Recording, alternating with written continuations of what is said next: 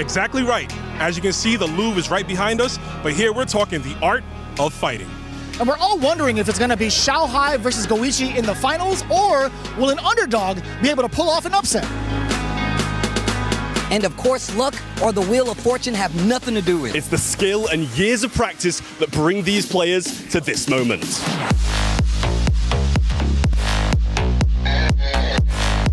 Here at Paris Expo, nothing is granted. Everything is earned. It is time for Fatal Fury City of the Wolves at 2026 Esports World Cup. Mais oui!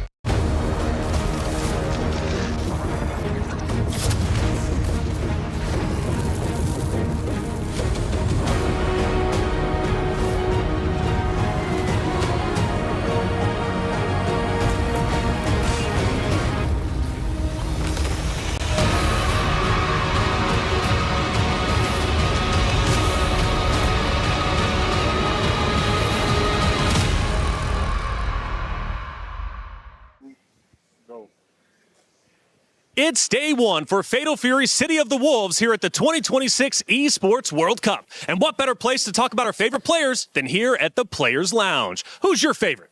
Listen, last year culminated in an incredible grand finals between Goichi and Shanghai. That's the biggest rivalry we have in this game. And of course, Goichi taking it last year. We cannot expect Shanghai to be the favorite after the back-to-back EVO wins. But everything's up in the air this season. Plenty of new players. My dark horse, personally, Mitsuhashi. What's yours? Has to be a good one for me. Basher is going to be my dark horse. However, to take it all has to be the back-to-back. We're talking Goichi. Who is your favorite in the chat? Let us know. It's time for day one. Let's get it started. With the action starting at the Esports World Cup, another race starts to unfold along with it, the battle for the Club Championship. I'm Trav, I'm going to be reporting on just that here at the Allianz Vault throughout all the action of the 7 weeks. But we're going to be starting things off with Fatal Fury City of the Wolves, where Team Falcons have picked up top dog US champion Zhao Hai. He's going to be the fan favourite. Coming against them, though, Team Vitality, who put up a big battle for the Club Championship over the past 2 years, are fielding two European powerhouses who have been making big waves in the Fatal Fury scene. Let's see how this plays out over the next few days. Is in our DNA. Whenever we let it out, it becomes our superpower. Now imagine an entire city being built to supercharge it. Kadir City, powered by play. And welcome in everyone to the 2026 Esports World Cup here in Paris, France, and welcome to the Allianz Vault, your home for the next 4 days. I'm Taylor Reflections Noble. And I am Hollywood Rob TV, and most importantly, I am excited about the smoke that we're about to see unfold right here for Fatal Fury City of the Wolves. Super excited for EWC Fatal Fury in Paris. I'm Damascus, excited to see, do we get a back-to-back, do we get a soul rivalry, or a new head? Who knows? It's time for 4 days of Fatal Fury City of the Wolves. Every single time. Nice guard cancel right there. Late tech attempt from the side of Goichi. Oh, that's going to be it. 2-1. You get a rondo. Nice JD right there. Plus frame. Uh-oh, you might be dead. Wow, Goichi's so good. Saw that he did the early jump D. No rev. Go Goichi. Your EWC Fatal Fury City of the Wolves champion. And welcome in everyone to your studio. It's Fatal Fury all 4 days, and it's going to be an excellent time. I'm Taylor Reflections Noble, joined by Logan Sama. El Code. Logan, great to see you. How you feeling? I'm feeling great. It's a pleasure to be back at the Esports World Cup, and even better to be here in Europe at the Porte de Versailles. It's a beautiful venue. The action's going to be incredible. Absolutely, El Colt. $1 million on the line. We're back, baby. Yeah, that's life-changing money, baby. And these players are really willing to take it home. It's going to be a massacre over here at the stage, and I can't wait. By the way, need one of those masks. First talent I'm working with a mask. Big fan of it. Hey, big fan of today's action, too. If you guys don't know, though, we also had 4 spots available here on land. The LCQ was exciting, and Ryan Hart is going to break it all down. The Fatal Fury City of the Wolves LCQ was an absolute barn burner, with titans from across the globe battling for qualification. When the early stage dust has settled, there were only 8 players remaining. Sai from Saudi Arabia and Lokov from Mexico had to settle for 7th place. And then Alioun from France and Gumi from Mexico came so close to qualification, just falling short at that last hurdle. So your 4 qualified players are none other than Peter from Czech Republic, Gumi from Mexico, Xiaokai from China, and none other than the aggressive, the confident, the indomitable Abao from Japan, who took first place, only losing 2 games in the entire top 8. That is your update for City of the Wolves. Well, they fought for a reason. They fought to earn life-changing money, $1 million up for grabs and $250,000 for first place. It's dream money. It's money you wouldn't even imagine that was on the table when you first start pushing those buttons. But that money's having an effect to change in these players' lives even before they get their hands on that check. The organizations backing these players, traveling around the world, chasing these qualification spots for the Esports World Cup. It has changed the landscape. And you say pushing buttons. It's a little bit harder than that, though, and I'm going to be learning with the experts on the desk here. They're going to be teaching me all about SNK fighting games. It's going to be a blast alongside you all out there. Plenty of competitors to get through. It's time to talk about Group A and B. Hollywood Rob, what are we looking at? First and foremost, Reflections, you guys talking about a whole lot of paper, a whole lot of chicken over there. If Big Hollywood had $1 million, I would pay to see Reflections rocking one of those L coat masks. I mean, could you imagine that? Reflections, Taylor Reflections with the L coat mask, that'd be must-see TV. But most importantly, ladies and gentlemen, Group A, absolute fire, top to bottom. We've got the SWC champion, Lagia. We've got Danny El Maza, a fan favorite. We just saw what he did at Evo. And even the GOAT himself, that is Xiao Hai, who always seems to shine when it matters the most. But speaking of groups, on Group B, the player who actually stopped Xiao Hai right in his tracks is fighting game Japanese god, the man himself, Goichi, who we know is about to be putting forth the best effort possible. And we have to make sure we shout out Finrich and, of course, the Korean legend that is Punko. Ladies and gentlemen, Groups A and B are going to deliver on all fronts. Rob, you pay me $1 million, I'd do just about anything. Group A and B is looking great. Cole, talk to me about some of the players. Are we talking about big money? But big money is what these guys are about. And of course, he was talking already about it. I am so excited for Daniel Maza, Neko, and other players around here. Mi gente, my people is here, and I really want to see them represent. But of course, they have to beat some of the best in the business, not only this game, but in the whole fighting game community. And Lagia, he is this shadow killer, coming always to the upper echelon of events and always delivering. I am looking into him. That's it. A lot of talented players. Chat, who are you looking at? Most importantly, let's top Group C and D with Damascus. Hey, what's happening over in our Group C and D?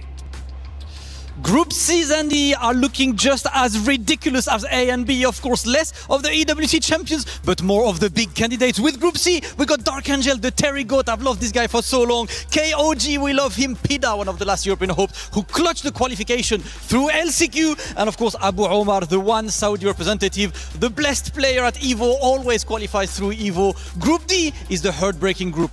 Almost every single match is the same country match, especially with the only 2 US representatives, Chris G and Reynolds, training partners. They play together all the time. They're gonna have to play each other on round 1. Same for Shadow X and Gumi, representing both Mexico, or Mitsuhashi and Senaru. Plenty of big names, but more importantly, plenty of heartbreakers on that round 1. I'm looking forward to this. Heartbreakers, I'm sure. Someone's got to lose for someone to be a champion. Group C and D, Logan, talk me through it. I mean, there's a lot of big names in there. The competitive scenes, looking at Mitsuhashi, one of the favorites, definitely. We got VX Bao, who is another 2-game qualifier here at the Esports World Cup. That's something you're going to see in fighting games. But for me, the dream story, it's Peter representing Czechia. He flew out here for the last chance qualifier with just the single shirt on his back. When he made it into that final four, insane. He had to call up his boss to book time off work. He wasn't even prepared for this. It could be a life-changing event for him. I hope it is. That's it, and that is a true story, by the way. Only brought 1 shirt. Well, he needs a little bit more now for this competition. Today's schedule is going to be action-packed, plenty of matches to get through. In fact, 20 of them that you're going to be seeing just from today alone, and our bracket is absolutely stacked. Yeah, completely right. We're going to start first with Basher, one of the players that we want to watch, facing Score, and that's something very, very strong. Absolutely. Strong contenders indeed. And speaking of the strongest, by the way, it's Goichi. Let's hear what he had to say. 31 players have paved their path to EWC 2026. Again, the Wolves are loose, a new pack hungry for the throne. But there is one player who's been waiting for challenges since last year. The current ruler of this city, last year's EWC champion, Goichi Kishida. Goichi has a good moment. He's not going to spend Bar's pockets. That's it! 5-1 for Goichi. Yo, he's swung at that. He went for the challenge. Why? Rev! Oh, Goichi! Popping off! He did it! EWC Fatal Fury Champion! 準備は万端です。今ある自分の力を全て出し切りたいです。EWC 優勝目指して頑張ります。応援よろしくお願いします。Enter the EWC 2026 stage if you dare and face the final boss. Goichi, Xiaohai faced off on the stage last year in 2025. Logan, you were there to watch it all. It was incredible coming into the tournament. All the eyes were on Xiaohai. He's the legend in SNK. Goichi was able to not only upset the first year, but the second year retain as well. It was an incredible performance from Goichi. I cannot believe that he was able to do that, but it was an unbelievable run. He went on 8 offline majors, back to back to back, never missing grand finals. Very impressive. It was an unbelievable run, but he's coming into the Esports World Cup with health issues. He had to skip EVO, but he was not skipping the Esports World Cup. He's here. I can't wait to see him. He's here. He's going to be giving it his all, but Xiaohai sees an opportunity and he's looking to take it. Yeah, for sure. And we already know that he wants this title a lot. Last year, this is one of the very few titles that he has never been able to win. Of course, in other games, and he wants to make that double-digit victory for sure to happen. So I am so excited about what will happen in between the two titans. It's the story that we have to keep reading. Well, it's not just the contenders, it's also the clubs fighting for glory. Let's see what the Club Championship is all about.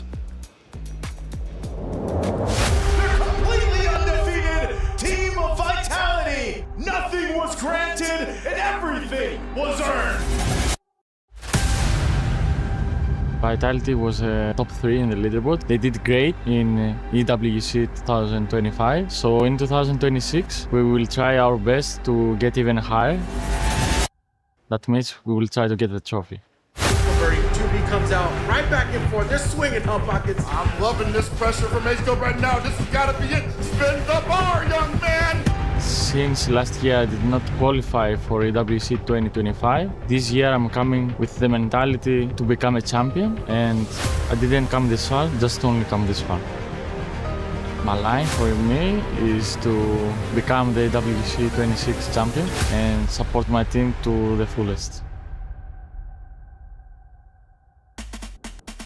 Not only are the competitors fighting to protect their key and put it into the totem, but also so they can represent in a club championship their organization, big money on the line. But let's talk about a big story that's going to be unfolding today, and it's Basher versus Score. First, let's talk Basher, the young gun coming onto the scene, electrifying Fatal Fury. Yeah, completely right. All the way from the state of Mexico, this boy has been doing a lot. He comes from a tradition and family of fighting game players and has been training a lot of time with some of the killers and legends in the Mexican community. I am looking forward to him. And Basher, though, considered the young guy, 25 years old, which is quite exciting, but he comes in. What is he doing special? Because he's not scared of the legends. He's clearly taken the fight to him. But what makes Basher so good this year? What do we owe his rise to? I do believe it's that experience of facing constantly, like in a regular, everyday basis, great players. This is a match that we have already seen, and Basher was able to take it last time. So for sure, Score has adapted, and he will come with everything. He is also a veteran, a complete master of SNK games. So this is a classic repetition of the youth against experience. Youth against experience. Let's talk about the experience. That Score, who I believe is a little bit up there, right, whenever it comes to age in the fighting game scene, but still very much poised to potentially make a deep run in this tournament. Yeah, definitely. 42 years of age, that's well past your prime in any of the other esports. But in fighting games, the players are very, very seasoned and they're able to continue competing well into their 40s. The reactions are still there. It's all about the psychology and the strategy. And Score's been competing since 2010. He started in KOF 2002. He's been competing across so many SNK titles. He was a real threat in KOF 15, the previous release from SNK. And, he's on a great run coming here. He's qualified off the back of a top 8 at EVO in Las Vegas only last month. So he's very, very dangerous. He has to be respected. This is a fantastic stylistic matchup. And as Colt said, they have gone back and forth. They are very well matched. It's going to be an incredibly exciting fixture. Well, Basher and Score is definitely going to be our story of the day. You'll be seeing them face off in just a minute's time. And I can't wait to get that underway and also see how many Mr. Karates we're going to be getting over the Get your week. counts up. Hey, I'm ready to go. Hey, New York boys, let's get the show started. Man, straight from the MTA all the way to Paris, man. We just came off of a fresh win. Of course, Knicks in 5, but that's all right. We're going to see a fresh champion this weekend. Yeah, right. I'm Rome himself. This is IFC Yipes. Like you said, we came from New York all the way to Paris to watch some Wolves throw down with some style and finesse. 32 to go down. Only one will win the EWC. Yeah, listen, man, I'm very excited. I know you guys have been very excited. Y'all been waiting all weekend, all month, all year. Come on, man. I'm not trying to see no more talk. We're here for the action. Day one, on the stage, Fatal Fury action.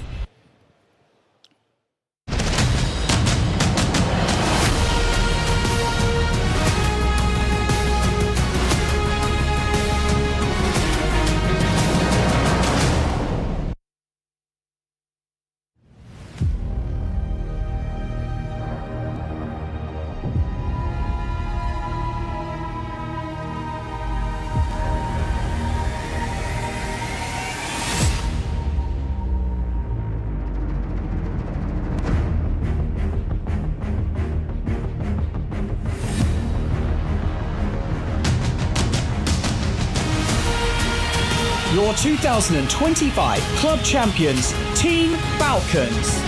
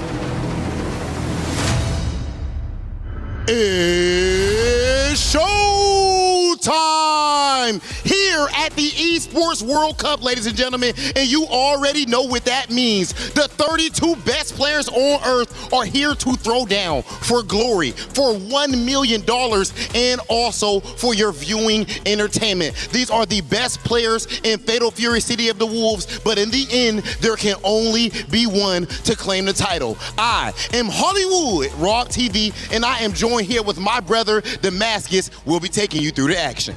Rob, I'm Damascus. It's super exciting to be there. Esports World Cup 2026 in Paris. We are on for a full summer of high-level games. And we start with home fighting games, Fatal Fury, City of the Wolves. 4 days of exciting action. But I've got something pretty cool for you, Rob. Oh, my goodness. I've got this. Can you tell me what this is? Oh, I'm a little scared. I'm going to hold that for a second. Oh, my goodness. The aura. The aura is just too much. Ladies and gentlemen, this key right here represents every single player's lives, their souls, finals here at the Esports World Cup.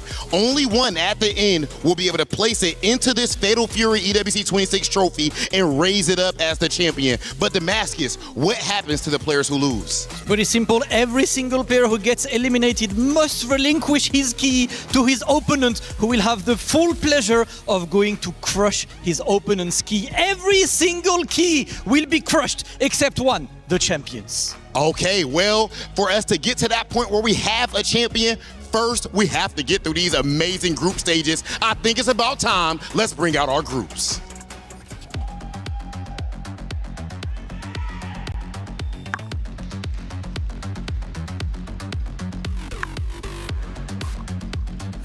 Player 1, Lagia.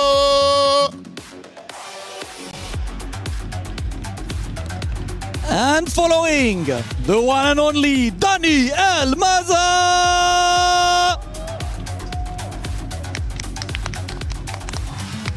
The GOAT, the man himself, Xiao Hoi. And the rival, Nai Wang. From Greece, H-Do. Another legend, Kindevu. The twin flame, K-Talk. And the sensation of the late season, Shao Shai.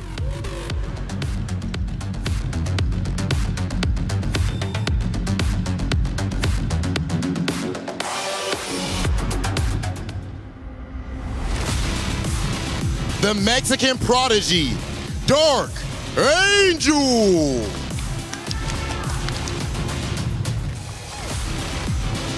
Followed by the invincible, incredible performance to qualify, ZJZ!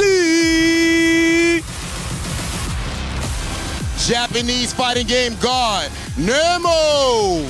And another Japanese legend, Koji KOG! Multi-game specialist, VX Bao! And again to Japan, Mok! The fighting pride of the Middle East, Abu Omar! And the European hope, Pida!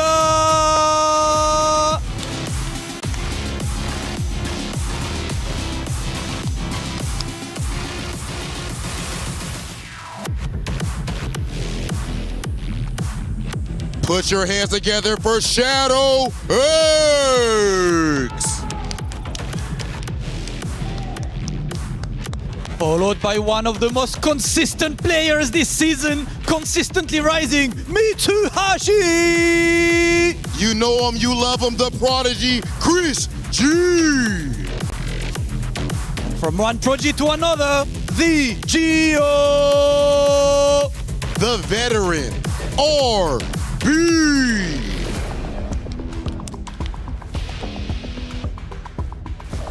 And the master after, Senaru! LCQ Axe and coming up next, Reno!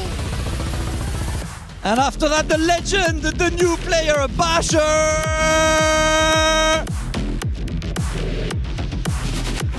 The legend, Gumi!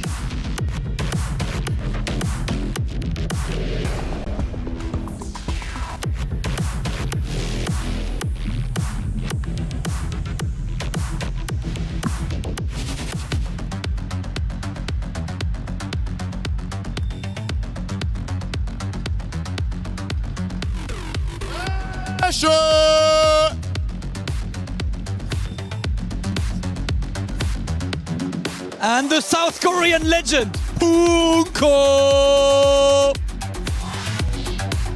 Put your hands together for Lancer! And after that, it is Fenrich! Ladies and gentlemen, a bow! And up next, the legend, the man himself, Score!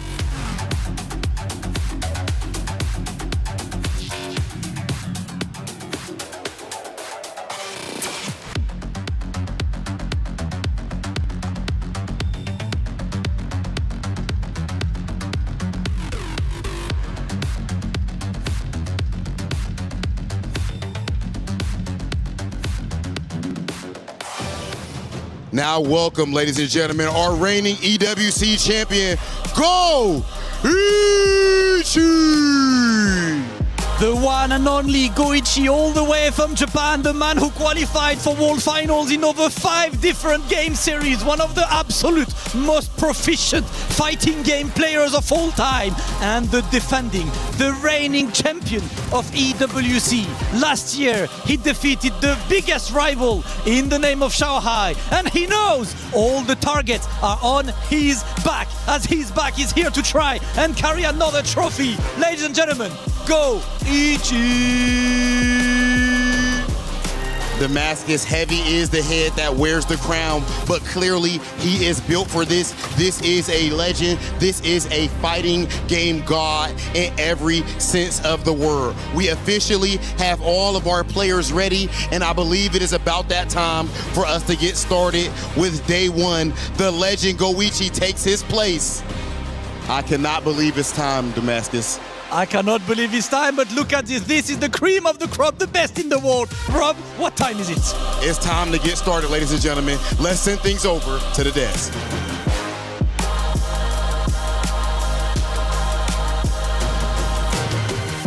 From Damascus, thank you so much for that epic pre-show. Great to see the competitors and things start to get serious, boys. We're just moments away from starting game number 1. And seeing all those competitors out there, Goichi right in the middle. My goodness, despite all the health issues he's been going through recently, he still takes the stage. Talk about bravery. You know, there was nothing that could keep him from the Esports World Cup. He said that coming into it. He wasn't able to make it to Evo, focusing on getting the energy and his health in a condition to fly. And it's definitely not a short journey from Japan here to France. An incredible feat of willpower. But look, you talk about willpower, the players that are on that stage there, the collection of competitive powerhouses.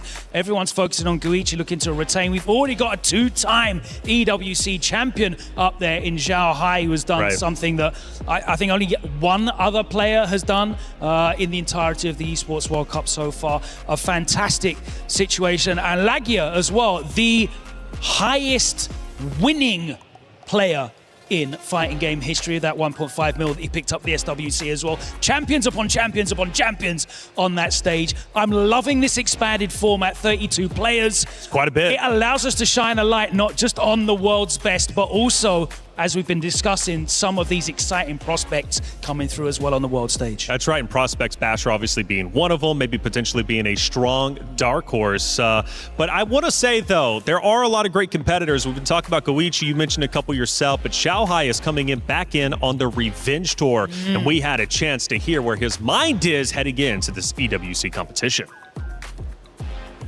It's about to be showtime with Zhao Hai versus Kindevu, but before the match, we want to hear what they have to say.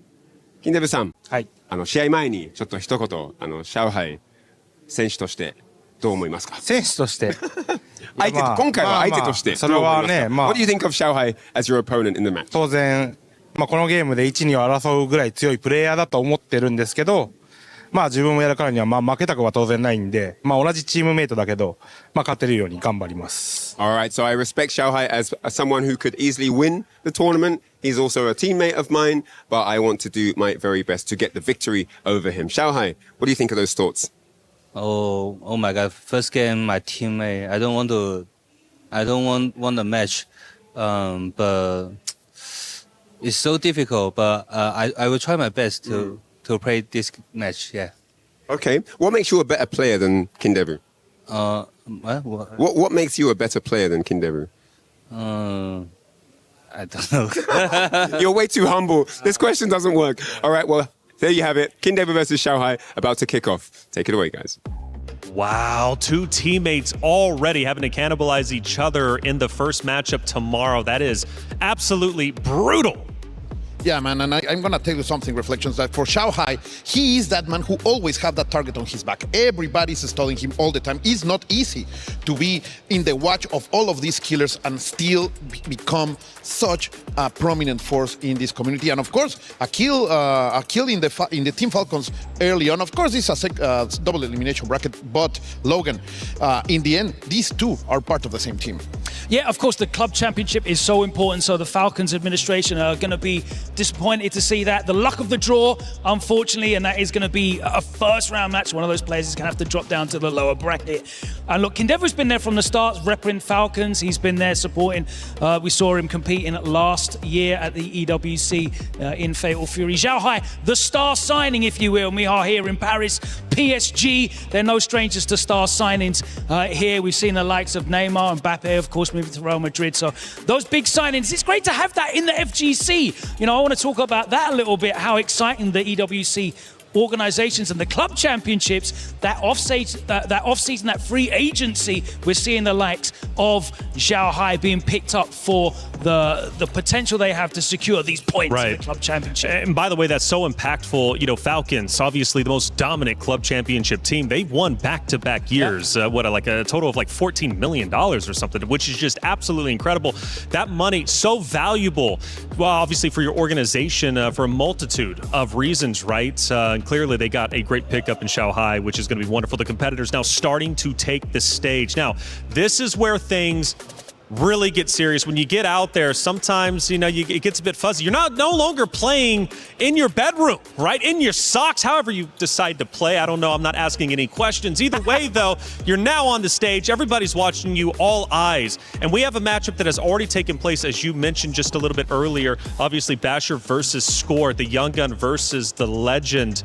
Now, talk to me about their previous matchup, how it ended, and why you think maybe this time could be different. Basher took it last time. Like, it was about being brash. Like, he really brought the offense. He has been rocking a fantastic Preacher lately. One of the few players that stayed with Preacher in the, let's say, the barrage of Mr. Karates that have take over the community. So I like that he was one of the ones that said, no, I'm getting with the scientific girl. I'm keeping her. Like, he's a keeper. And that's always good. Of course, the scores in front of him, he's rocking and very mean Andy. Also able to switch into Mr. Karate. We will see about that. But you have to bet that Score, with all of that experience and with that weight of being the legend, for sure studied Basher's gameplay. So it's going to be about who adapts fast of this new game. We have the kind of sets that will allow them to adapt, Logan, and that's what I love to see about his in this format. I want to ask you a little bit about that adaptation. Of course, they met at Gemma in Basher's backyard, and he went down 3-2, I think, and even then, Score was 2-1 up. Very close. Yes, it was a back and forth set using the Marco that time round. But what adaptations did he come back to get that victory at DreamHack Birmingham? I think it was, which actually secured him his qualification. I think it was about stop doing crazy stuff. Like, he was able to control himself, not going for crazy DPs, stuff like that. And of course, one of the good things about this game is that if you are good with your punishes, damage can be so hard that you only need 3 openings to win. So if you can capitalize all of your openings, even if there are very few, you are able to win. So that's the kind of stuff Basher has right now. And with Preacher, the damage is there. I do believe that he can do it. Well, let me ask you this, because you're getting into some technicalities, and naturally this matchup is going to take place very soon. I plan to learn as much as I possibly can over the next 4 days, because this is my first opportunity to truly sit down, watch fighting games, and what a game this is, right? Fatal Fury City of the Wolves, to come in SNK title, one of the legendary titles out there. What makes a player good in this scene, you know? Because for me, I'm a button masher, right? I just go in there and press, you know, and that's, I think, the traditional way we all learn how to play fighting games. That's a great starting point. I'm going to jump in right there, because that's the perfect composure. Okay, great. Composure is what makes you a great fighting game player. You know, the natural reaction, I would say, of responding in that way, just being active, trying to do something when you're under pressure, when the offense is coming down, when you're being blocked into the corner, you want to be proactive. You want to fight your way out. The best players in the world, they maintain their composure. They remember their training, their labbing, of course, understanding what the situations are. They wait and look for their moment, like a great boxer, like a great mixed martial artist. It's not about windmilling your way out. It's not about just APM. It's about picking your moments. And of course, if you can do that under the pressure of these lights, if you can do that under the pressure of this huge stage, if you can do that under the pressure of the huge prize pool, up for grabs in these opportunities that these players are playing for, that really is what sorts the very best out. Everyone can be a couch champion, but if you want to be a world champion, you have to shine up over there. If you are able to bring your A game to that stage under the spotlight, you will be able to do it. So it's a lot of mind into these games, but we will see. We will see. I am excited already. The blood is pumping, and I am ready to go. You mentioned about couch champions. I want to ask you, look, because obviously you have so much insight into the Mexican community. Basher, not really traveled before this season. We've got Neku coming up next as well. Now these players are traveling. They're competing on the world stage. They're competing in Europe, in North America. They're getting exposure to these stages. What's changed in the community, and have you seen the players grow from it? It has been just fantastic. The fact that this cycle around City of the Worlds have given these players from all around the world, not only Latin America, from all around the world, the chance and the hunger to move around has been fantastic. Of course, these guys are used to travel in a shorter range, right? They go to regionals, to big events in Mexico and in Latin America, but just right now we are aware, or the international community is aware that they are moving into these places. So it's changing their lives. It's being a fantastic cycle ever since for these upcoming players on the City of the Worlds ecosystem, and I just want to see more. So we're now just, I believe, about a minute and a half really from getting this Epic game started. Do you guys, I don't know, who wants to go first, prediction-wise? In chat, you guys can also get involved prediction-wise. Who do you think is going to be taking this series? For me, I'm going to go with the underdog. I'm going to continue with the storyline. I've got to go with Basher. That is mine for sure. Real quickly, who you going with? I'm going with my boy, de la pura ciudad. Basher is going to take this. I mean, I'm going to have to go with experience. I'm sorry to say. I know, you know. Of course, it has to be one. I'm sorry. But Score, you know, he's got 16 years competitive experience. He's coming off the back of that top 8 finish at EVO as well. He's in fine form. Let's see if it's experience over youthful exuberance. All right, well, it's about time to get our game number 1 started. It's Basher versus Score. New York boys, let's tell the story.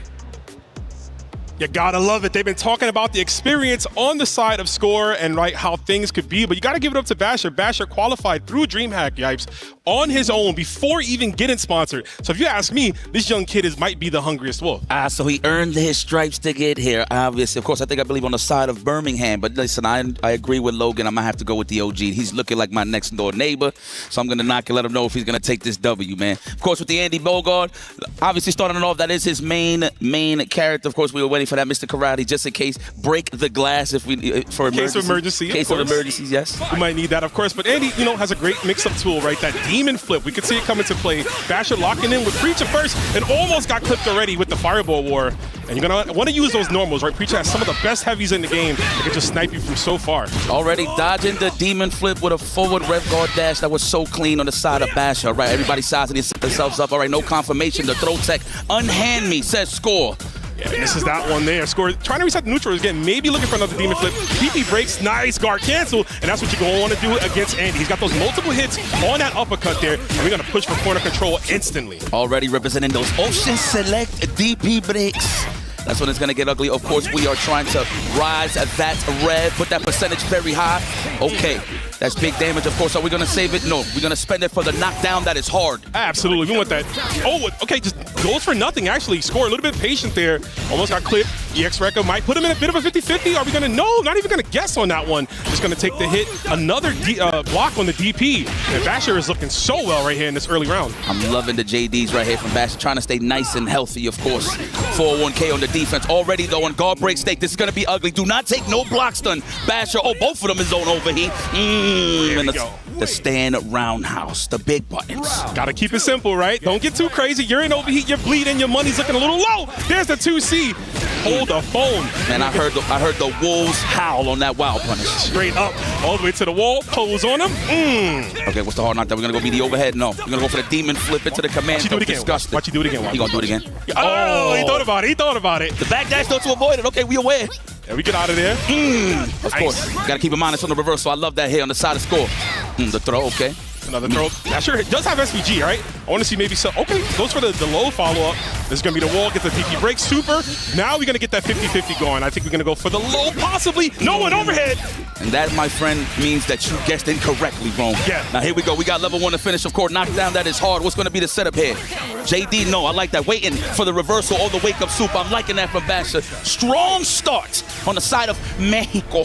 Layers, bro. Already, right? This first round, man, representing so many options and going for nothing, which I love, because the no mix-up is a mix-up, right? If you don't do nothing and you just stand there, get in their head a little bit, in the veteran, look at the picture, too. He kind of flexing already on the stage. I like it. What I'm loving about Score is, even though he knows that Basher can avoid, he's just going to stick to his guns. He's going to condition accordingly. That's what it's all about in the game of City of the Wolves. We're just fighting against in general, but in City of the Wolves, oppression and momentum could really take you very far. So I don't know if my man Score is going to go to my guy Nostrils, a.k.a. Mr. Karate.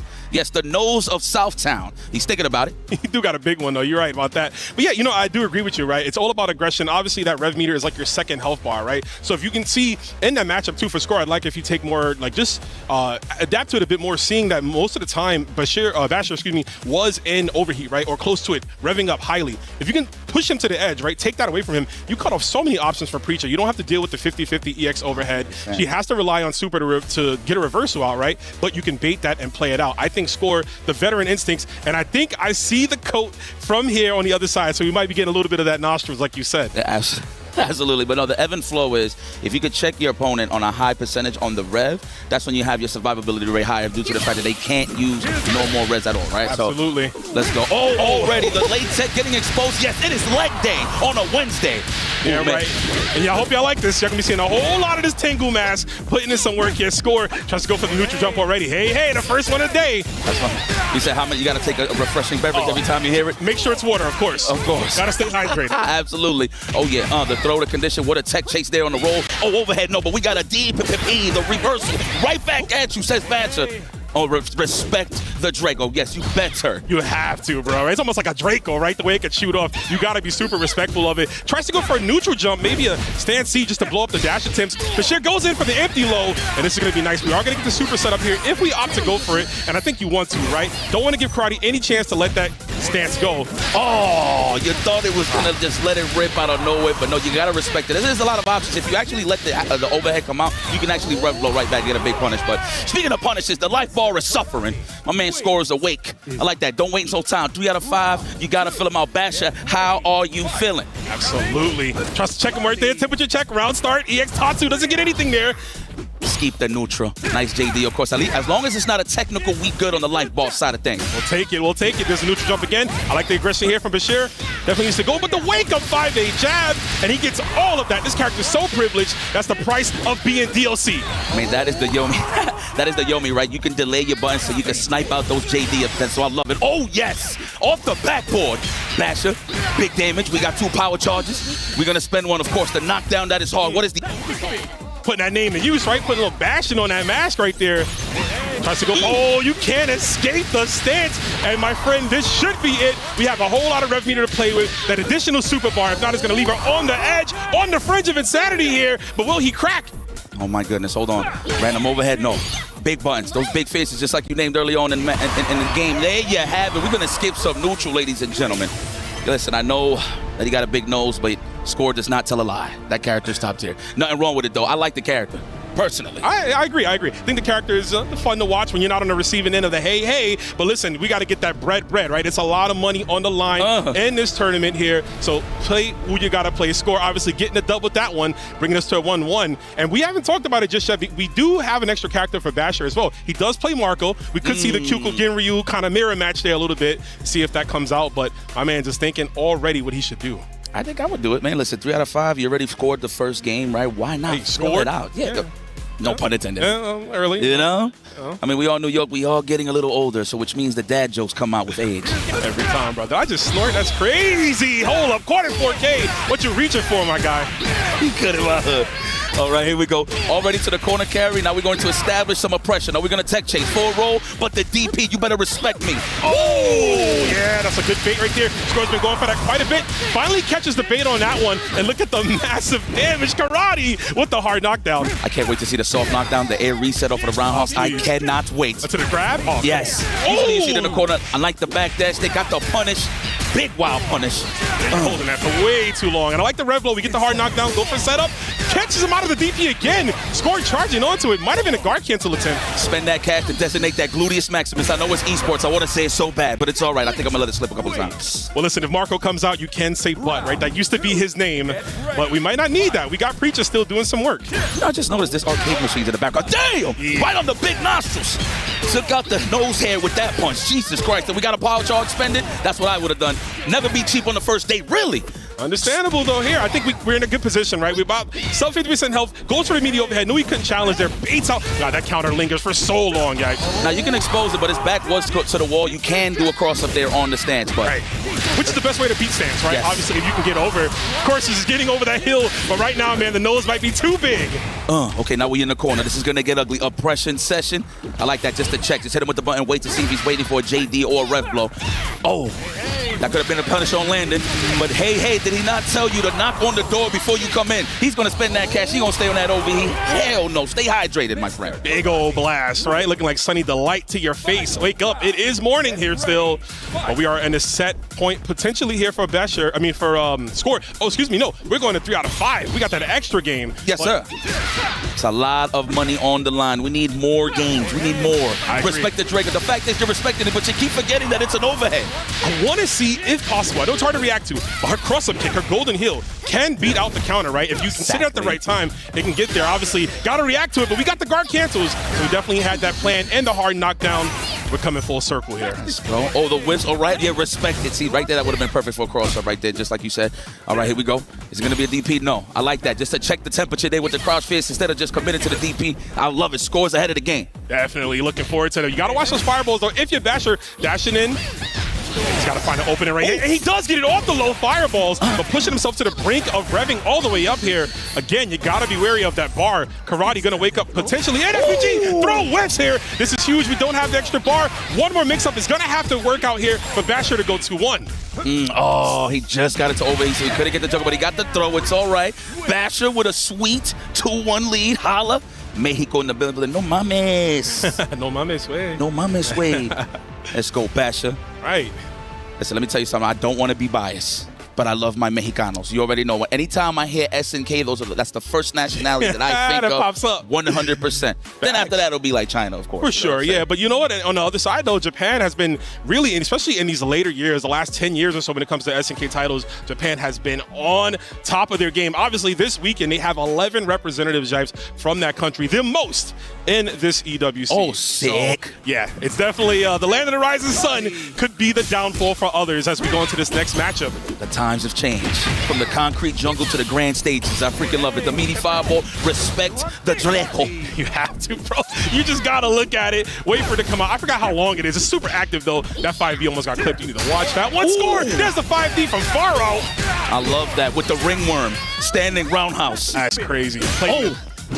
Let's go. I like that. Just trying to rep to relieve some pressure. Get that little pocket so he can punish with a stand fist, right? To get the wild punish. Oh, my goodness. Oh, no punish there. You actually, you can check that one with a button. I think Basher just wanted to be a little more, calm and not really overextend there. But he's going to go for the super confirm here. Use him at such a strong point here. Wake up rev blow. Not a care in the world. Send the green. And I was just throwing the air animation of the throw. That would have blown up the rev blow, of course. Let's go. Definitely so. Oh, okay. I like it. I like the little the JDs. We got those. You know, sometimes it feels like it's not doing nothing besides giving you help, but it just feels so cool that you can actually do it. Ooh, okay, score. Let's go, even that out. Wow, you seen the fist bumps? Yo, get hyped up, man. And the jab, too, at the end. Hey, look at Score's face. All right, I see you. So I ain't flying all the way here to lose first round. I know none of these players don't want to go home with that. I like how everybody at the bar just started noticing there's a fight. Hey, wait a minute. I think there's something going on in the background. Yeah. Oh, yes, nice DP. We got a power charge available there on the side of Basher. Oh, psych. Could have delayed a little bit more. It would have worked out. Definitely, yeah. He's very fortunate that DP pushed him out of range to get punished there properly. Hey, he tried to go for it, but he did the light version. That heavy version is the one that kind of shoots her over. No, that was the raw overhead, but it looks like the golden heel. Either way, not going to work out there. Kill those frames just to get close for the meaty setup. I like the backdash. That could have been a big roundhouse. Of course, the igloo button was welcome there, but we have a power charge. We're going to have to bring that rev a little lower, please. Oh, no. Not even going for the setup, the tech chase. I don't know if that was an option select, but it looks like he messed it up. It might have been, yeah, I think so as well, because why not spin that bar, right? But now you give Karate a chance to throw a fireball and potentially, wait, oh, God, you got the DP off of there? DP break, anti-air. That was ridiculous from that far. That was a good call out. He dashed a nice block to Rev Guard to alleviate some of that pressure to get that space. But we got all the cash in the world. Whoa. Do, but I mean, it can still get real nasty. Tries to go for the counter assist. That was so beautifully done. Going for the full jump instead of the hop. The hop would have gotten clipped by that. Yes. But going for the full jump gives him that extra length on that. Speaking of length right there, man, the girth of that far C. 100%. That was a good old-fashioned hi-ya. That's what you've been teaching the students out there in the gym. That's right. The big nose bandit, not East. It's in the building. This is another throw. We're going to condition him with another one. I would, just to fill it out. Meaty overhead blocked. Oh, but we turning green. That's what we all trying to get out here at EWC. Oh my God, we got so much cash. He broke it out. We got cash, and he broke out too with the Golden Hill. Gets to confirm. I like this from Basher. Yeah, just press full court press. I like it. Goes for the throw setup, and he gets the EXDP off of this as well. Spins some more. Next time might be it. Score. What you gonna do here? Rev Guard. Okay, just to get a little space. How we gonna get out of here? Oh wow. All right, just to get out the harm's way. Okay. Skip. Overheat, but close to overheating for both of them. Can't use Red Bull. Don't have access to it if you're Basher. And you got to watch those fireballs. You know Karate is hunting. He's looking for it through the eyes, through the mask. There's dark eyes looking to snipe you away from a fireball. 25 seconds on the clock. What's going to happen here? You see him just slowly revving up, and he gets his bar back. This is pretty good for Basher. He has access to Rev Blow now to go through fireballs. With patience. Without struggle, there is no progress. I see you, Basher, and that is enough. Just ran right in front of the Mack truck of those Kenneth Coles, if you will. Dog, we waited that whole round just to lose to EX Neutral Skip. That do be Fatal Fury. What a set right there. There's already 2-2 between these two players. Back and forward action. Again, on the back foot is Basher. Does he make the switch? I think he keeps preaching. I think he's doing a phenomenal job. Look at the sigh of relief, though. I think we should go to the gi. Uh-oh. Match ferocity with ferocity. Match ferocity with a classic. Can we bring out Marco? I want to see it, man. Hit that ashy elbow right over the head. Get that 50-50 started. You got your own neutral skip Tatsu as well. Another fireball super, which is just as good, if not better, than Mr. Karate's. So you can definitely kind of play to the strengths of that character. And of course, it's going to be fresh for Score, right? Score has fought in Preacher already 4 games straight. He's going to have to, not that he doesn't know how to fight Marco, but he's going to have to adjust in mid-time to fighting this Marco now. I will say this, though. If 9 out of 10 times, I do think I'd rather fight the Marco than the Preacher. Me personally. That's the thing about Preacher, right? She's so good at exposing delayed JDs, especially on the stances from the overhead to the low. If you just mess up a little bit, let go of that block, you're in a world of pain. Clip. So big damage incoming on the side of Basher. Who's it going to be? No, we staying to Preacher. So rocking the Preacher. This is the first matchup of the day, folks. 2-2. Wouldn't have it any other way. And right now, Score laying it down. Grenade kick. My man brought that all the way from Art of Fighting, too. Let's go. More standing roundhouse over the delay, respecting the reversal. No, the neutral jump. I love that. Now, mind you, Score held that just a little bit longer. That would have been a doozy. It would have been, but just like that, we're still able to get there. And big damage yet again for Basher. Right to the wall. You're not escaping here. He goes for that setup quite a bit. There's the meaty overhead. Block it, though. Might have to take the mask off for that one to see it coming. I promise you try to JD the low, man. You just gotta take it. You gotta react accordingly. Are we gonna DP? No. Wow. He said psych out loud and went for the throw. What a stance cancel. Into the low. There it is, into the super. Neutral skip. Oh, just for the overheat? Yes, sir, yeah. Take 17% of your overheat with Karate. Tots waits for it, gets the EX Tatsu, but not close enough for the Red Bull to confirm there. That would have been dastardly for Basher, but he runs it back. We're reading the script, folks. We got to keep it going. No change up the plan. Score is on set point. Skip it, skip it. All right, Nostrils is in. Wow, anti-air stand fist. Hello. We had no cash on the side of Score to confirm that standing light kick. Oh, no psych. Nice and delayed, too. Wow, he just waited just a little bit. That would have been a doozy. There it is, hard knockdown. Skip it, skip it. Oh, psych. It's not your turn yet, says Basher. A little bar with that one, too, right? Oh, we got to watch those, and now Score going for the neutral jumps. And this is perilous situation here for Basher. Close to SVG, blocks the overhead, but after ball, good stuff. Going for the Red Bull through the fireball set up there. You love to see it. Basher's ready for everything, it seems. Sees the gap. Oh, as soon as I say that, of course, hey, puts his hands in the cookie jar. Would it be doing that? Would it be Mr. Karate? And I love it. I like how he does all of this high-flying action. The coat never falls. Doesn't, man. It's glued, bro. Oh, there it is. No leader. Ah, fortunate.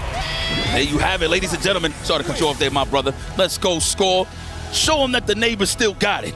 The OGs has still got it. The fountain of youth representing his skill on the stage. Of course, smart choice. See if he hits the pose for us there. It looks like it was a bit of a struggle, though, first round match. And that's what I want to see, Yipes. I'm trying to see every match go down the wire. I want the emotions on these players' faces. I want people looking sad. I want people looking happy, like Score does in his portrait in the back.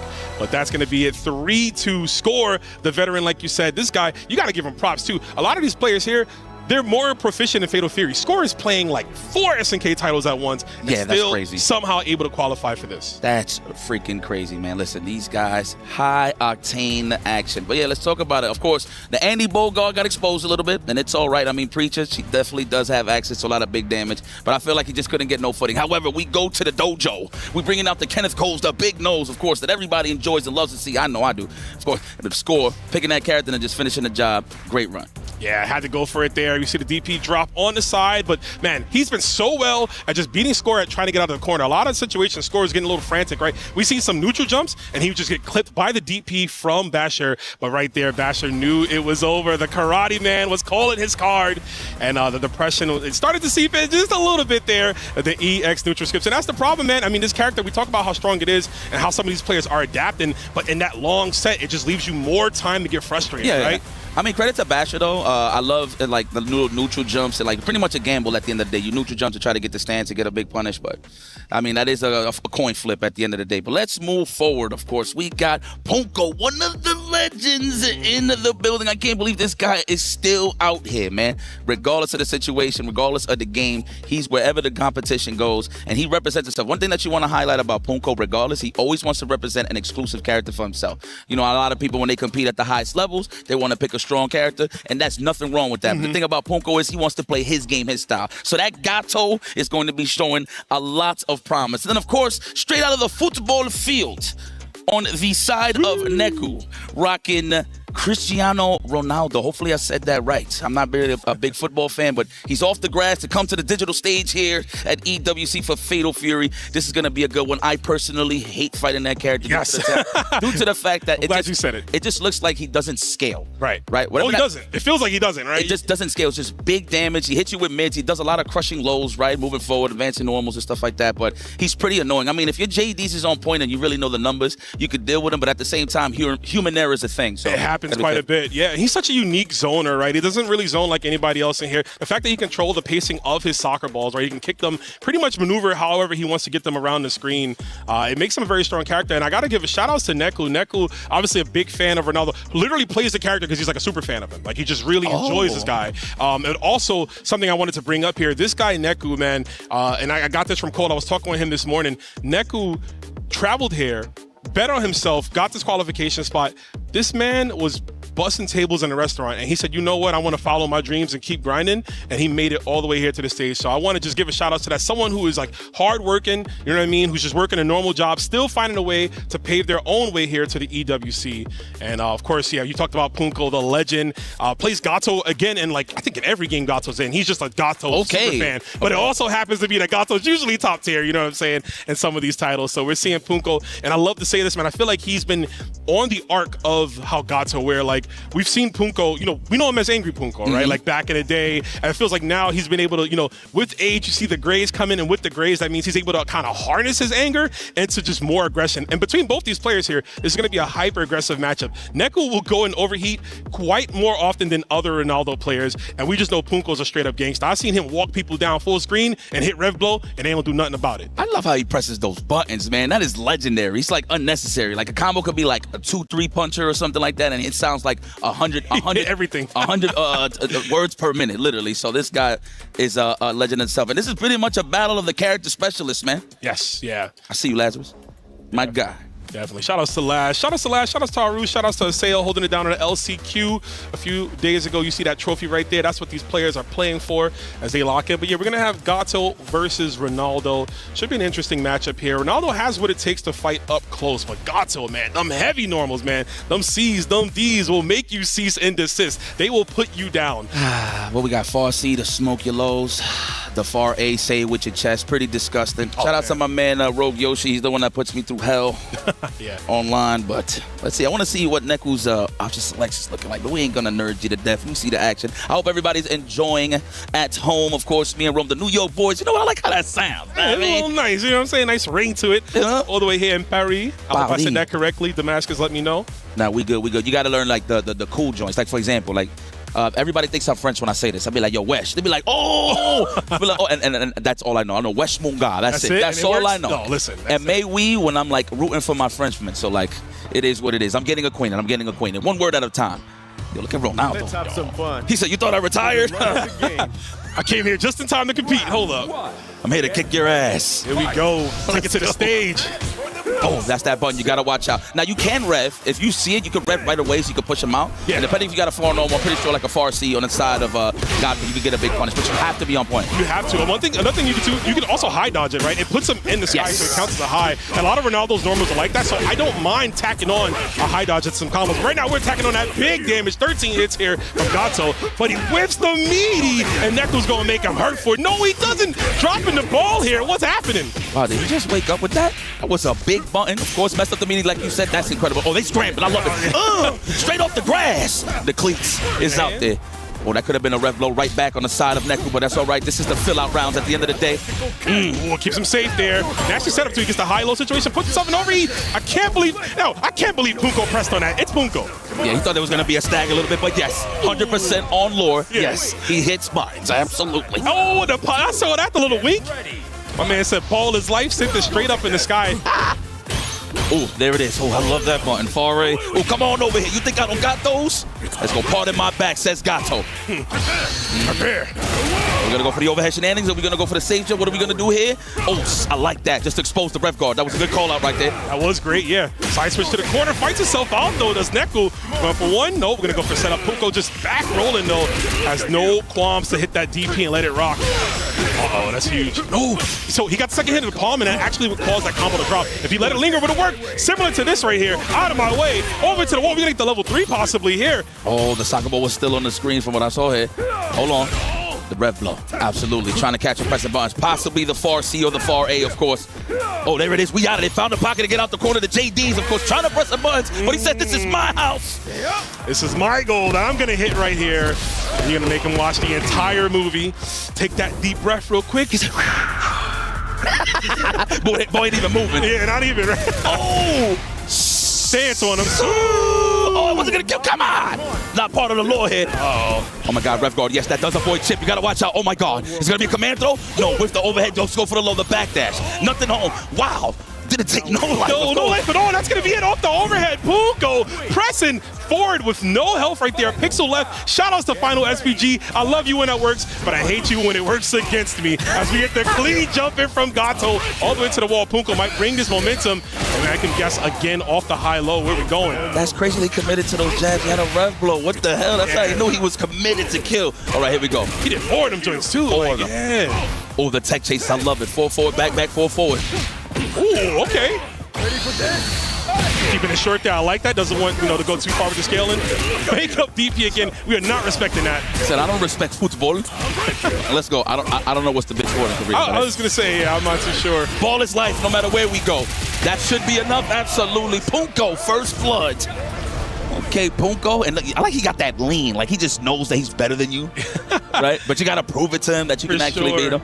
Facial expressions too, right? He don't change at all. Punko, he's such just a controlled frenzy, man. Like you see his hands, like you said, you'll hear the buttons, but his facial expression, stoic, just like Gato, man. He is so focused. He has really adapted himself to this game, has become one of the best players. But Neku can make this change, man. I mean, I feel like just literally at the end, he had to just hit the rev blow of his own, right? If he just jab, which I thought that was happening, right? Because he was going for those couple of jabs. He had the time to hit it, but I'm not sure what happened there, but he's got to clean it up this time. Bit of a brain fart. I mean, maybe in the back of his mind, he probably thought he had power charge, right, to actually just use super in between just to commit, right? But didn't have the cash. But either or, that's in the past. This is the present. Lovely JD, the guard cancel on the side of Punko, the tech chase. That's one of my favorite things about Fatal Fury. That way you can expose a lot of defense because not only they got to guess, but you can actually pick them off in terms of a grab or no bet. Absolutely. Oh, he's too far out for that, but still somehow Neku not challenging, eats the demon flip. But absolutely right. I agree with you, Yipes. That again, going for it again. You're not going to get out of my pressure, bro. Hold this. My eyes are closed, but I can see right through you. As he goes to the wall, prepare, that's going to be it. A quick first round here. Punko locking down Neku, not giving him a chance to get the ball play started. Yeah, Neku needs to change up his wake-up options a little bit. I mean, definitely a back roll is not a bad idea just to throw him off, but again, that is an option select that Punko is doing on the knockdown. Every time. Yeah, sometimes it's safe to just take the regular neutral wake-up, right? You don't need to always go for the rolls to reset the time, but we are going to get a super here. Oh, the shenanigans, try to challenge on those buttons. I'm gonna try to grab it like it was a basketball, bro. It's soccer. You're playing the wrong. Oh, that football. Yeah, there you go. Let me correct myself. No, don't worry. I mess it up all the time. But who's not messing up is the side of Neku with a perfect game, perfect dish. His apron is on. He is cooking right now. Kiss the chef or die to it right here if he wins this round. He's like, I smell it. Yeah. Okay, here we go, Punko. This is natural. I can hear those buttons from here. That's crazy. And I got headphones on. That's gonna be an overhead. I promise you. No, not even. He was walking him down again. Punko, like I mentioned before, this dude is not afraid of anybody. Straight gangsta. Wake up DP on your time. And there's the grip, the command grab. After we drop all the cash here off this rev here, will definitely put us close. I don't think yeah, okay. That, I'm telling you, final SPG, bro, you never know. Listen, let me tell you something. He squeezed all of the juice out of that orange. That's what Punko does. If you know his history, he is optimal. Ow. Punko. Man, take your shoes off, man. You at home. It's about to get ugly. Neku, of course, just gazing into the character select screen right now, just figured it out. I don't know what other character he plays, but pridefully plays the Ronaldo. Hopefully I'm saying his name right. Damn, that was terrible. You know what? I just say CR7. Keep it short. You know what I'm saying? You know what? I'm going to say Ronaldo. There it is. I'm just leave it at that. You know? I don't want to piss off. I don't know. I show speed or something. I don't know. Yeah, speed might call you out. Yeah. He's like, I see what happened there. That could happen. But yeah, I've never seen Neku play anybody else. So I think we're just taking a breather, right? Possibly thinking about what the heck we can do. We're feeling a little claustrophobic, right? Gato has just been all over us, covering all angles of the matchup here. So maybe we take more to the zoning, and we could possibly see that now with just some fireballs from far out. Let's take it to the backyard. I used to do this with my pappy. Nice, I like the cross on it. I'm telling you, man, and that's what's so important about using the rev guard on jump-ins. If you could call out a regular jump-in and not like a short hop, that's a free dash, and then you get a cross-up frame trap, whatever you like. Absolutely. You can also punish the rev hops, right? You can't JD when you hop. You can also take advantage of that as well, too, which I'm sure we'll see one of these players start to exercise at some point during this set. My man is balling right now. And if you're Punko, going to represent that rev blow, why not? Spin it. You can do it again. Yeah, you got to keep in mind that, of course, you're the one who's going to have to adapt at the end of the day. I mean, to be honest, at the highest levels, you don't see too many air rev blows unless they're like super really low on the health. But I like that about Punko. He does it early on just to throw you off. Oh, I think we spin it all. If you're Punko, absolutely. You know what? He might be able to get away with one, and I think he will be. And Punko is on set point. This is looking like a dominant 3-0 Neku and destroy. My man just thinking about it. What can I do here? I like the start initially of the first round, but we got to replicate that first early success if we can. Yeah, Punko, there's no sweat on his brow. Let me tell you, he's comfortable. He's up 2 games. This is going to be tough for Neku. Neku, how are you feeling? You must raise this difficulty setting, my boy. And there it is. We're going to spend that immediately. Yes. We get the knockdown that is hard. What is the Oki here? Trying to bait out a reversal possibly. Oh, jump rev blow. Send it again. Tries to go for fake wake-up DP, and I like that too. We're so much up on life right now. We can afford to go for that wake-up DP right there. Clearly working out here, but to the wall. Now things get real dire for Neku. And if you're Punko, representing that air rev blow again, just a lockdown with the overhead. Drops to level 3, confirmed. Oh, he's going to get the rev blow of his own, and that should be it. Punko with the aggression. The veteran does it. That was ridiculous. My man ate and 2-1 into the rev blow to react to Neku's rev blow. That was ridiculous. The fact that he was on one already that early on. Punko is awake and it looks like he's going to make a very far run here in this bracket. Already started the group. Started this group early on with a big W. Now I feel the emotion, man.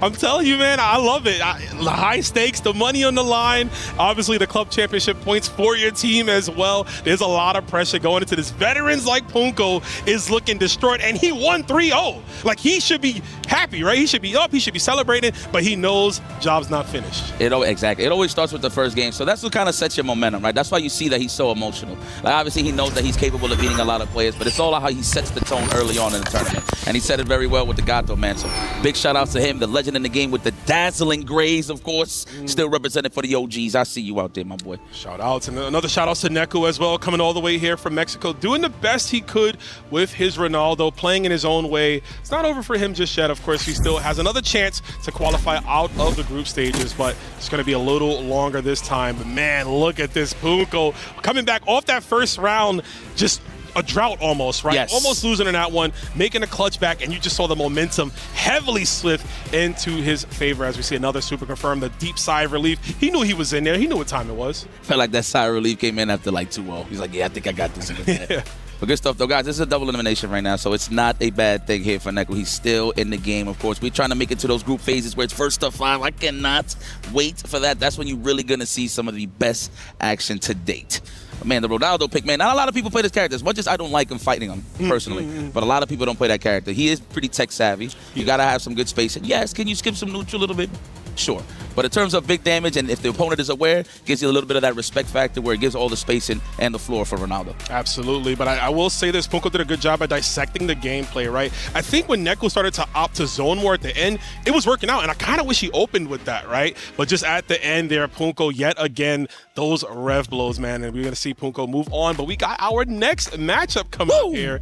We got on the player 2 side, that is Fenrich, fresh off his top 8 placing at Evolution last weekend. He's going up against Lancer. Lancer, kind of an anomaly here, right? In this bracket, a player who qualified, but doesn't have, if you check his Wikipedia stats, doesn't have all of the results. So he's kind of out here, you know, he's almost like a hidden killer, if you will. Yeah, man, making it counts where it matters the most, man. At the end of the day, listen, everybody traveled the world to get to these qualifying spots. So I respect all of these guys to keep their eyes wide open, man. Listen, the lag test is crazy, and I'm talking about that jet lag. For these guys to come all across the globe to just reset their clocks and getting ready, it's not easy. Oh, man, I thought I was going to see the Gato. But look, at the end of the day, one thing that I will give about Fenrich, again, it's the same thing that I was saying about Punko that he represents, optimization station. Hell, you might see some combos that a lot of Mr. Karates don't do. But when it comes down to squeezing all of that juice out of the orange, Fenrich is top notch. And this man is a multi-game specialist. I'm glad that he brought his talents over to Fatal Fury. Absolutely. And I love that you said that too about like karate having their own flavor, right? The character is still very new, right? Only about a month and maybe a week or so old. So while, yes, he is very strong, and we know that the Drago Supremo stance is what classifies as one of his best tools, we do know that some players still have their own way of going about with things, and the certain combos are still being fleshed out. So we might see that here, because it is going to be a Mr. Karate mirror match, the first of many I'm sure we'll be getting this whole week. Ah, my nose is bigger than yours. Oh, this is going to be a good one. Who's got more money, right? Like the Karate with the most in their bag. Whose Coles is real? Who's Kenneth Coles is realer? Oh, man, this is going to be a good one. I mean, we'll see. I like the early conditioning tool, the close round. That was close C. Right, I'm saying that right. Close round. Yeah. I think so. Oh, the roundhouse is deep. It is deep. Okay. Yeah, I'm new to the Fatal Fury input side of things. You know what I mean? So I keep it old school. But look, on the close roundhouse side of things, that's when you really get to expose either they rev guard or they're gonna sit there and try to take the block. Right? I believe after the stance it's -2. I believe, I'm not too sure. Yeah, it's negative. Yeah. Tatu. Yeah, but yes. No, it's -3. No, I'm talking about the close roundhouse into the break. Oh, into the break, yeah, -2. Yeah. So, but you can expose that and pretty much keep it plus on yourself if you know if they're gonna just hold rev guard all day. Because me, I'm a type of panic player where they get close, I just hold it for a minute and let it go. Get back, all due to the fact that for people that don't know, if you hold rev guard, it actually brings the percentage very high on your gate. So you really have to be careful. It does, but it's a fun tactic. Like you said, it does push them away, right? So if you know you have some players who just kind of lock in on like flowchart on their strings, yes. If you expect it, you can rev guard, push them out. They're going to be committing to the next button. It'll push them a little further out, and you get your whiff punch going right there. So exactly. So definitely, it's an optimal strat to use. We'll see how it goes here. Karate, even though he's really strong, he doesn't have the best normals, right? Like his far B, he can only cancel it into super. So you don't have to worry too much about like, far B uppercut or anything getting checked like that. Stance C is a little too slow compared to some others. 2C is great, but it's got kind of a short vertical range on it. So we're gonna see mostly his special move tools. Yes, that's what's gonna be getting used. I mean, it's the close range, right? But like the one thing, shout out to KZ, man, he actually gave me the breakdown of the character. In terms of neutral, you are correct what you just said. Neutral kind of suffers just a bit. However, once he's in close quarters, that CQC, that's when it becomes a problem. And the thing is, he can lie about his offense. Like, he could throw something negative out there and bam, the stance is there waiting for you. So it's all up to the opponent to really know what's going on and take it from there. So, and they both rocking it. So I want to see how they expose each other on the defensive end. It's the mirror match, baby. Anything you can do, I can do better. We're going to find out which one of these Mr. Karates is the true Tengu, the true talented one to move on further in these group stages here.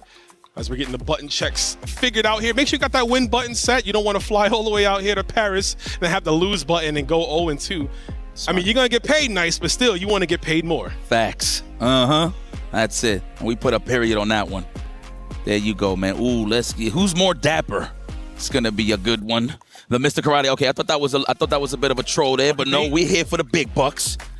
Final ratio. You know, it took me. You know, this crazy. This is the character that made me go to the final ratio. The final SPG. Really? Yes. Oh, yeah, because you was playing mid. I was right? playing mid. Yes, yeah. yes. So this was the character. Definitely. I mean, it works out for the better. Now I would just stick to the final, but obviously I could use more of my rev. I was gonna say, dude, man, extra cash as a Ken player, like I need that. Right? I see you. You know, I gotta represent the Jinrai when I can. So like, I need that extra bit of meter, and of course the life deficit. I got so many comebacks because people just did crazy combos. I'm like, oh, I'm dead. No, I'm not. Slither of life. So we're gonna see some of that here between these two. But I really want to know how things are gonna get going as far as like who's gonna establish dominance early on. Because karate can be tough against each other, right? I mean, if you try to neutral skip, I got counter. So what's to say I can't just throw out counter from mid-screen at any point of the game to snipe you trying to approach me? Exactly. I mean, you're going to see the Yomi here, right? A lot of people like to delay their buttons just to expose the JD. And then, but to counter that in terms of the rock, paper, scissors side of things, the crouch jab into the DP break. So we're going to see how that's going to get established as the Yomi develops.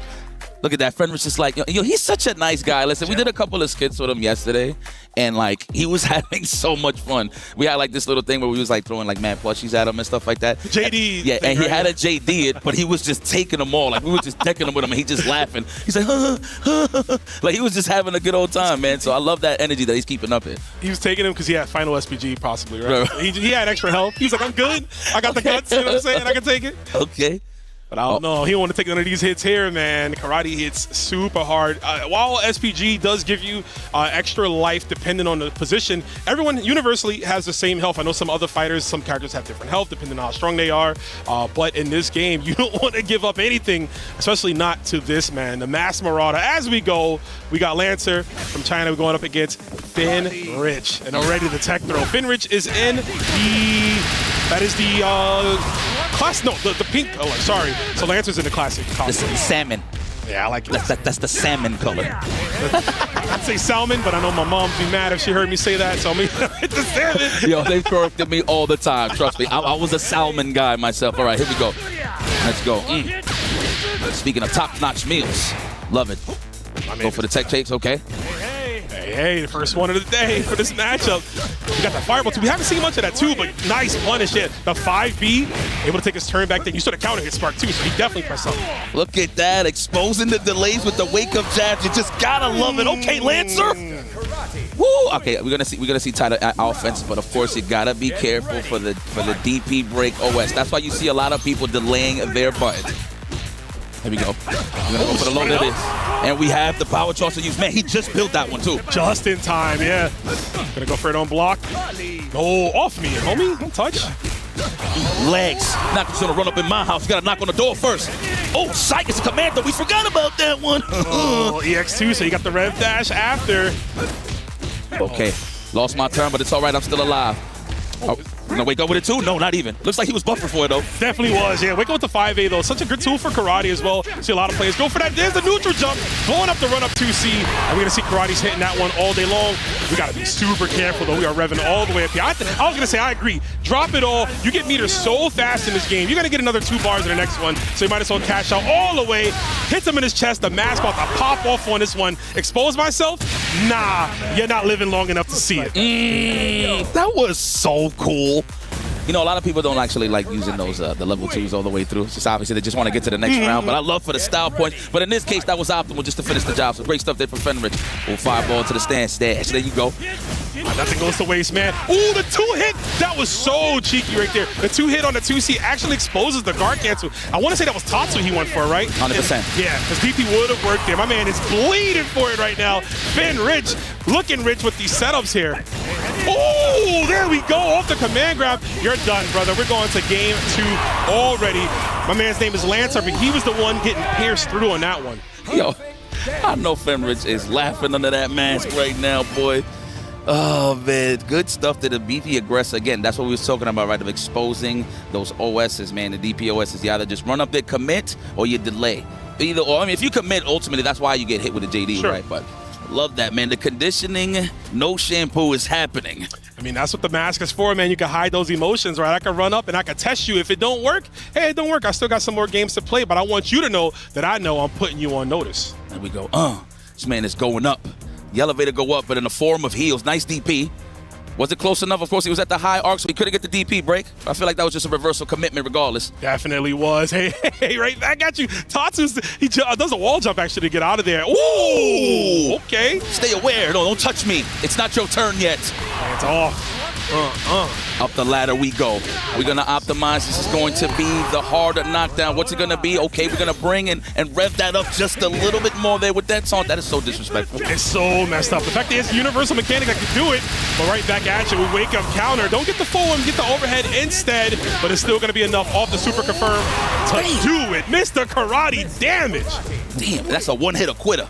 That's a one-hitter quitter. Obviously, multiples, right? Sometimes it scales, but no, that's just going to get straight to the point. Get one of it, yup. Okay, Lancer, that's what I'm talking about. Yeah, you never really see that, right? The zoning capabilities. Oh, he is actually lucky, but we do get the OTG with the trip. That was going to be insane damage had that connected. What are you doing, sir? There is gaps right here in this offense. No clothing stores. All right, this is going to be a throw? No, not even. Trying to expose those JDs. I love it. Wow, what a way to expose the stance and the counter. Beautifulully done, too. Going for the jump B as well, right? Getting that crossover arc, too, to ensure and snare him to the wall. Like that stagger pressure. Yeah, fill it out. Wow, out of range? You thought it was a throw? We were maybe a tad bit earlier on that throw. Maybe it would have connected, but you have such small time frame to go from the stance to the overhead kick to expose throws like you saw just happen right before you. No, he delayed it too. You gotta love it. There we go. Finish that. Tech chase. Oh, we out of there. What a way to avoid. Mind you, he short hopped it and pressed nothing just to respect the counter, so I love that. Okay, spend it, of course. This is Fenrich. Absolutely, and that is Mr. Karate. We want to kill him now. Right now. Get him out of here. But, of course, it ain't over for Lancer. Lancer sitting on 2 bars and gets some massive damage done. Goes for the far A, but nothing. He's looking a little perplexed there. I smell a command grab on the way. We didn't get time for to get the meter, and this is good. The first hit for Lancer. How much are you willing to cash, though? You can't go crazy. Can't spend too much. Your rev meter is insanely high. Do that one now. Yes, to bring it down a little bit on the percentage side of things. Beautiful. Condition.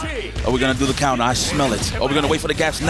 I like the defense here for Fenrich. Uber committed to the rev blow.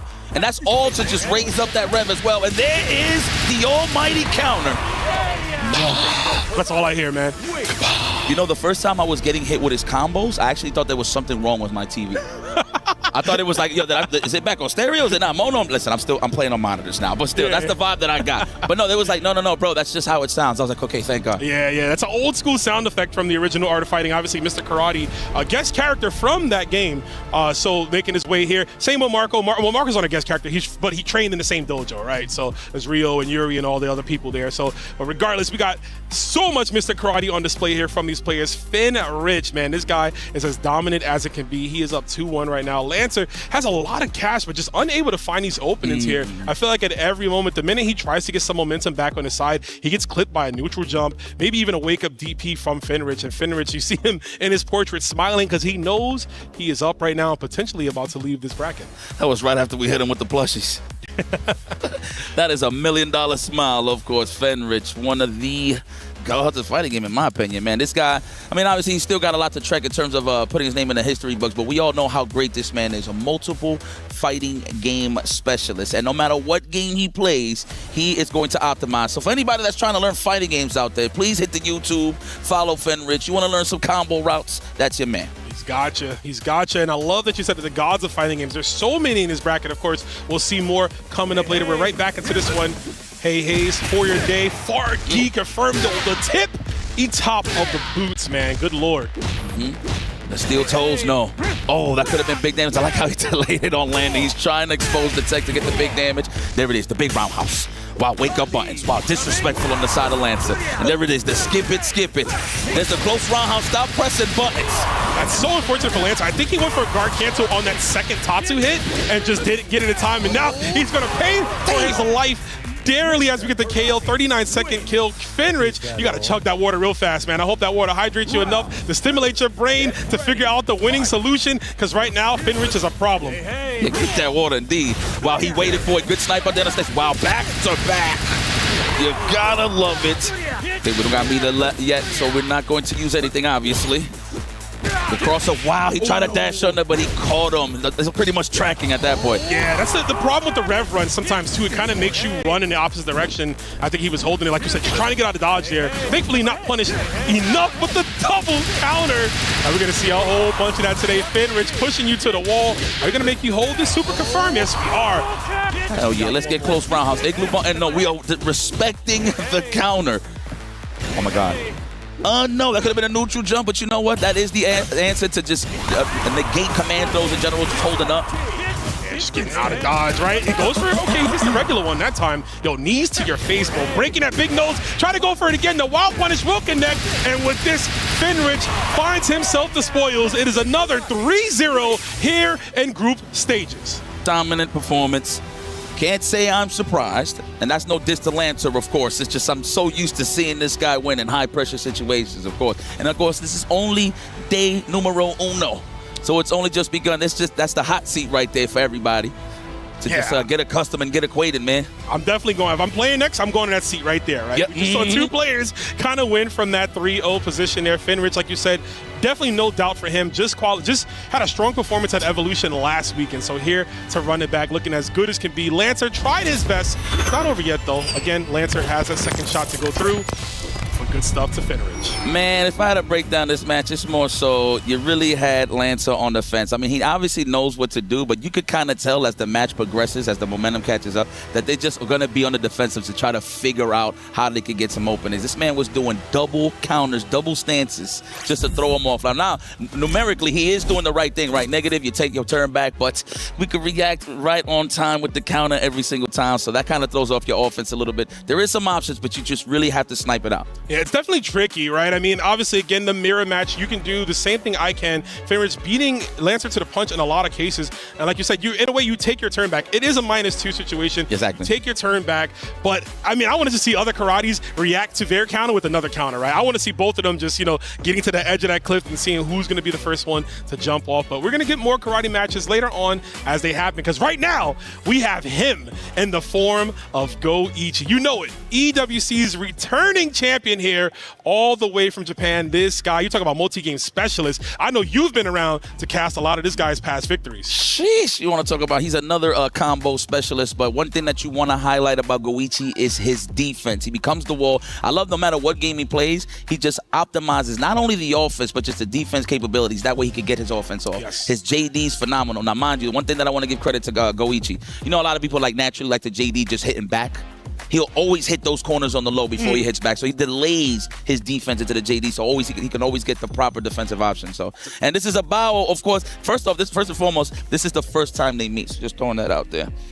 So this is going to be interesting. Talk to me a little bit about Bao. So I'm not too familiar with this killer right here. So Bao, I know him mostly from KOF, right? He was a dominant Shermany player in the early stages of KOF 15, coming out of Japan. Very strong in his own right.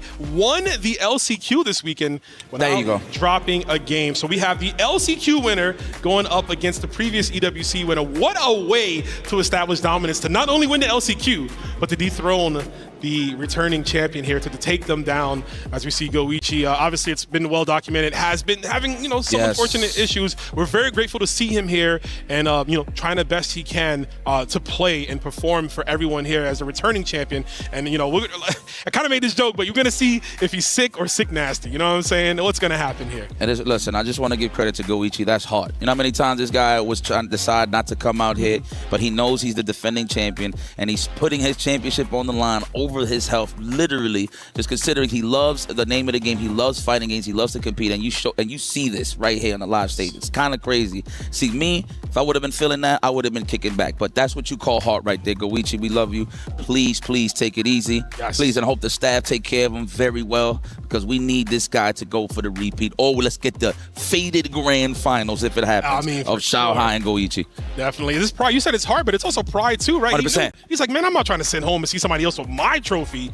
that I can't even defend because I'm not feeling well. Facts. No, I'm going to figure out a way. I'm going to make this right. And he's here. So like you said, we wish him well. But in the same pace, we have a Bao who's hungry. And listen, I know about a flu game or two, but if I see my opponent is not feeling well, I think this is a chance to strike, right? I'm going to try to get this dub because I want this just as much as he wants it. And Bao has a huge chance here. We see that Billy Kane coming up to the stage. Billy versus Marco, the patented Marco for Goichi. And I want to say this too, Goichi, I remember when season 1 happened, right? We saw the changes to hard knockdowns and people said, oh, Marco's dead. He's done. It's over. The next tournament immediately Goichi was like, nah, I'm still him. I mean, 100%. I mean, once you add the tech chase element to your game, you don't really got to worry about the hard knockdowns. So, I play Kevin, so he just gets hard knockdowns regardless with a command throw. But that's the here nor there. Quick little button check here. I like how Goichi stays to his pride and true. That is, well, no, he won with Kine last year, I believe. Oh, yeah, he was playing Kine. Yeah, he was playing with Kine. But he played Marco the whole time, yeah. I think he put him out against ET at some point. But 100%. I mean, Kine was just so strong, right, in earlier season. Another character returning. Billy Kane, just as strong as he was last time. Still some great results for this character. And this could be an interesting matchup here for a Bao. Obviously, once Marco closed the distance, it's super scary for Billy. Billy doesn't have any meterless reversals. He has to rely on super at all times of the game, which makes him more susceptible to those 50-50s that Marco really excels in. Listen, man, one thing about Billy Kane, one of the greatest dash checkers of all time. You think you in range to press a button, but those crouching lights always reach. And mind you, they kind of toned that down before, but it still hits the same way if you use it the proper way, man. Check those dashes. He's just so annoying. But, I mean, this is going to be a display here in terms of JDs. Of course, Billy Kane, full screen pokes, right? Very annoying to deal with. But you can crack through the offense. You can. Goichi can do it. Definitely so. I mean, we'll see how Bao's Billy Kane plays. Billy is one of the best characters in this game at breaking down the rev meter, right? He'll spin your cash for you because he has so many multi-hitting special moves. Yes. If your just defends are not clean enough to preserve your bar, he'll happily help you blow up that rev meter. And once he puts you in over, that's when it becomes really scary. You don't have access to your own DP that's meterless. You have to spin meter on your own, which gives Billy more of a chance to just hound you down from far out and get those elongated rev art confirms there. Let's see how we did with the Sunsetsu, the big poke, when we're not talking about Facebook. It's going to be interesting here. Okay, opening gambit time for these guys. Marco versus Billy Kane, one of my favorites. I mean, I kind of missed the bandana. I'm not going to lie. Facts, yeah. I'm an old school Billy Kane fan too. Bandana, the jumpsuit on, but here we go. He's a little older, looking like Jeff Jarrett right now. It's my world, but right now he's eating that DP to the face. Might have broken those shades. Goichi all the way in. Wake up target combo though, just to create some space. Forget the throw, and it's not even a backdash. Naturally, people want to backdash, right, when they feel like a throw is coming, right? But no, that was a jump punish. Goichi is wide awake. Don't let the health fool you. This man is a killer. He's trying. Speed run this round. Look at the health already on the side of a Bao. The pokes. Sunsetsu range. There it is. I like how he backdashed. He just thread the needle. Okay. Spacing immaculate. It's not a bad tool, right? Because if most Billy's going to dial in 5C into dash, hold on, we're going to get a dead Billy Kane right here. Should be the super confirm. My man Goichi, like you said earlier, squeezing out every bit of that fruit to make sure we go into this next round with the dub. But yeah, the Billy Kane, if you backdash far C, a lot of them will commit to straight to just pull, right? So you might have a chance to whip punish it from far out. Yes. Woo! That is the next Karate Kid right there. Let's go, Goichi. All right, don't got him in that hard knockdown state. Yes, of course. We're going to have to only obviously offer the power draws over the super. And here it is. He's going to use it. Oh, man, kill some frames into what? With high go low? With high low? Or elbow. Oh, there it is. No, nothing. We get neutral jump instead. Hold up. And about cutting his combo short just to go for the throw in the corner. It's actually not a bad idea. We got SPG just locked in. We can hit that Revlaw at any point here. Of course, Marco to respect. Tries to challenge. This plus, my guy, you can't do that. Absolutely. There it is. Oh, what the check. There it is. That crouch light we was talking about. Very annoying stuff. That is a good way of showing that a Billy Kane is awake. But while the jumping, the throw sniped out once again with the forward jump. That was a short hop, of course. Got right on the mark, quick and easy. See you, Goichi. This man is hard. This man is pumping himself up. I see you, Goichi. Let's go, man. He's like, I need to wrap this up fast, bro. Get under that AC again. You know what I'm saying? Get some hydration. Hey, man, take your time. I'll give you a massage, Goichi, if you need it. Give you a massage. I'll hold the fan. Pass me that fan right there, Ron. I'll just bless him real quick. Go bless him. Hell yeah, I would. Straight up. They got and the players in the players lounge, they got a massage room in there, man. I'm about to go line and say I'm a player and see if I can get, You know what? Who was it that was in the massage room? Shout out to Ryan Hart. There you go. I heard Ryan Hart, you know what I'm saying? Has been loving it, you know what I'm saying? Get all that tension out of his body. I see you. Yeah, got to. Okay, about let me see you, son, man. Man, I love that I could just come on here. Yo, first and foremost, bro, great job. Appreciate everything that you're doing on the SAK side of things, man. Just Fatal Fury in general. Especially that you're in New York. That's probably why I'm being so biased right now with you. Shout outs to you, my guy. We got to get into this matchup, though. Goichi already, man. Beat down with throw off the back. That's yikes. You peep the background. EWC posters all over them. I didn't even notice that. That's godlike. Right next to the ball. I actually was seeing that in the rehearsals. It's pretty sweet. I like. I'm in the dingy hangars when I go to training mode, so I always see EWC. I like it. I like it. Tatsu. We're going to try to get Goichi, trying to get Abao to the wall, excuse me, but great high dodge there. Another anti-air tool for Billy Kane. A great one to go for. He gets so much damage and extends into full screen. So one tool that I love that Goichi uses on knockdown, he'll just straight up run up on you and just do a DP break. That's just to expose text. And look, he looked like he tried to do it there a little bit just to psych him out, but I went for the legs. Ooh, too far. Oh, going. I love that he delayed that DP right. We were looking for a just defend possibly here. Throwing off your timing as we get the top-boon to the big super confirm all the way to the skies with that one. You see the top of the bar, bro. And I'm not talking about you being drunk there. Get ready. That's right. Even if you regular jump, if you're at the lowest of altitudes, you can't JD. Well, you can. Like, so I'm talking about like your feet on the ground. No, you can't. You can't. But it also just you kind of throw off their timing, right? Yeah, exactly. Wait a little bit longer. Yeah, but no, you can't from that low either. So. Okay, there it goes. The pooper scooper. Just getting started. I don't know what made me think of that, but there it is. Chucking that plasma right now is the side of Goichi. Just waiting for it. Jumps in, target combo. Yeah, right now if you're Bao, oh, there's another guard cancel. And you got to go with those, man. I mean, the Marco players, obviously you get so much mileage out of it. That 50-50 comes in here. And now, again, not going for anything. He's just been looping the feint right there just to kind of get a Bao to wake up with some type of an option, maybe a super. But he is not able to represent that as all. Gets the dash up 2B, a nerf 2B, but still very strong on the side of Billy Kane. DPs from far out. Dude, that was like that part of the knuckle that should not connect from that range. Gets the 2A, doesn't finish it here, and another guard cancel. The patience from Goichi, the defense, we talk about it all the time right there, working in his favor. Beautiful guard cancel, literally letting a Bao forge his own path to losing there. He was like, listen, I'm gonna sit right here. I'm not doing anything. You come to me when you're ready to get this round over with. And just like that, man, he is sweltering right now. You see Goichi putting his all, man, giving all of his energy right now into this one, putting him 2-1 here, trying to wrap this up as quickly as he can, yikes. This man is hyping himself up. I like that. With age, you just get more buttons on the arcade stick. You notice that? Yeah, I noticed that. Yeah. It's all right, man. Yo, give my man more ice in that bag, yo. We need it. We need him to stay in them cool altitudes. But I mean, he's a cold-blooded killer at the end of the day. So no matter without the ice or not, the Bao's gonna have to think about it because it's being the aggressor right now. It's Goichi. I mean, I used to call this man Go-1 for such a long time. Understandably so. I mean, he is #1, right? The returning champion, looking to keep that single digit by his name. Doesn't want to be like any other one here, but we got to get through this first round, of course, in a great position. About yet again, beautiful high dodges. I'm loving that he's sniping the air approach from Goichi, but Goichi is still usually winning on the ground. We see some fireballs the first time in this set here, which is interesting. Marco's got a great one, but obviously he's been so close to him. Doesn't need to go for it. Confirm. Oh, there it is. EX neutral skip. It's time to play the game. Triple H style. And we get out of there, though. Oh, and another one. Once again, are we gonna overhead now? We still have not done it yet, Yipes. This is crazy. An entire set. I know every Marco on rank be frothing at the mouth to hit those. Goichi, though, doesn't need to. Represents the ignition gear. Set point for your returning champion. Bao's not ready, man. I mean, defensively, I see what he's trying to do. He's trying to counter poke on his wake up, but you see those little slight delays. He like dashes up, look at his food, and just goes for the crouching light kick every single time. This man Goichi is on one, but there you go, Bao. Wake up. Looks like he hit the snooze button. Yeah, you gotta crack him over the head, too, with that pole. See if we can get a big one here. Speak softly, carry a big stick is Billy Khan. As we get the super firm. He said it's getting hot around here. It damn sure is. You about to hit him burning all the way through. Wake up, rev blow, though. That's right. That is karate. The multiple chops, the trade. He almost was in range to actually still get the combo, but it was a light on light, right? So he kept it kind of even for them. There you go, Bao. Show some prowess here, my boy. He was getting washed. Them clothes was getting hung up. Yo, dry, y'all hung out to dry, bro. You don't need that, man.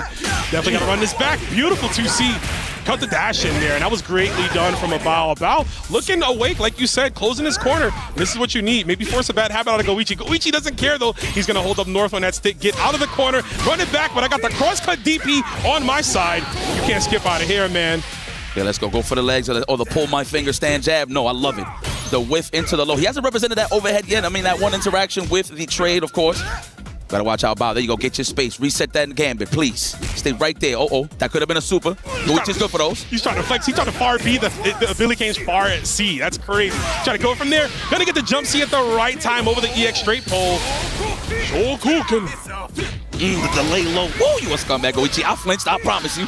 He doesn't have the meter yet, but if he's using more special moves, of course, he's building up on that power charge and just run up and give him a piece of his mind. Goichi, moving forward, never backwards. Taking it over, a bow. 3-0. Solid as usual. I'm not surprised. At the end of the day, you know what I mean? If anybody could take it to Goichi, there's too many killers nowadays, but I wouldn't be surprised if Goichi just washes you throughout this whole tournament. The best of the best is in the building. Your champion moves on.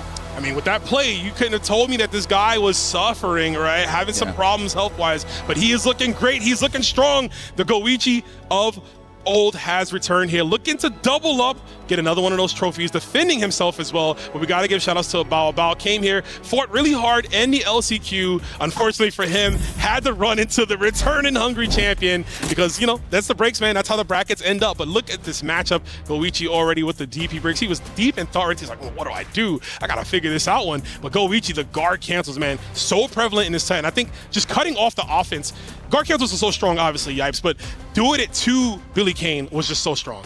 Okay, guys, well, listen, kick back and relax for a second. We're just going to take a little bit of a breather, but please enjoy these highlights. More EWC action when we return.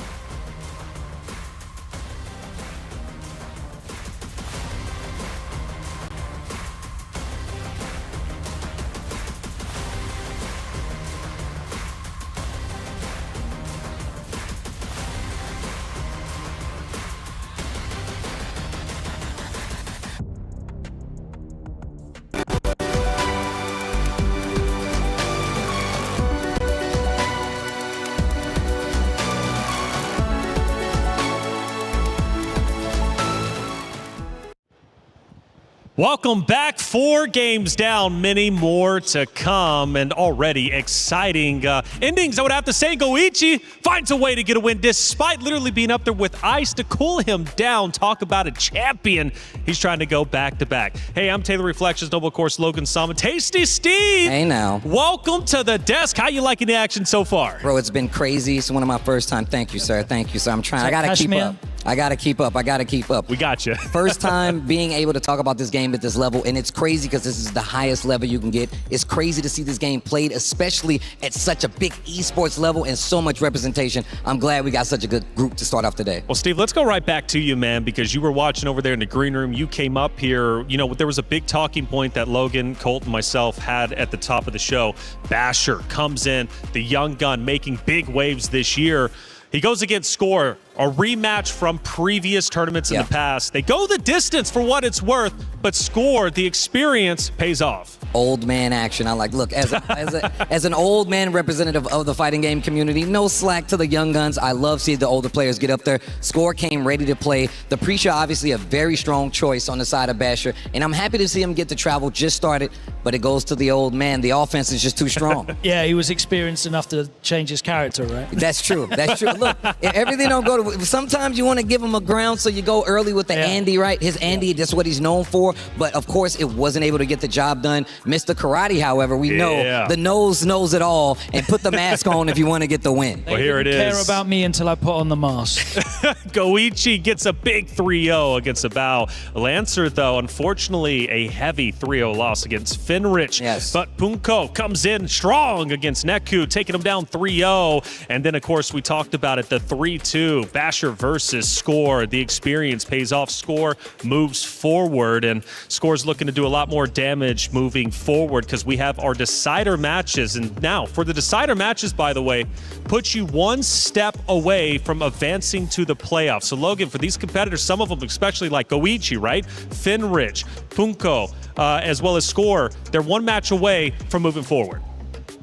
Yeah, of course. You know, they've come into this, they've had time to prepare for their matches, and they're going to be looking ahead. They're going to be aware of what their potential paths is. The big discussion point, I don't know if we're going to get into these matches yet. Not yet. That, but, you know, we're looking down the line, and Fenrich Goichi is definitely one we'll talk about at length. Absolutely. But yeah, of course, they're no strangers to getting the job done. They know that it's a long and arduous road to that EWC title. they're very, very much locked in and ready to go. And all those 3-0s, you know they're locked in. Yeah, which is, so again, first time coming into the fighting game scene, it was blistering fast, Steve. I was blown away. You asked us at the start, right, how long is this going to take? Yeah, right? And Colt turned around and went, about 7 minutes. Yeah, exactly. He couldn't believe it. I'm used to like 30, 45 minutes per game. 7 minutes was an overestimation for some of those sets. I'm like, what is going on? 7 minutes, but it was that fast, which makes it that much more impressive watching them play because, I mean, it quite literally comes down to frame-by-frame action. And Basher knows all about that, but he's got to come back and protect his key. Let's hear what Basher had to say. Hey everyone, I'm here with Basher after his match with Score, an epic showdown indeed. But I want to get some info from him about how he feels it all went down. So, Basher, obviously, at this stage of the game, when you're playing on a massive stage where there's a lot of pressure, there's different things going through your head. You might change how you're thinking about a matchup, how you're thinking about an opponent. What mentally, if you could go back, would you have done differently? Ahora que estás jugando en un estadio grande con mucha gente viéndote, a veces quieres pensar de otra forma en la manera en la cual atacas a un oponente. ¿Qué te hubiese gustado hacer diferente en esa partida? Pues creo que supe llevar bien los nervios. Pensé que iba a estar un poquito más afectado por el escenario, pero no, creo que pude mantenerme concentrado en el juego. Lamentablemente pues perdí, me hubiera gustado tal vez ser un poco más paciente en la partida, aguantado un poco más. Estuve en un momento a un golpe de ganar, pero pues Score me dio la vuelta, así que creo que me habría gustado ser más paciente. I think I did really well with the nervousness. I thought I was going to be way more nervous in the stage, but I think I would have liked to be more patient here. I was maybe one hit away from winning at some points of the game, but at the end of the day, he took the score away from me, and I wish I would have been a little bit more patient. All right, I guess experience is key, and hindsight is 20/20.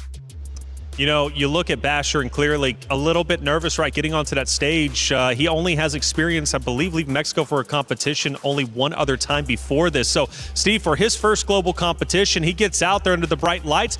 He's nervous, but he still went the distance. I mean, you got to think about it. His character's very strong. Preacher, one of those characters that still very strong in the meta. And just the fact that his knockdown mix was so strong. Knockdown, hold the fireball, and very much taking advantage of some of those corner situations. So much so that he forced the switch from Andy to Mr. Karate against Score. And Score really started to feel better after that, but it was only because he had a lot better job and easier tools dealing with it. The damage cash out from Mr. Karate. He had a fireball that he can play with that actually traveled full screen, and the damage cash out tells the biggest story. The number of times you see him just catch him in an intro there, Hienshu with Gaku as well.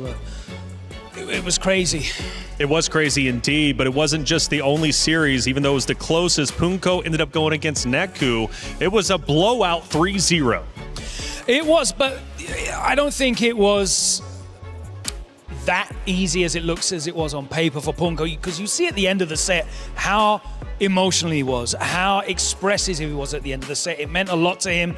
We're used to seeing Punko cool and collected. That wasn't the case here. It was a move into this one, and another dominant set from Fenrich. Yeah, Fenrich comes out 3-0 against Lancer, Steve. Yeah, and look, the thing is, we all know we're going to see a lot of Pinocchio, a lot of Tengu mask out there when we get to it, and that's one of the reasons. It's the high damage, and the fact is, Fenrich is one of the players that you need to look at along with somebody like Goichi, who is just as high up on that Mount Rushmore fighting games. Goichi comes in strong. He had no time to waste. Get back in that AC, but he looked great. A quick 3-0 win against Abao. Now, let's not forget Abao just qualified the other day via the LCQs. Yeah, he's coming in with a huge amount of momentum. He won that LCQ, but momentum was nothing there for him because Goichi just completely shut down Abao's offense. The guard cancels were immaculate. There was no momentum.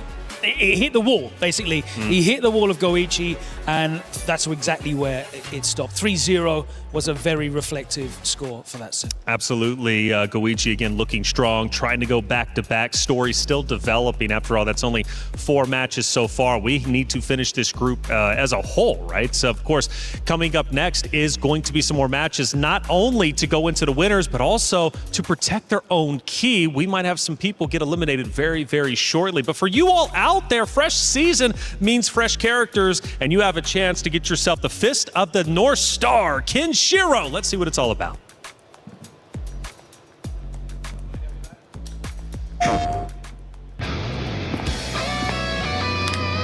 Whoever is next to die, come step forward.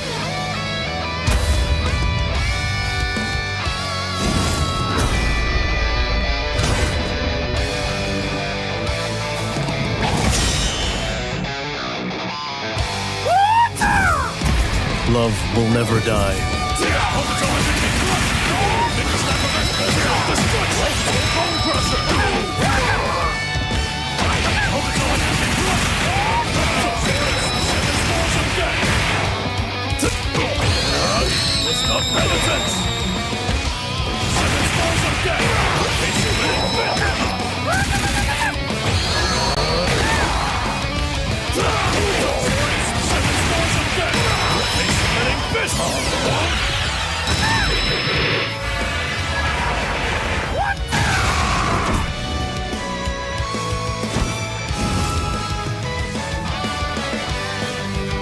Stronger together. Not bad.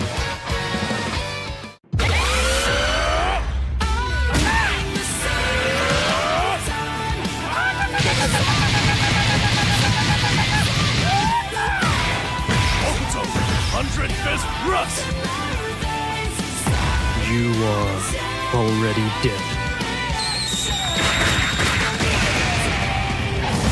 Fatal Fury, City of the Wolves.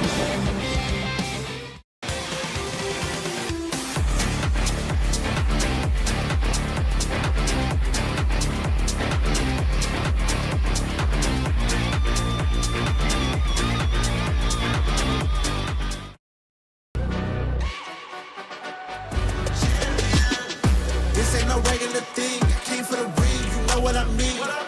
You see my name in the lights, better get right, I'm champion.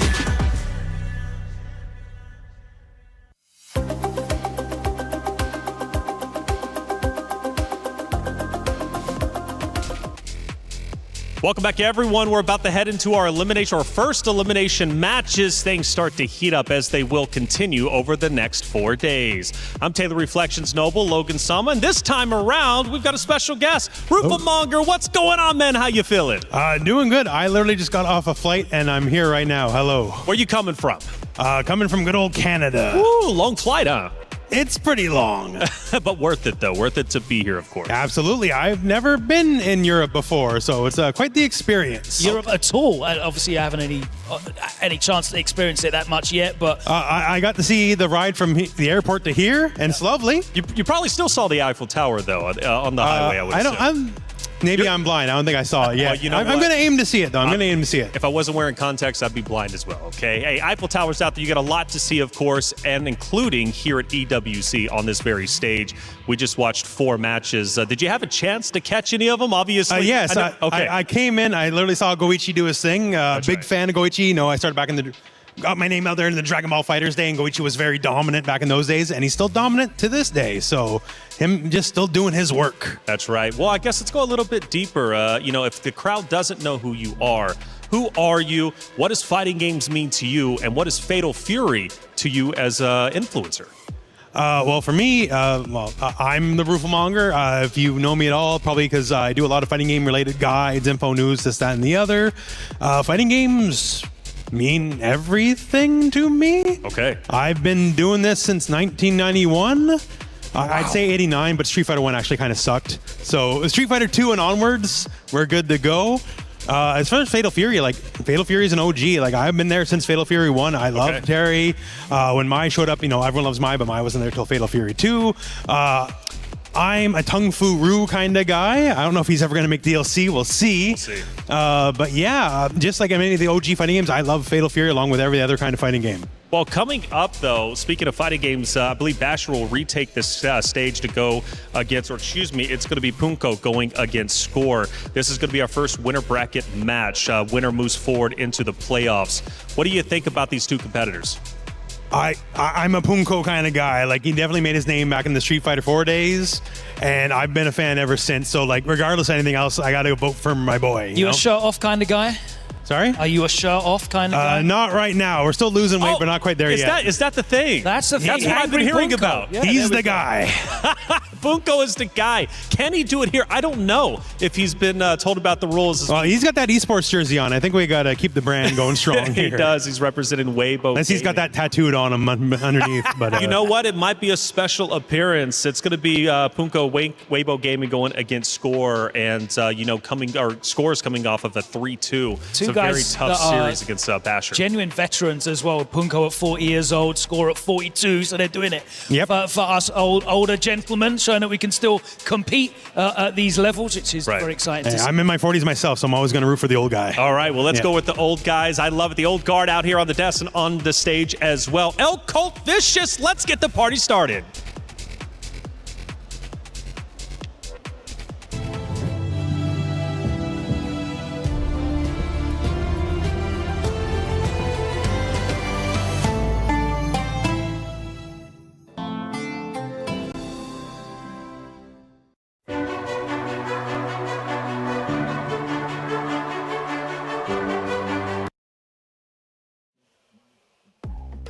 And here we are for the rest of the matches here in Group B. Myself, Vicious, with El Colt to bring all the action here in City of the Wolves. As you guys have been watching thus far, Punko versus Score is what you're looking at, but what you could expect is going to be sheer mayhem. Colt, how are you feeling about this matchup? Oh, I am so happy to be here. These two legends, these two are complete titans that have been engraving their names in our fighting game history. And now, right now, we'll be able to see who can survive. In the winner side of the bracket, of course, there is still a lot of road ahead of us of good quality. Of course, we are watching Score.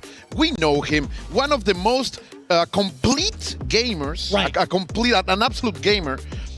In terms of the SNK Familia, he's always there, like representing, super invested in all of these games. And of course, Punko, we know him, like the crazy guy. Right, so that's the thing. When you talk about the craziness, it's controlled chaos majority of the time. When you think about the type of offense he presents, majority of the time, the players he's playing up against, they're in his realm, right? They're in his jurisdiction. You have to keep up with his pace in order for him to stop, and that's the only chance you'll get to actually score a round, score a knockdown, etc. The crazy thing about it is, they have faced off against each other over at Evo Japan. Although they were both within the top 8 in their respective games in City of the Wolves, they actually had the luxury of facing off against each other. Punko had the better half of it, 2-1 against Score. Can he find the rebuttal here at EWC? Game 1 begins. I think that you used the perfect word there, my dear Vicious, the word control.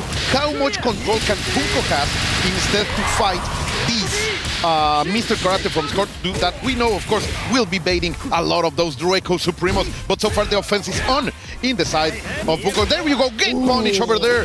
He's one of the wild ones, and this is going to deliver a lot of damage. Yeah, although we talk about that stance a lot, Supremo is not going to stop you if Gato is on the other side. Now the pressure begins. We get the forward throw, but the SPG could spell a lot of damage from the side of Score. Revving up now. We do get the Drago Supremo. It's not going to be the one to open up. We get a big counter hit from Punko to at least leading to the knockdown.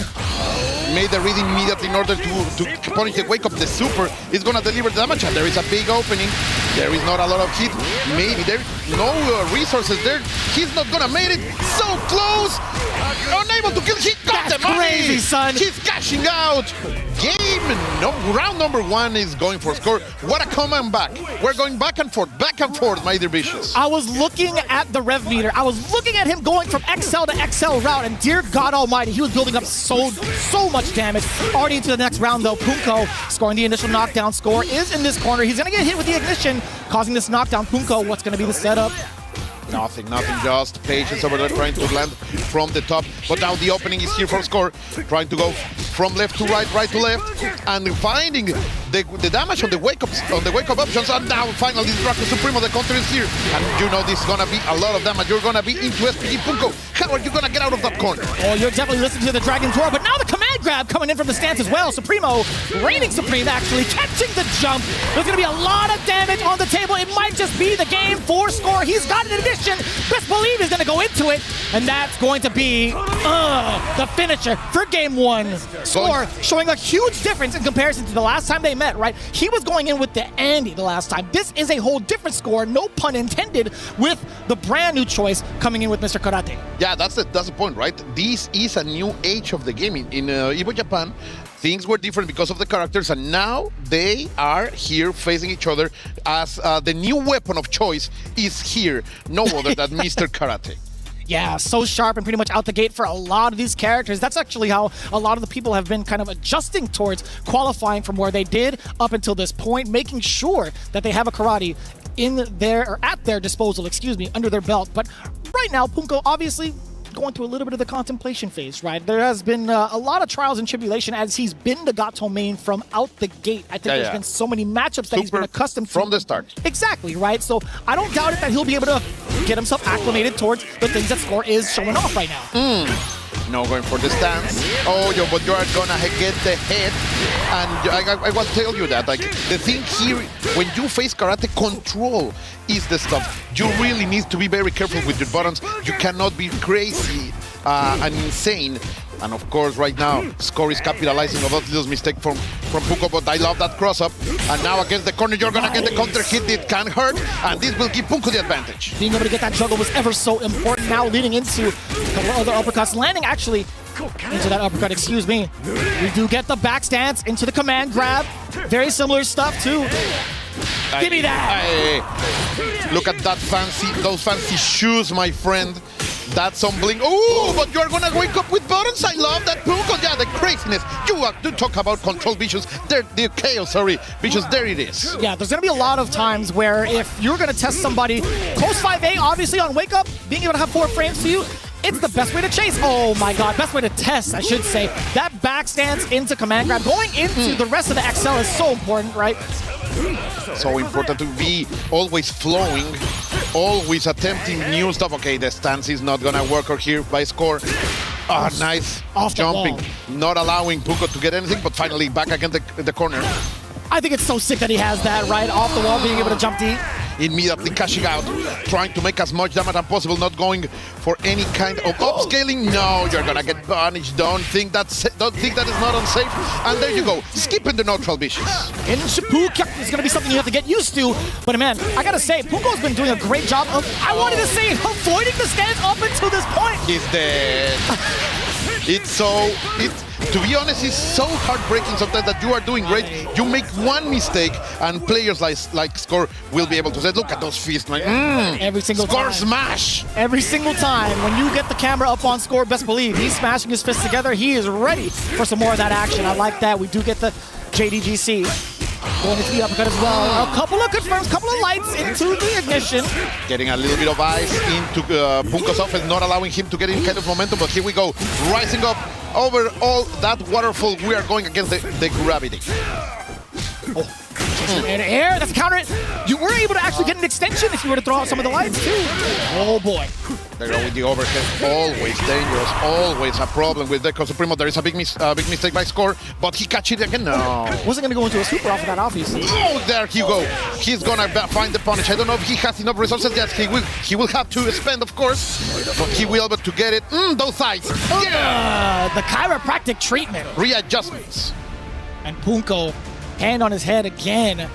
Every time, man, when he gets some of these games, he feels so much. There is so much in the line right here. And you can see, even if these are veterans, you know they can go forth. And they want to go as far as possible in this tournament. And you know it too. Like, he wears his emotion on his sleeve. In any game he plays, right, win or lose, you can see the amount of emotion that goes through him every single time. And he kind of shows it off in his gameplay as well. Why am I doing this to me? Why am I not picking karate? Yeah. Honestly, he's got the way of Kung Fu right now. I think he's been such a stellar example of what Gato can do, even so when he became even more relevant in the meta. Yeah, and there was a time that Gato was not doing that good in the charts, let's say. Sure. And Punko always has been with him. This is a man who is loyal, and of course that loyalty is paying right now. He is able to keep things 1-1, very, very close. Of course, Score also went to the extra mile against Basher last time. But let's see. Lovely DP. That's going to be able to deliver some extra damage. 1, 2, 3, 4. And you're against the corner. Oh, he let it roll out. And patience right now over here by Score. I want to say Corso from the side of Punko as well. Not going to be tantalized by the stance. I like the JD on the way through. Oh, you tried to do it. No, sir. The slowdown. Not going to lead to big damage just yet. Score just needs a single hit. Confirm. Not going to be enough. Those old man reaction, man. One frame confirmed from the low kick into the super. And in the end, Score is able to close it out. Right now, he is looking fantastic. And these guys have been like duking it out thus far. It's pretty much tied up at least game to game. But with Score at the advantage thus far within the round, does get the successful bait. You thought you could invincible your way through this? No, you not by any means. You will have to pay in blood, of course. And right now, how are you getting out of there? The red blow is not gonna work. Punko is feeling that blood in the water. He's sniffing it, and he's trying to hunt as the wolf he is. Yeah, a little bit difficult. No! Because, oh, lordy. I couldn't tell you what that was. Even in all my time in watching this game, I couldn't tell you what that error was coming from the side of Punko, but he is paying it dearly for it. Look at the red! Yeah, look at it. The heat is going up. You have to be very, very careful, but of course, Punko is not down.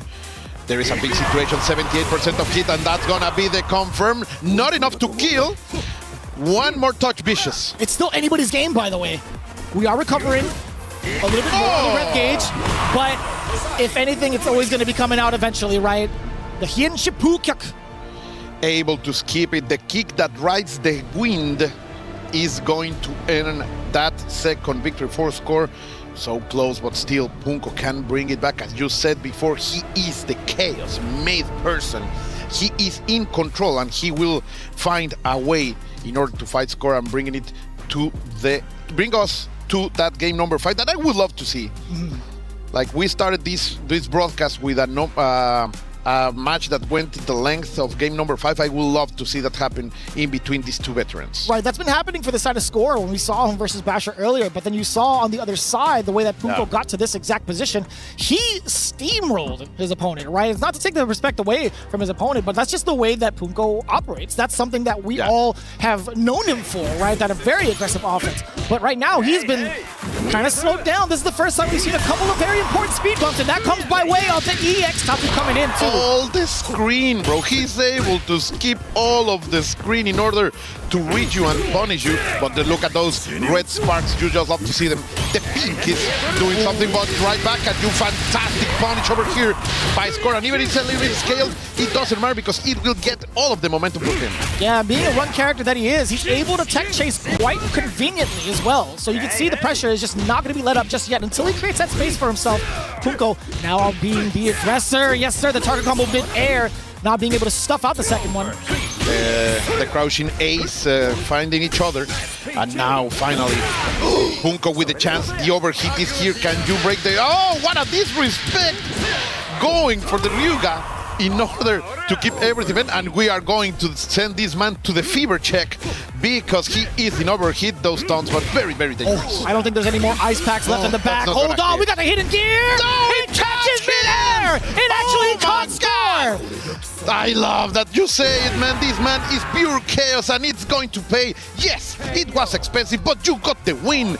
If you have the money, you have to spend it. It's wild. He has his vision back in lore in this game. He still, after the hidden gear, chooses not to look at his opponents as he gets knocked out. I love the bravery. I love the choice coming in from Punko. You have nothing else to lose, man. Just let it rip. You just love it. And then catching the Shibuya. He's reading. He is looking at it. He's sensing it. Adapting towards the neutral skip. That's what I wanted to see coming in from Punko. Oh, but he's trying to read a little bit too much, maybe. But finally getting up with the disrespectful wake up in the DP. Trying to find some catches over here. Score is gonna skip the neutral. Oh, he tried to flinch into it. I don't know what it was, but he did get counter it for his troubles.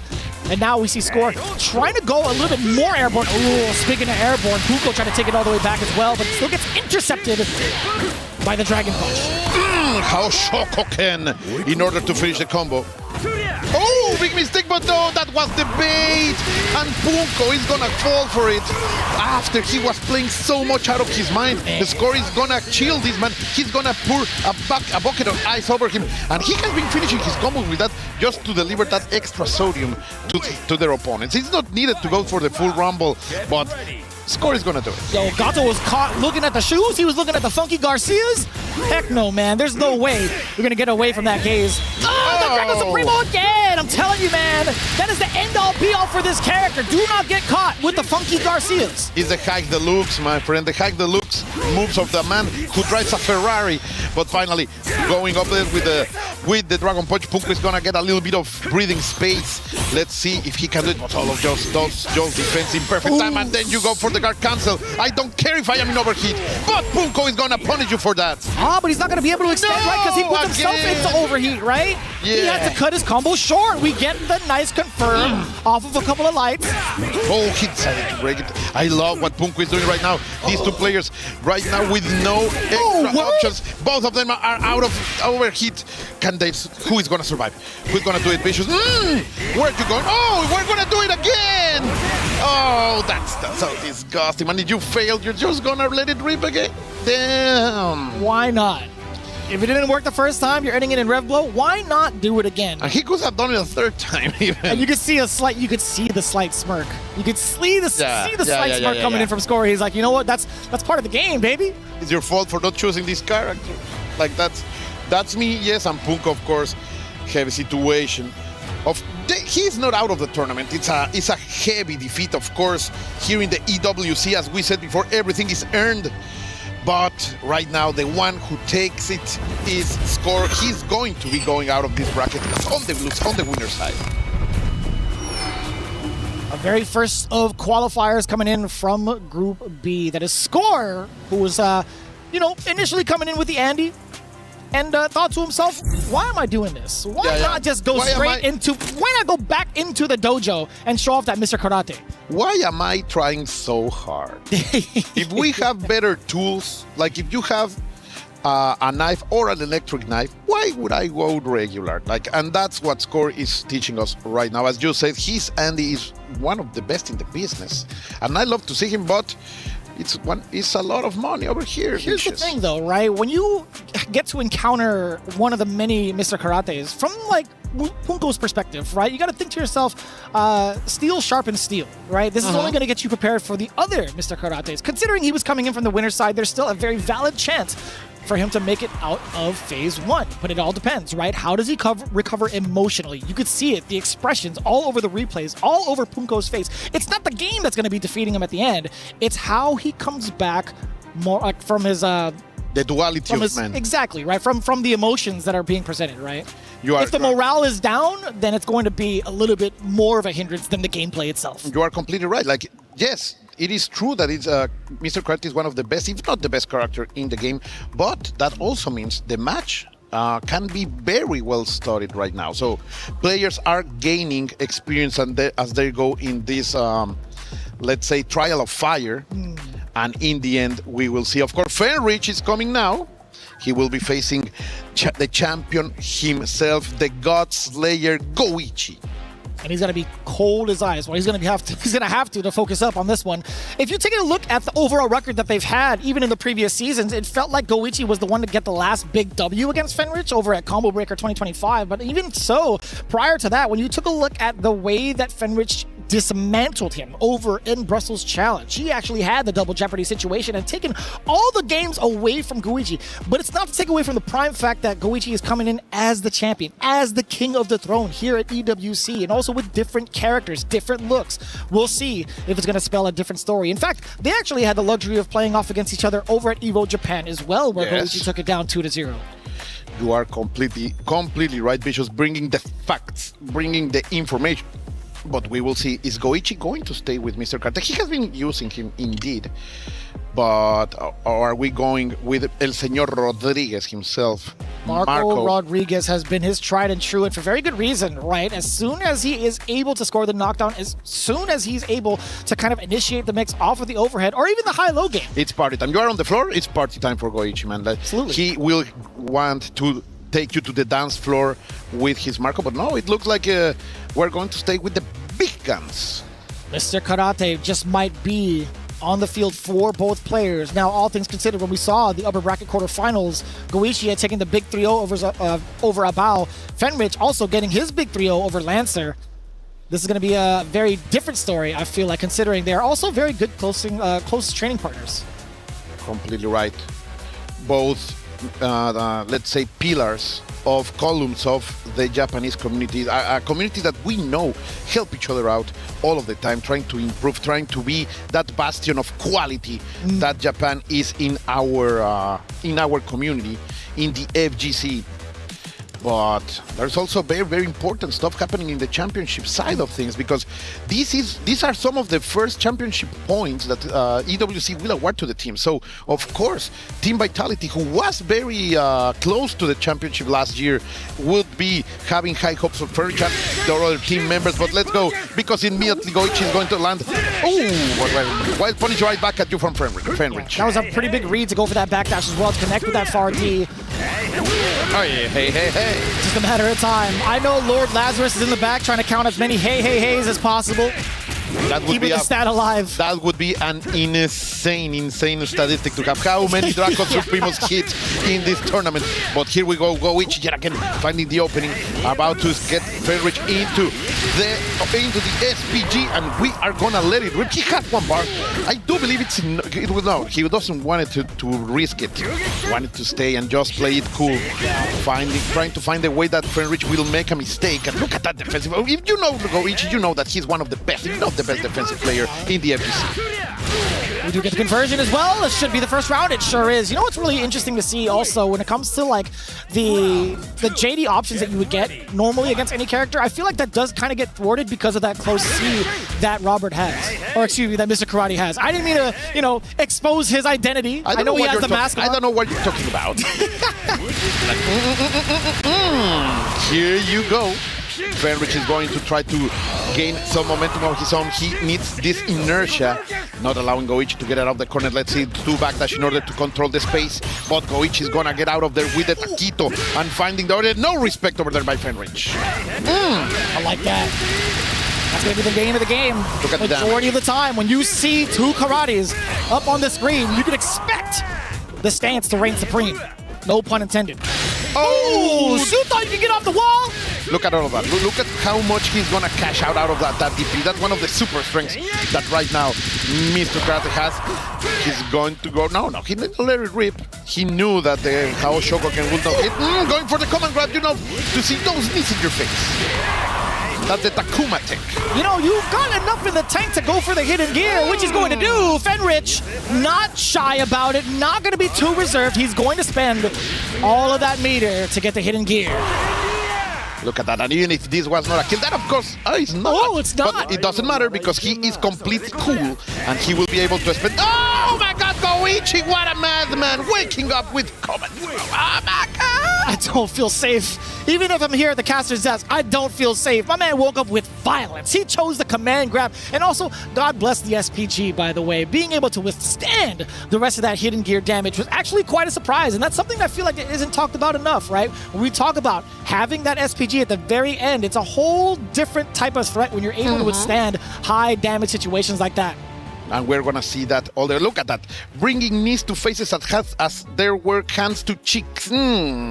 That's disgusting over here by Goichi, who is trying to establish that he is indeed that giant that other players will have to take down in order to win this tournament. It's a kind of different ball game, right? When we talk about Goichi Prime, we talk about him kind of playing a very strategic type of game until he scores that knockdown. But like the last time we had seen him over against a Bao, that was the most aggressive Marco Rodriguez we had seen. And maybe, being in this current state, he's like, you know what?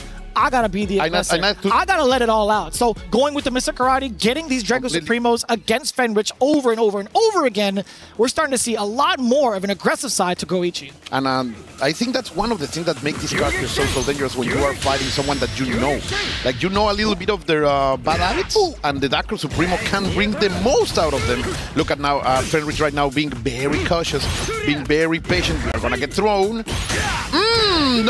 If you're gonna cancel, you have to do it right. My mistake. That's the crouching C. Look at that, the double hitter. From side to side, let's see. Not able to capitalize. Fenrich trying to find a spot right here, as you were saying, trying to fight those double kicks. but it's not working right now, Vicious. It feels that. Can you feel the tension? There's a little bit, but that's kind of broken up immediately. Goichi coming in airborne first. Oh, he's tantalizing a little bit with the stance. Yeah, he's bringing, he's baiting, but French is not biting. Sadly for him, he's gonna get this hit, and that's gonna be enough. It doesn't matter if you're going to overhit. Game point right here for Goichi. I think it's the first time we've actually seen the EX Tatsu actually get punished. Let's see, 1, 2, 3. I got something dead. Fenrich is able to open up and going forward from side to side. He's going to break that throw. But I feel that Fenrich is finding those moments that Goichi is letting his guard down and open it up. He's being very patient right now. Oh, caught by a straight fireball, still trying to create some space for himself as well.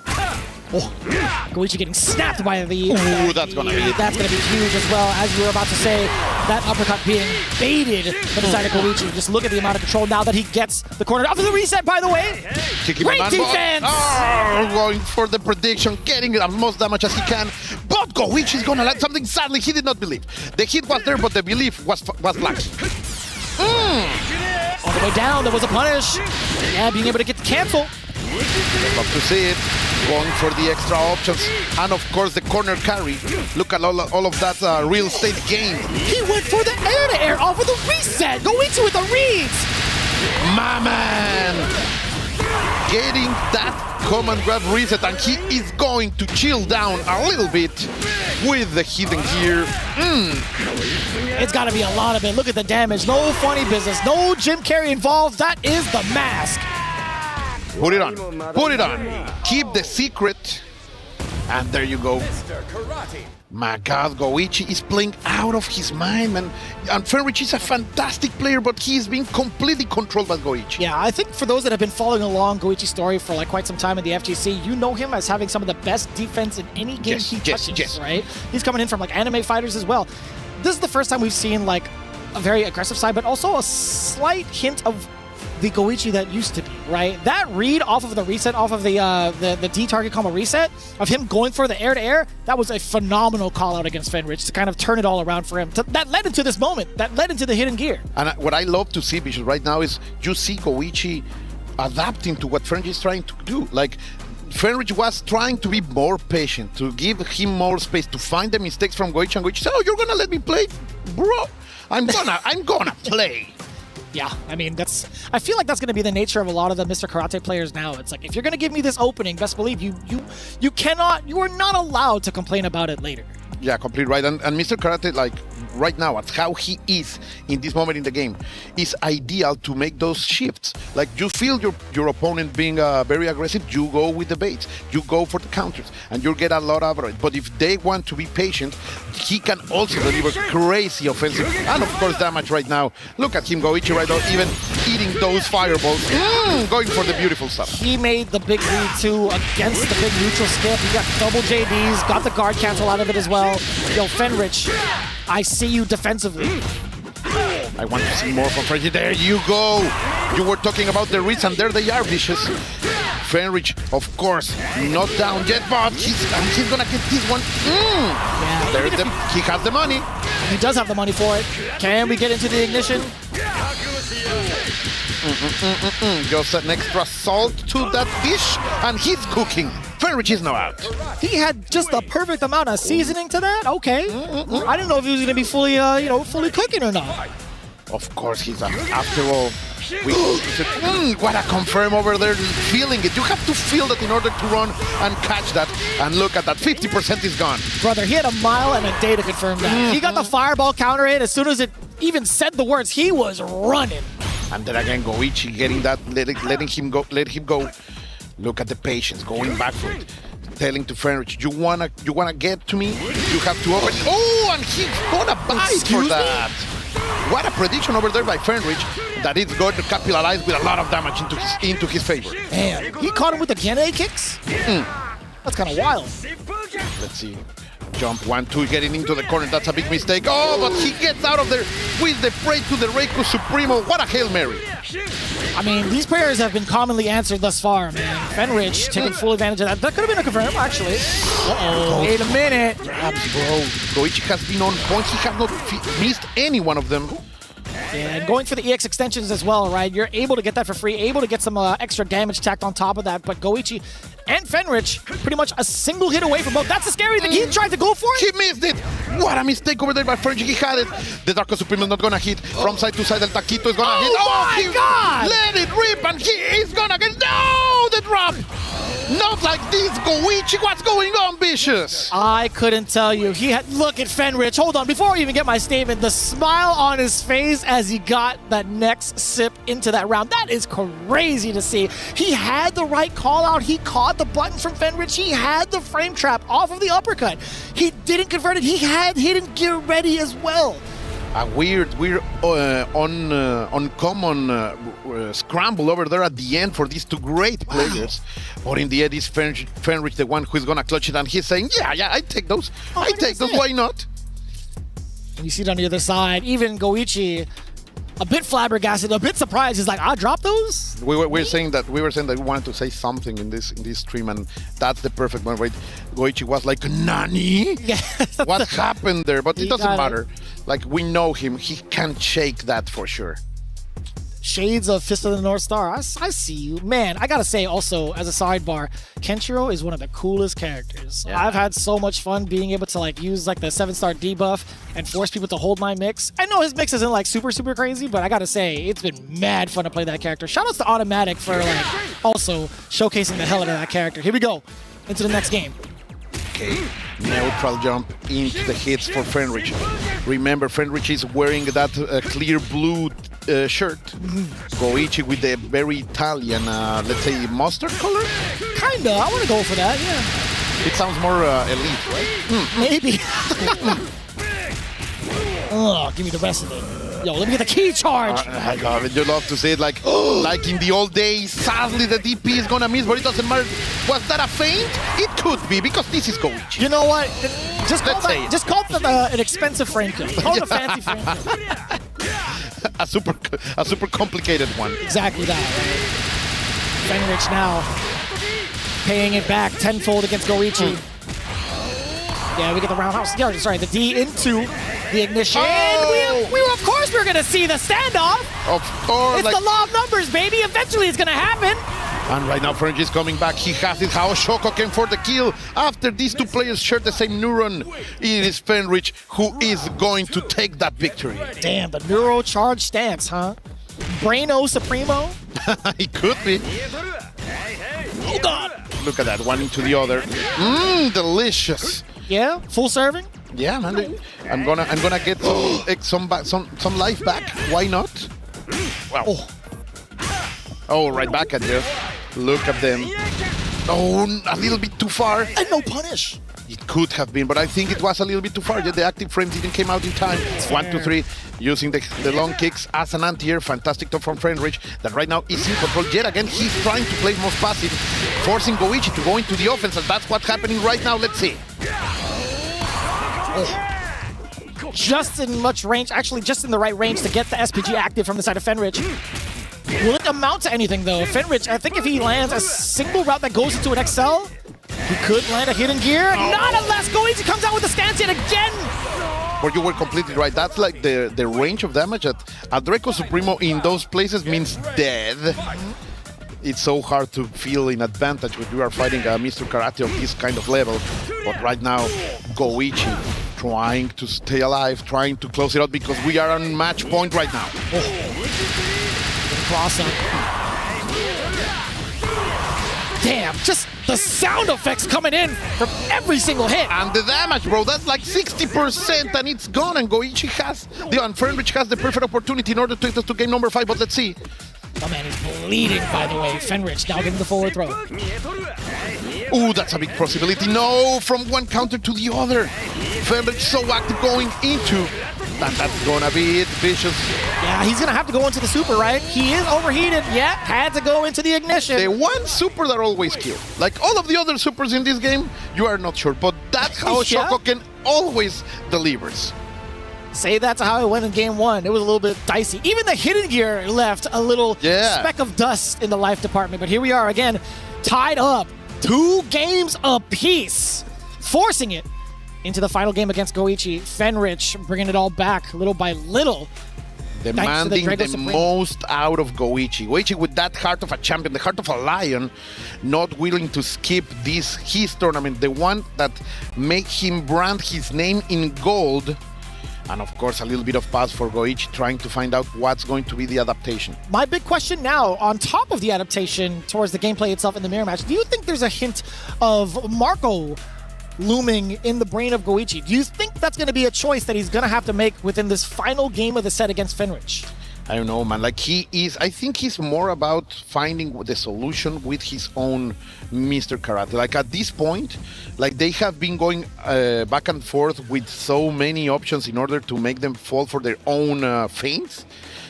Going into Marco could be very, very dangerous. And I think Goichi knows it. And he respects Fenrich so much that I believe he will stay with what is right now the sharpest tool in the shed. Well, there you have it. Let's see if that comes to fruition. Is it going to be the mirror match all the way through? Yes, it is. Confirmed. But the jumping is on point, Fenrich, with the prediction. This is a super big opening for Fenrich. Vitality, man. It's looking so good for them right now. Yeah, right on the big call out. Just running up into the face of Fenrich. Getting that close A confirmed. Double time over as well. Showing that he's not in his mind. Like, you believe that jumping was... No, that was a glitch. That was a glitch in the Matrix right now. English failing, by the way. Oos. Able to catch with that charged DP.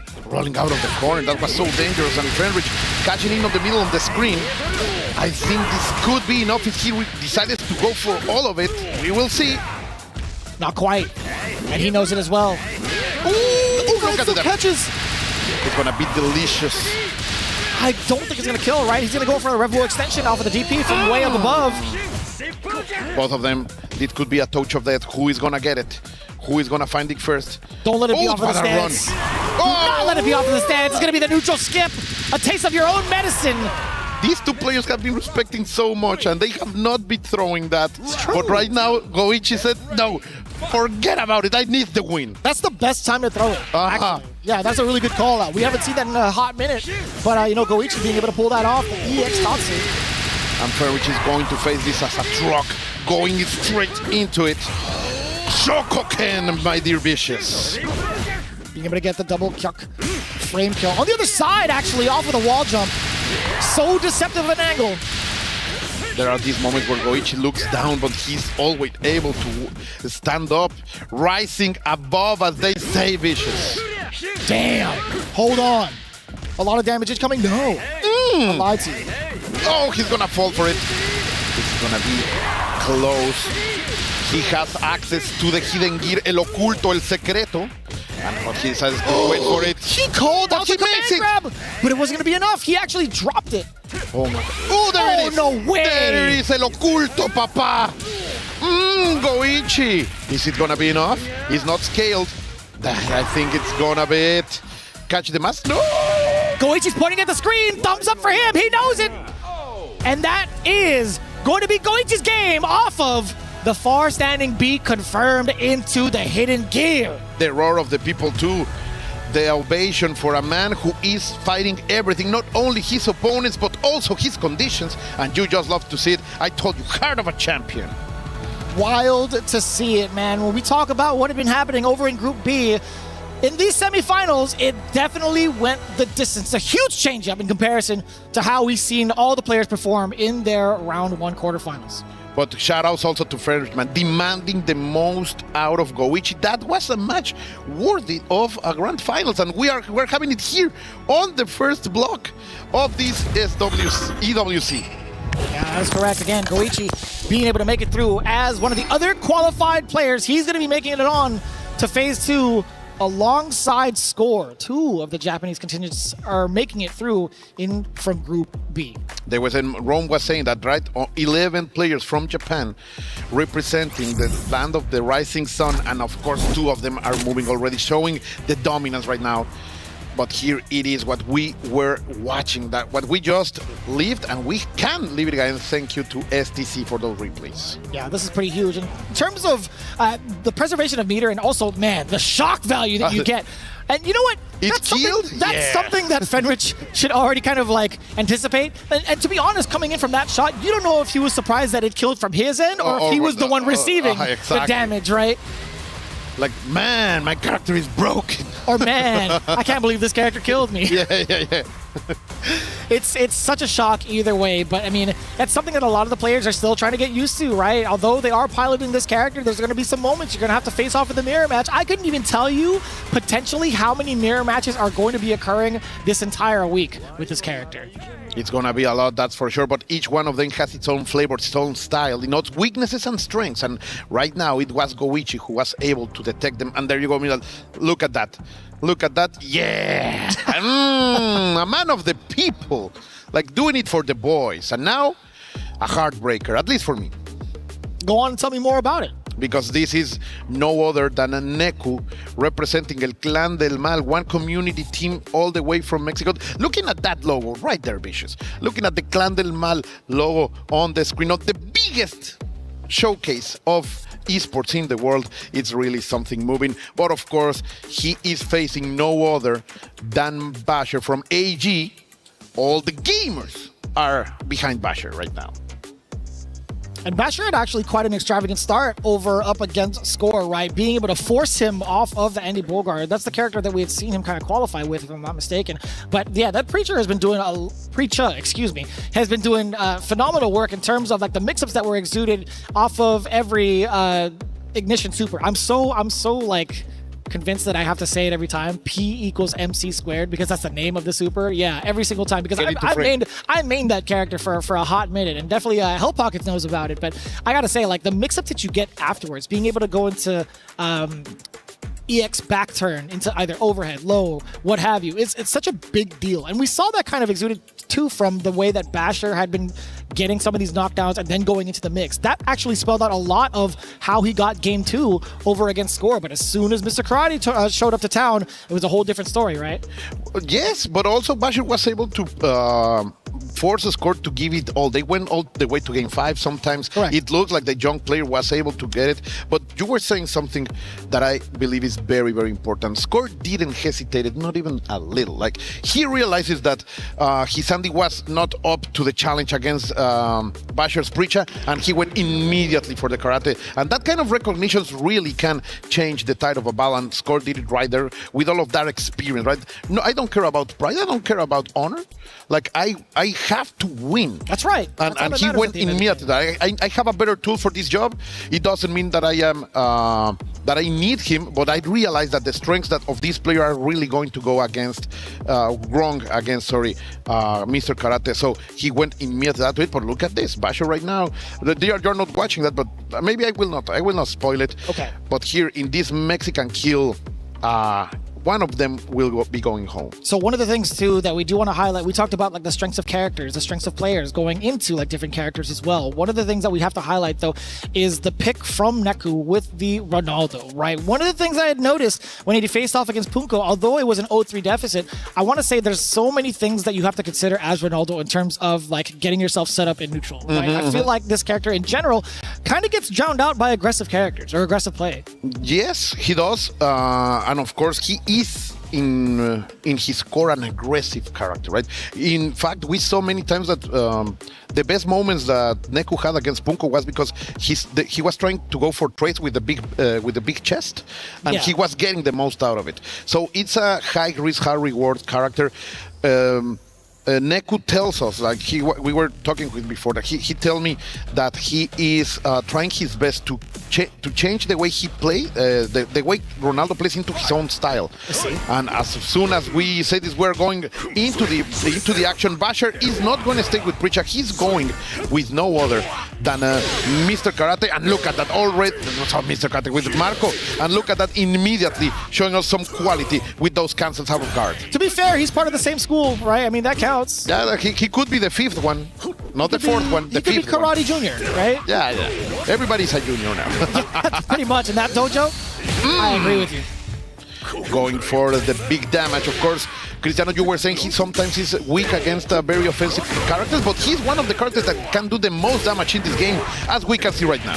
That was about what? Just about 2 touches. Not even quite dead yet. Ooh, wait a minute.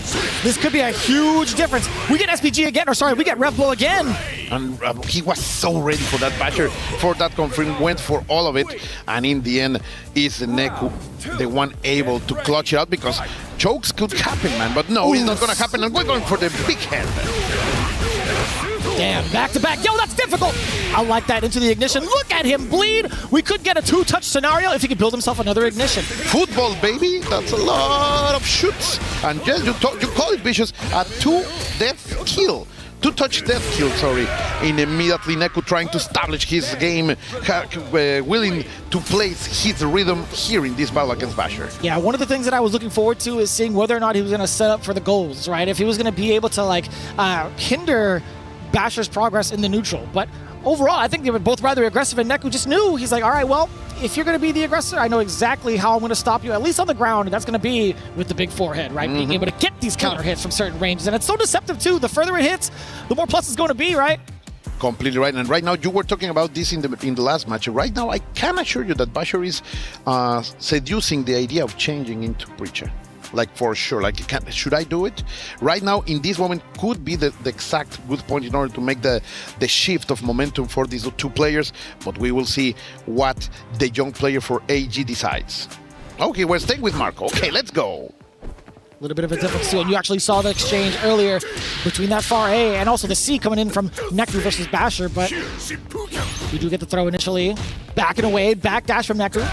Look, and Neku normally is going to be doing a lot of that, like those back dashes into forward dashes and trying to find something, some buttons being pressed by their opponents, but Basher is not giving that, at least not in this round, but the big chest is coming out. Yeah, man, we saw a counter hit as well, being able to extend into the lights, but the Rev XL is going to keep him safe as well. Come for me. Hunt for me. Ooh, give me that! All the way out there. Sadly, he was unable to confirm, and right now Neku is going to get this with a lot of damage, getting the positioning also in order to go for the mix-up. Finally able to get it. It's hitting. Yeah, I was about to say, this Rev Blow defense coming in from Basher, it's getting him closer and closer to overheat state, but Neku, on the other hand, also revving up, a little dangerous. It's feeling, we both are feeling the heat over here at France, at Paris, when all of those DPs are gonna land, and we are going for the full damage right here. That was the right option, and we're going up to the sky and down into the ground. Yo, my man brings you up with his elbow and then brings you down with the karate size chop. Nobody hears it in the forest but them. All the way to the atmosphere, bro. That has to hurt. Neku trying to maintain control. Of course, Basher, that was very expensive. The empty jump, and nobody pressed a button there. Kind of scary considering the defensive mechanics both are presented with universally, so this kind of tough to even like set yourself up. Maybe it'll be a bit of conditioning that plays through afterwards if Neku takes to the skies, but we'll see how that plays out. The guard camps are coming in from Basher, get a full sequence. I have to tell you, Basher is not willing to stay in the corner, as is different from the older version of Ronaldo. His offensive on the corner is super powerful. Before, you had a lot of more options to do in the middle of the screen. So Basher is really not willing to have his back against the wall. We do get a little bit of a feint into the throw. Oh, good trade in order to escape out of there. Basher with a little bit of with advantage, but of course the damage he can provide, it doesn't matter. Basher is gonna take it.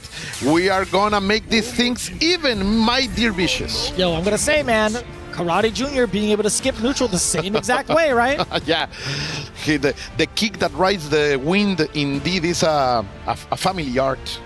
That's the true. Sakazaki clan. That is actually the family art, the Henshipuka, there every you single go. time.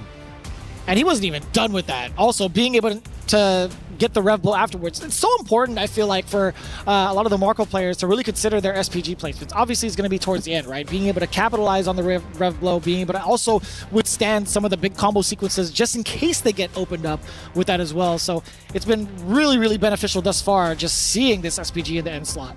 Right now is such a strong option, bro. Like, that extra defense is so valuable. Huge. And sometimes it feels that it makes you endure more damage with that 30 extra last 30% than with all of your green life bars. So we are going to be watching that all tournament long. It would be an extremely rare occasion that a player plays it in the first or second part. We've seen some players actually kind of go with those types of strategies. It happened 2 weeks ago and 1 week ago in Evo.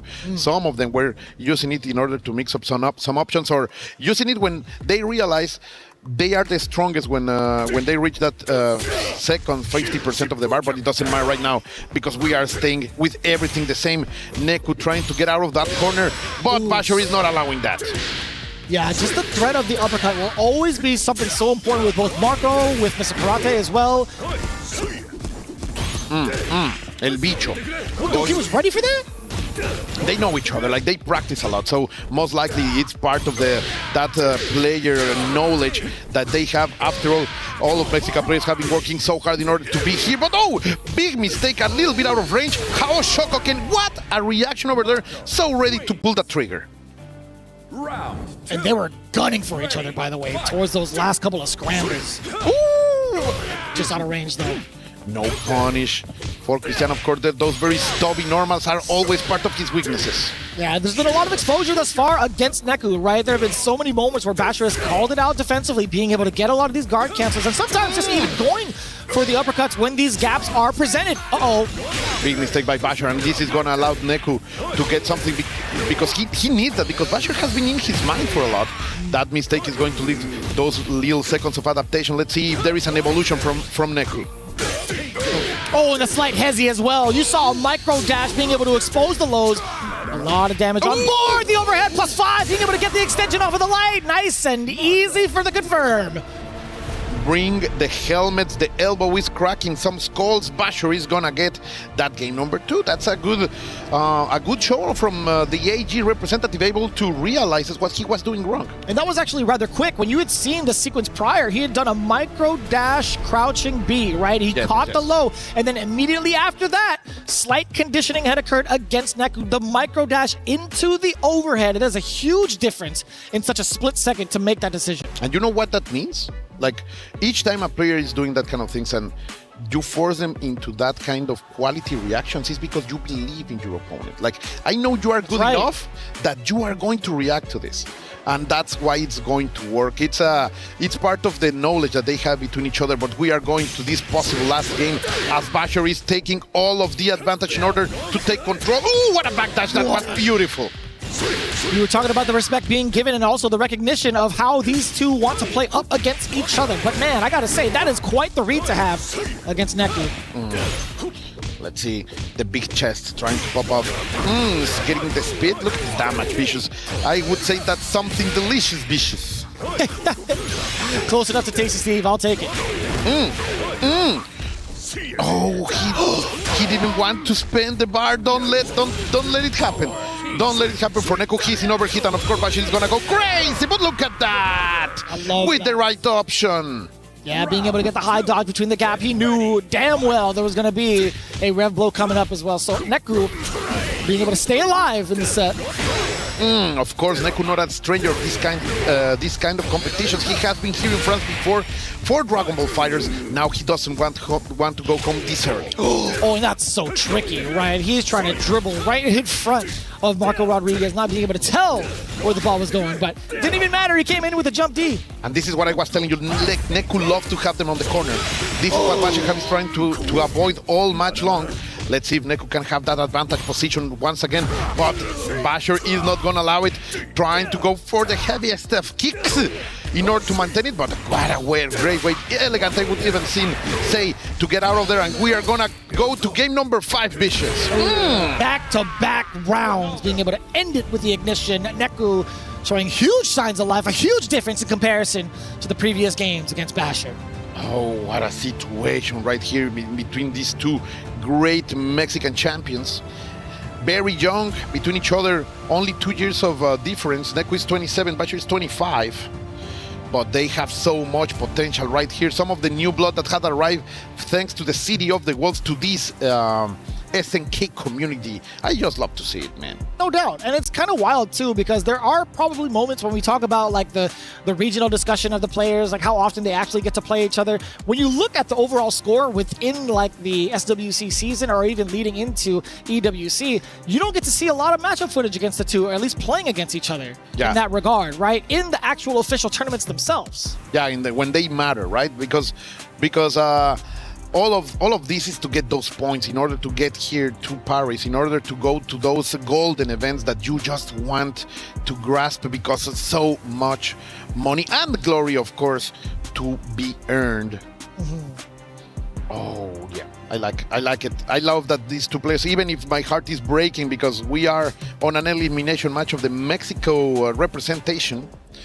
You just love to see that we are going. Oh, Basher changed the character. In the last moment, we are going for Preach. I just glimpsed her for a moment on the big screen. We had a little bit of a change up. Hey, it's gonna be the Preacher. It throws me off because I wanted to say Jury. I wanted to say it. It was so close. I love that collaboration. It's pretty cool. Yeah, she looks simply fantastic right here. But we will see. Can the scientist discover what's the genetic freak secrets? We'll find out. We'll see if that's going to matter. We do get the frame trap too. The big counter hit from the side of Neku. Yes, sir. The Rev blow with the armor as well. And I love that the fact that it's low profiles, right? Yeah, then again, he's going to repeat it. Shout out to El Super Greñas that does so much out of that move, but it doesn't matter. Neku is going to deliver maybe the last hit right here. Another one. 3 out of 3 from Basher. Sadly, it's the only one that has been working, and he was able to confirm that match point for Neku. It's a little bit difficult, too. It was a cross-up, but I couldn't tell you like which... I want to say like if there was going to be enough for a link. I know if it's like a counter hit, you'll be able to. But also, the dangerous part was like a lot of these rev blows that he put himself through, it led into a burnout, right? Or led into overheat. The heat, the fever was in. Now getting into the frame, as you say, the pure energy super is out there in order to do something good defense over here by Basher, containing everything that Neku with El Bicho is trying to put out, and now the neutral jump is just fantastic, and he is going to be able to take it to extra damage. Equals MC square. We get the back turn. No, nothing out of it. He was trying to bait something. He was trying to bait a reaction against Neku. He didn't respect the Red Ball. Neku was trying to get something into play, some mix-ups into the wake-up, but Basher said, no, we're going for the last game, last round. This is to survive, Vicious. Winner moves on, loser has to say goodbye, unfortunately, between the two. Really great Mexican players. Neku does initiate, does get the ignition. Alrighty, Basher is bleeding, cannot survive another single hit. Tries to go for the Rev blow. What a call out against the Rev! He had the resources now. He was more than ready, saw it 3 times before, and Neku was ready. Then again, Basher trying to survive with it, but it's not gonna be it. He is going to get a spiritual perfect, and Neku is going to survive. Sadly, the key from Basher is going to the Crusher. Oh, but they have been traveling together a lot. This is so hurtful, and he's gonna do it too! With the performance in order to celebrate his hero. Neku is going to survive. The only Cristiano Ronaldo in the bracket for this tournament. It's true. Is going to stay alive. Had a phenomenal showing over at Combo Breaker as well.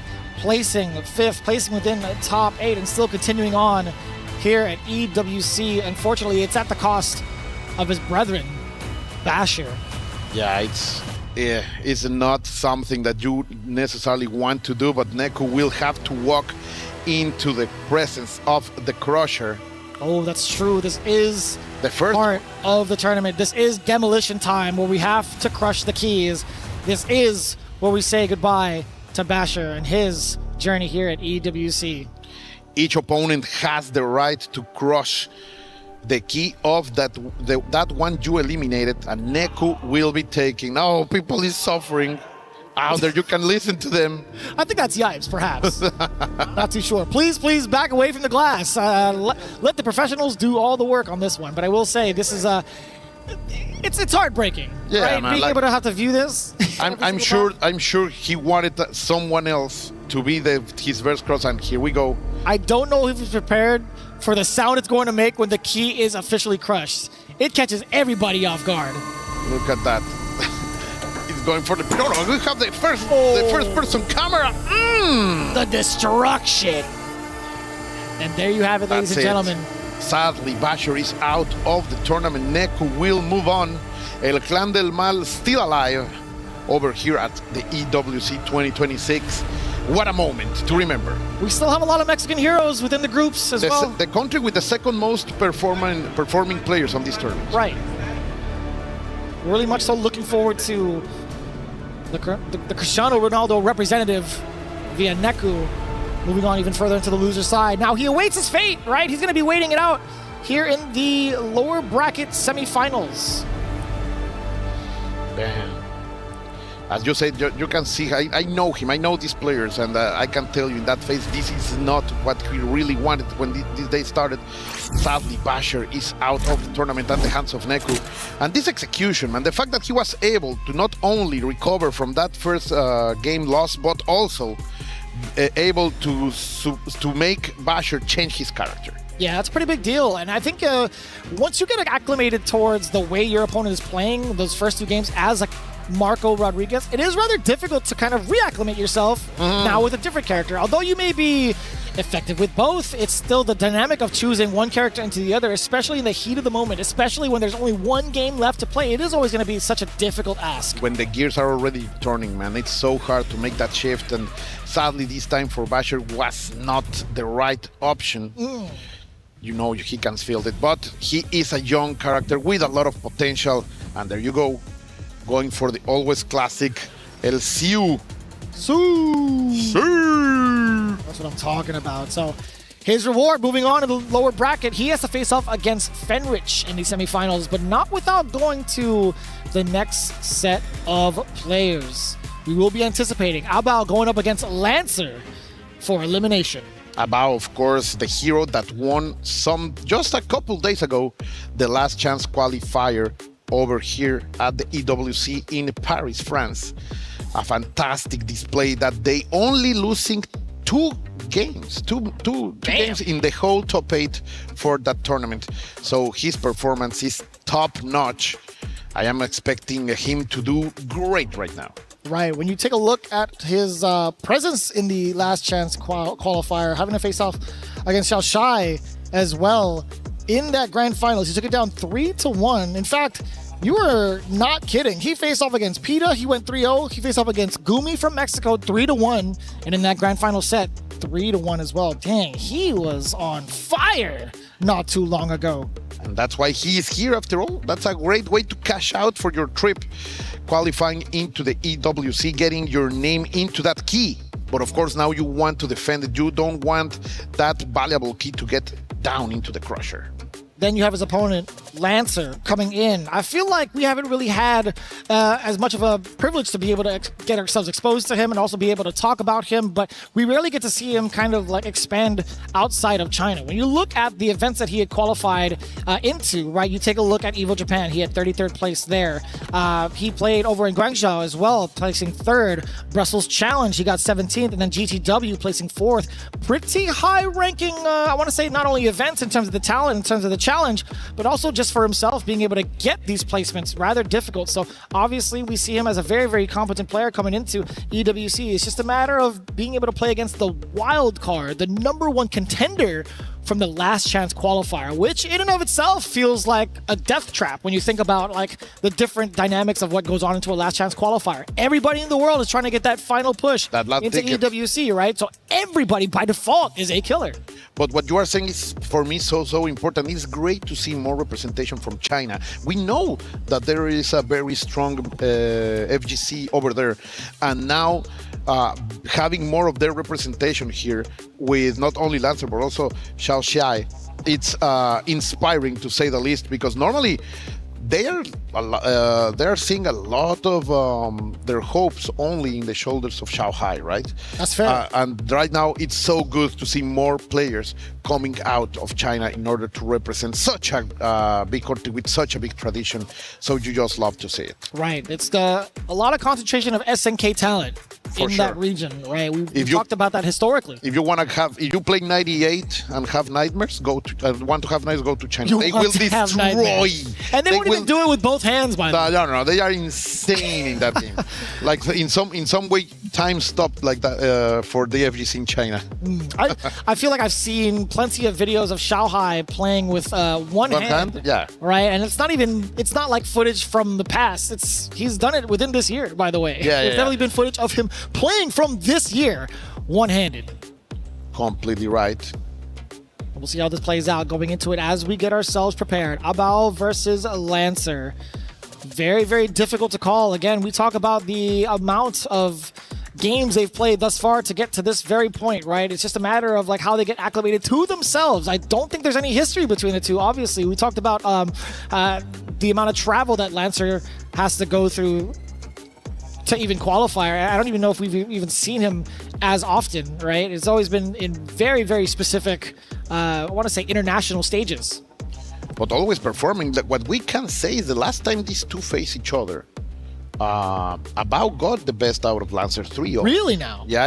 And it's a recent match, and 1 month ago at Tops. So it's going to be very interesting to see what happens here. I like that. It's cool to see. I mean, like, for those that are not in the know, right? When we see some of these players, we see some of these kind of storylines build up between the two, like one qualifying from the last chance qualifier, one kind of like earning their spot through a ton of different open bracket qualifiers. It's hard to say like how often they've actually played off against each other, right? Because of how many different international stages are present. Yeah, but shout outs to all of the people, those who keep the information rolling. We are able to see it, and look at that Lancer bringing out the pre-check. I love it. My favorite character in the game right now. But can Abao sustain that with his own ability? What a catch over there. And the Lancer is going to capitalize the most out of it. Looks like he made his homework and he's ready to face Abao right now. But of course, the Japanese killer, he will not make things easy. That was actually pretty wild that he made that guess, that call out against the throw to kind of get himself started. But now it's going to be Lancer being able to get the full XL. We're going to get a lot of corner carry out of this one. Richa is a girl that really wants his her properties well. He does a lot of mileage with those corner carries, but we will see right now trying to maintain the offensive. Lancer able to get in and out of the SPG immediately, but Abao is gonna get the damage and the positioning. Trying to lead the parade, but what a reaction over there by Lancer. Yeah, because of the multi-hits, you do open yourself up to the guard cancel. Oh, wait a minute. As soon as you get the gap, though, the ignition right back. On the side of Billy Kane from Abao. Not like that. They wake up super rude. Over here at the EWC, of course, is one of those options. And Abao was more than ready to say the neutral jump is gonna hit. And right now going for the up and down with Billy. The damage is on, 30% is gone for Preacher. And even if he wakes up pressing buttons, another neutral jump visual, that's the key of the game. Yeah, pretty big deal, all things considered, right? Lancer has not been able to catch with that uppercut, but does this time. Hold on. Just love to see it first with the DP, then going for the overhand. It's gonna work, but the checks from Abao. Don't come close to me. I am Billy Kane, the master of the short and middle range. My man controls space and I want to say temporarily time, but P equals MC. Yeah, we get the knockdown into the setup. At least this is a jump over into the throw. Just love to see it. The mix-ups are starting to happen. You were talking about just that, the strengths of Richa when there is a wake-up situation, but the air-to-air is going to be enough to control anything. I mean, it's a quarter star, bro. Bring a weapon to a fist fight. That's the lesson. You know what? He doesn't play by the rules, baby. He's one of the bosses. He doesn't care. He's a criminal. I love that. You know, he's trying to change his ways now in the story. Hold on. But you have to remember, you have to keep things in mind. He's trying to find, like, you know, a reformed way is what it is. That's for sure. Look at this offensive series, that's for sure. But you are right, right? He's trying to be a good citizen now. At least in the episodes of Southtown he is. Yeah. Jumping in, trying to get out of there. About maintaining some survival because he doesn't want to give Lancer any kind of inertia in order to start his own gameplay. Oh, what the disrespect, and this is gonna be big. Slight delay.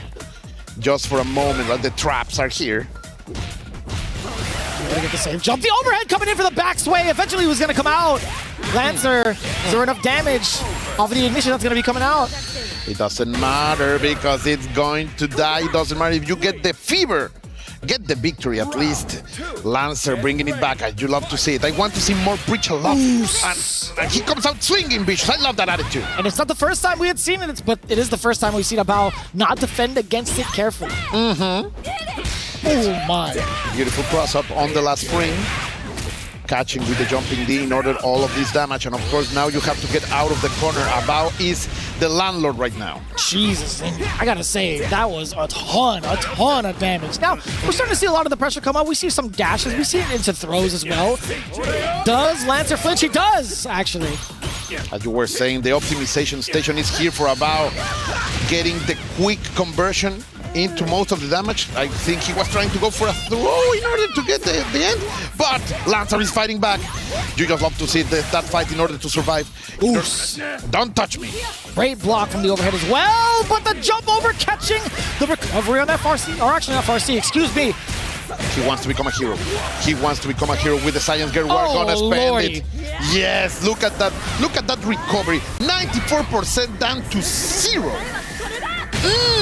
Nasty. Get into the frame, Vicious. Picture. Not quite perfect just yet, but still the fireball being able to stuff out Abao. Whatever it is he decided to choose on Wake of Violence was not the answer. That's a risky option to do as Preacher, right? Like against Billy, he has options in order to control the fireballs, but you just love to see Abao. Abao, how are you gonna do about it? Because Lancer is bringing it. Shoutouts to all of my TTRPG players. For the two of you who play Lancer, shout out. Yeah. I'm picking up what you're putting down. It's a great game, by the way. I believe you. I just don't have the time to play anything else but fighting games. That's the way of life sometimes. That's the path that we've chosen. But I'll tell you what, man. I wanted to see like what else there was, if there was any sort of options for Billy Kane in that scenario, right? He did have like ignition ready, but I don't think within like the space and time he was able to actually wake up with anything. I think like the EX extending the revolutionized extending Kane could have done something about it, but we will see. Right now, Abao says, "No, I'm gonna shake that up. I have to be in control. I will not allow." But look at that yet again. The cancel, perfectly executed in order to go forward. And now Abao has to survive this barrage and get out of the corner because Preacher is perfectly at home right there in that position. This is looking like an onslaught. Lancer goes for the back throw though. Weird, to go for the low off of the back turn this time. Yeah, I mean that back throw kind of reduces the tension. It kind of reduces like the momentum for Lancer if you really think about it, right? You don't have any more of that corner control. Your opponent is free to kind of backdash if need be to recreate that space. It has been nothing but a detriment so far, but Abao hasn't given any sort of like big leeway against that yet. Suddenly, Lancer is not only dominating in terms of offense, all of that defensive series was perfect. So many just defense in perfect moments, not allowing Abao to get any more damage than needed. And Lancer suddenly is feeling himself so strong. And ooh, look at the disjointed white punish. Being able to kick away the quarterstaff is part of him. Quite a visual. It's part of him. That's pretty cool. I've always loved those type of whip punishes. Yeah. I remember. Oh wait, no. Let's get into the game. Let's not go to the memory lane right now. As Lancer is finally getting open up, getting a lot of damage here from Abao, who is completely loaded. Tiene la salsa. He will be able to spice it up if he wants to. No resources spent. Interesting choices from Abao. I mean, he's got a lot of life. He's got the confirm as well. Not going to be quite dead just yet. This throw could change it up, though. Meaty fireball. He got into it. Another throw. No, he didn't went for the foul this time. He went for the overhead. No shot. You might actually be dead. You have so much in the department to excel. Rev blow instead. Wait a minute. Are you the main character? Are you the main character, Lancer? Don't give me a whiff punish into hidden gear. Don't do it to him. Oh, finally. No. He's not him yet. But he could be. He can become him. We show the potential right there. I was going to say, was about that life. I wanted to know if he was going to be caught. On the other side, excellent tech, by the way. Yes, he's on point. The reactions are here. You need them if you are playing in this operation of gamers. It's so scary, right? If you get caught with like a meaty close C as Preacher, you're going to be eating a lot of damage. But speaking of which now, Abao in control. with the Billy B&B. You have seen it, you have loved it, you have hated for sure, you have faced some Billy Canes. And look at the space, yeah, Abao feeling safe. Come for me, girl, and catching that jump, perfectly executed, starting with the crouching A. And of course, the party is on for Abao. Yeah, you got to get these confirmed. Again. Right? Another catch on the way down, but Abao doesn't have any super meter on him. And those great defensive play over here by Abao. The trades are not good for Lancer. He needs to play pristine. He has to be immaculate right now because one touch means death. Yeah, he doesn't want to go for the quarter circle poke just yet. And again, the dash up. That is not only about the cane, bro. He has big legs, long legs. In order to, even if he was adjusted from his original version, still a lot of ground is covered by those crouching A's. And I will say also, not only crouching just B, like, sorry. Yeah, crouching B. Not even just like the grounded defense, the active defense that he was presenting against Lancer, but also air to air, right? How many of these rounds have we seen finish off in the air? That's right, yeah. Yeah, control, absolute air defense over there by Abao. And now, going into this, it's been very, very tight-knit. I feel like majority of the time, Lancer has had really big offensive sequences just not able to close, right? Yeah, like you're speaking truth. Like there is a lot of Lancer is doing well, but he is lacking that final stretch. Let's see, as Abao is leading the parade into the damage and of course controlling all of the space. With all the real estate on his side, what can he do? What good roll out of there by Lancer. And Abao is now allowing Breacher to just play his game. Over for the records, there was a counter hit involved as well. A little bit of a frame trap. Now we're going to get the knockdown. Going for the side switch instead and the meaty pressure afterwards. Abao is trying to backdash to safety, but he finds himself in the corner now, under overheat. This is kind of problematic. Of course, we're going to respond with the ignition. Great option to get out of there, but right now I think Lancer is going to be a little bit antsy in order to go forward. There are no many options in the overheat, but there is one. I don't need many when I have the right one. What a reaction from Abao. Last second as well, and the trade-off, you can see. There's frustration over there by Lancer. That's right. You could see it, Vicious. The call out too against the rev blow. Brilliant stuff from Abao. 1, 2, 3. The classic but Lancer, waking up with buttons, going into the full series, changing the side one again. We saw what happened the last time that he allowed the corner to be given. And right now he doesn't want to make that mistake, Vicious. Yeah, I mean, going into the super, he did opt for the side switch. He got the meaty, close D earlier. Now the sequence yet again in full swing. Being able to get the ender. We also have super. Spend it, it's enough. You already know it. The ignition super enough from the side of Lancer. And I gotta say, man, what an explosive round. This is the answer that Lancer needed. This could be the momentum shift just when he was about to get eliminated. He get out fighting like a complete beast, like a complete monster, and showing us the potential that Preacher can has on the court. And it's kind of difficult, right? Sometimes, oh boy, sometimes you can get a little bit predictable, and also if you understand like the Billy matchup, when you know the multi-hits are coming, you have to take advantage of the guard cancels, and now baiting out the ignition proper. Beefy, tangy, correct punish over there by Lancer. Suddenly looks like he's waking up, Vicious. This is a monster unleashed. Billy gets out of the corner, rolling outside there by Abao. He going for the difficult long route, stopping the series in order to get the most. Now the wake up super is gonna hit. Still gonna stick to it defensively. Totally understandable. You tried to press a button in between. I think he was trying to do the cancel, but was not in time. Big mistake over there by Lancer. Don't let it go. Don't clutch it. You have to clutch it. Come on. What a catch. A beautiful Excel. What a catch as well. Oh my God. Let me get that ignition. You're within throws damage away. Oh, finally, there you go. There you go. You were talking about that he was lacking the final step, the final bite, and finally he gets it. It's kind of scary too, because he had run up, I want to say Abao had run up with the intention of thinking, all right, well, now that I have like the damage to throw you to actually get that kill, I'm going to dash up and make you think a throw's coming, right? That's exactly it. But the big read coming in from Lancer to go for air to air, that is like 2 steps ahead of Look at the mashing. Love that. Professional. All that all that hard work to mash. Grown men mashing. It's what we love to see. It can take you to EWC, bro. How about it? Yeah, man. Like, why not? Mashing for a living, that's for sure. We will see a moment of pace, a moment of concentration. Shout outs to my past players out there. Hermanos, brothers. I like that. Don't let anyone talk you down. I mean, a lot of champions have been rocking it out with controllers for a long time. Man. We are in the home of one of them. It's true, actually. Yeah. Very true.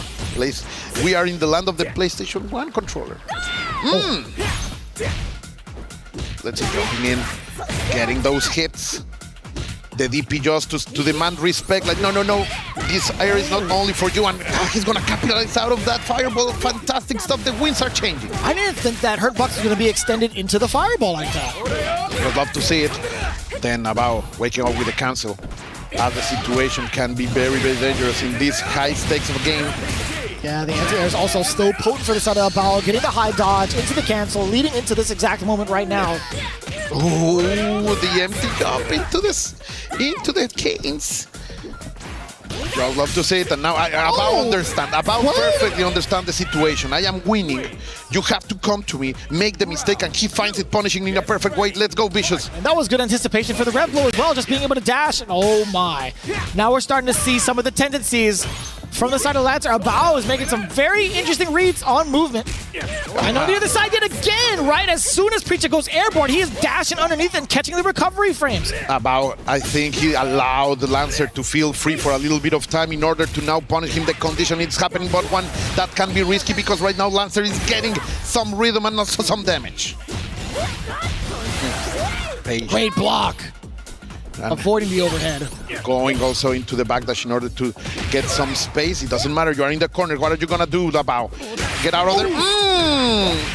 We're going to the highest of stakes, Vicious. I didn't think we're gonna see a big throw bait in the very last segments of the game.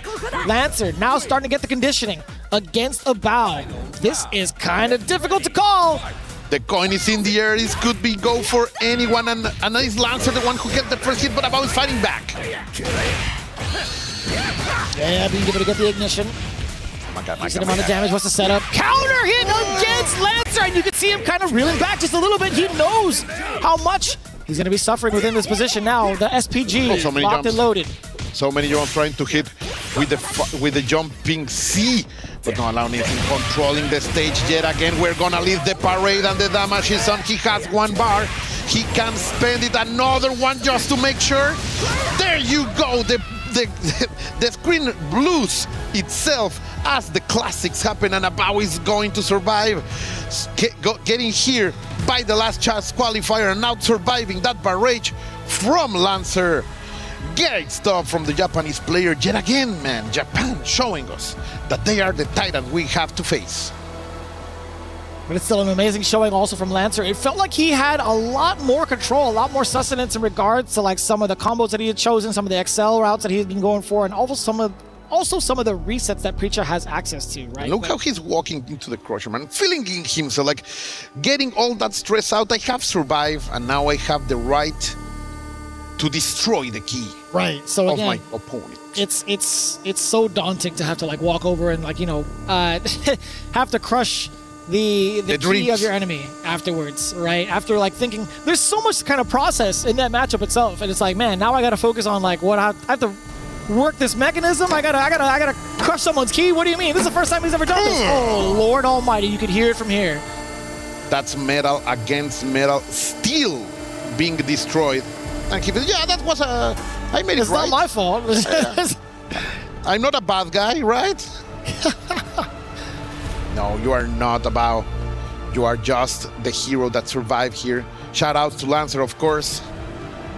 But today was not his day. Yet you get a great prize from being here either ways. Yeah. So looking into it, Bao, his reward for moving on into the semifinals, he has to face off against Punko. Ooh, that's gonna be tasty. Tangy. But going on to the replays as well, we've taken a look at some of the big moments coming in from the side of Lancer with that Preacher, but to no avail eventually. We saw a lot of things kind of creep up from the side of Abao. We start to see a lot more of the dashes come into play. But on the same token, you're starting to see some defensive reads really being pushed to the limit on both ends. There was a moment in game number 4 that Lancer really was feeling himself. Like, he was making all the right choice, and Abao was so smart and saying, okay, he really feels confident right now. I'm going to do what Billy Kane does the best. I'm gonna play the middle range, get some hits with the space controlling pokes in the air, on the ground, and I'm gonna desperate him, right? We saw many times those catches from the jumpings of Abao being executed in the right place, and now another high-tension situation. As you were saying, you called it before, as Fenrich is going to face Neku. Coming in from a very close set prior, Goichi versus Fenrich. It came down to the very last game where Goichi had prevailed over Fenrich 3-2. Now having to face off against Neku, who is also coming in from the hot seat, right? 3-2 against Basher. For sure, as we can confirm that right now from this group, Goichi and Score have survived and moved forward. Now we are finding if who other players are going to do. The winner of this match will qualify on the loser side of the bracket.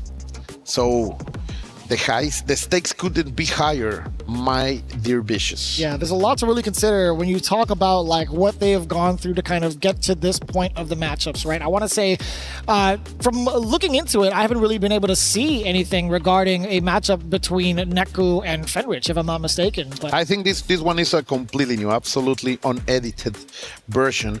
And if things stay as they used, as we have been seeing them playing, I have to say that Cristiano doesn't have a bad matchup against Karate at all. Like, the fast fireballs allow him to deal very, very well with the baits and the stuff from the Draco Supremo. Of course, Cristiano will, or El Bicho will want to be so close to him, so we will see Fenrich, I believe, doing a lot of the Senpu Kyaku kick in order to control him. But we will see how much he's willing to ride the wind. Right, one of the big concerns obviously can be like that fireball, but there's also, you know, the stance, being able to get around that too, right? I mean, there are ways to kind of get around it, even if there's like fireballs presented on the screen. We will see. We'll see. I do believe this is one of the good matches for Cristiano Ronaldo. Mm-hmm. And I want to kind of see that come to fruition, right? I want to see like some of the exploits that, if they are available against Mr. Karate, I want to see if in this matchup it is possible to get exploited. And I think that's something that we will be witnessing this tournament. We saw Basher making different approaches against the Mr. Karate that he faced. So I know he's a great character. Like, he has so many great tools, but people are learning how to play it, and it's the most common matchup right now. So people are learning it super fast. Right. So I actually haven't had like the luxury of being able to watch a Mr. Karate versus Ronaldo matchup. So when you talk about some of like the slightly highlighted weaknesses that Mr. Karate can have against this matchup, do you have any like other examples that we could possibly expect within this matchup? It's not only the projectiles, it's also the fact that he can, in sometimes, is able to change his the arc of his jump with the rev blow. Also helps him a lot in terms of fighting the baits. It's fair. Okay. And this is something that I also talked with Neku 2 days ago. Like, he feels that the matchup is not that bad for him. Okay. I mean, all things considered, I imagine in his route to get into this part of the stage, he had to face off like maybe like 1.5 million Mr. Karates to more or less at least for during the last 2 months. Yes. Yeah, it just makes sense, right? But we will see. Now it's a matter of like whether or not Fenrich has enough Ronaldo practice. Words can be taken up by the wind. Like, you need to prove with facts. Sure. And that's just a matter of like whether or not Fenrich actually has that experience. Like, going back into it, right? Like, does he have enough Ronaldo experience as a Mr. Karate player now? Or will he be banking off prior knowledge? And bring the old guns. We will see. We find out. Here we go. Game 1. This is lower bracket territory. No punches can be pulled. They can afford to do so, as one will be eliminated as the other gets qualified into phase 2. It's Fenrich versus Neku. engaging in game one. Karate against El Bicho CR7, immediately skipping the neutral, going to cross all of that distance and going forward. So sadly for Neku, the situation is not on his favor, at least in terms of the damage. Good challenge over there by Fenrich. I think, look at that. I don't care about your options. We're going for throws. Being able to wake up with violence. No meaties to be had. Fenrich now bleeding. We're going to get a setup. Actually, we're going to get the ignition super first. Neku, a player who loves to spend as much heat as he can. You will normally see him in overheat, getting into overheat in most of his rounds. He doesn't care, and with the damage that Cristiano Ronaldo can do, he is making a statement right now, willing to go for it, but of course there is a long trail to go, my dear Vicious. I might have seen a little hint of like the challenges within the matchup, being able to set up with the fireball on as a media option, right? Yeah, completely right. The options that he has in order for some setup gameplays, Cristiano, are here, but of course French is not gonna be falling for that too for long. You have to adapt, you have to bring new things. There you go. That's some of the things that he will be trying to do, but you are going to fall into the traps of the Deku Supremo in the end. Yeah, I mean, even going for a neutral jump rev blow, though it changes his trajectory, it's just gonna be something for Fenrich to kind of anticipate, he can react. right? Like he's gonna be able to react and punish accordingly. I don't think it's gonna be like a huge detriment against the matchup for Fenrich. It's just gonna be something more he has to tack on when it comes to like defensive movement. But now, he doesn't have to think about defense at all. He can just play it out. A lot of damage on the table. Level 1, you know it. 55% at least is gone. But let's say, you fell for the trap again. No, do not press those buttons. It's difficult because he's stealing turns over and over again. Although he's negative in the situation in his heart, when he has the stance, he's always positive. Immediately going up with a wake-up super. The damage is here, of course. Cristiano Ronaldo can deliver a lot of damage. What a reaction over there, going into the dash for the Greco Supremo. 1-0 for Fenrich, adapting immediately to what Neku was trying to state. And Mr. Hot Stepper himself, representing the Funky Garcias every time he steps into the Draco Supremo. It has been I want to say, it's been the move of the day, and I feel like as you guys get accustomed to it, it might just be the move of the week. Oh, of the season, maybe. Of the season! You know what? You're absolutely right. It might just be. I mean, that's an Italian man. That's some Italian style. He's used to set up trends. That's fair. For a season. Now, you know, it's totally respectable. In the fashion district of the world, exactly. Perfect place to bring it. Yeah, and the pose, man. It's all about the style. I can't believe that. Raise your legs. Who allowed him to be that cool? I gotta talk to SNK because that is a cold man. This is an evolution, that's for sure. Yeah. It's been a long time coming, right? Yeah, he has been working so hard to become cool. That's for sure. But let's see. So right now Fenrich is going on to the steamroller. Then again, Neku pressing buttons even when it would be so dangerous. Waiting for something, not pressing anything for the anti-airs, and sadly getting the opening but not going for much.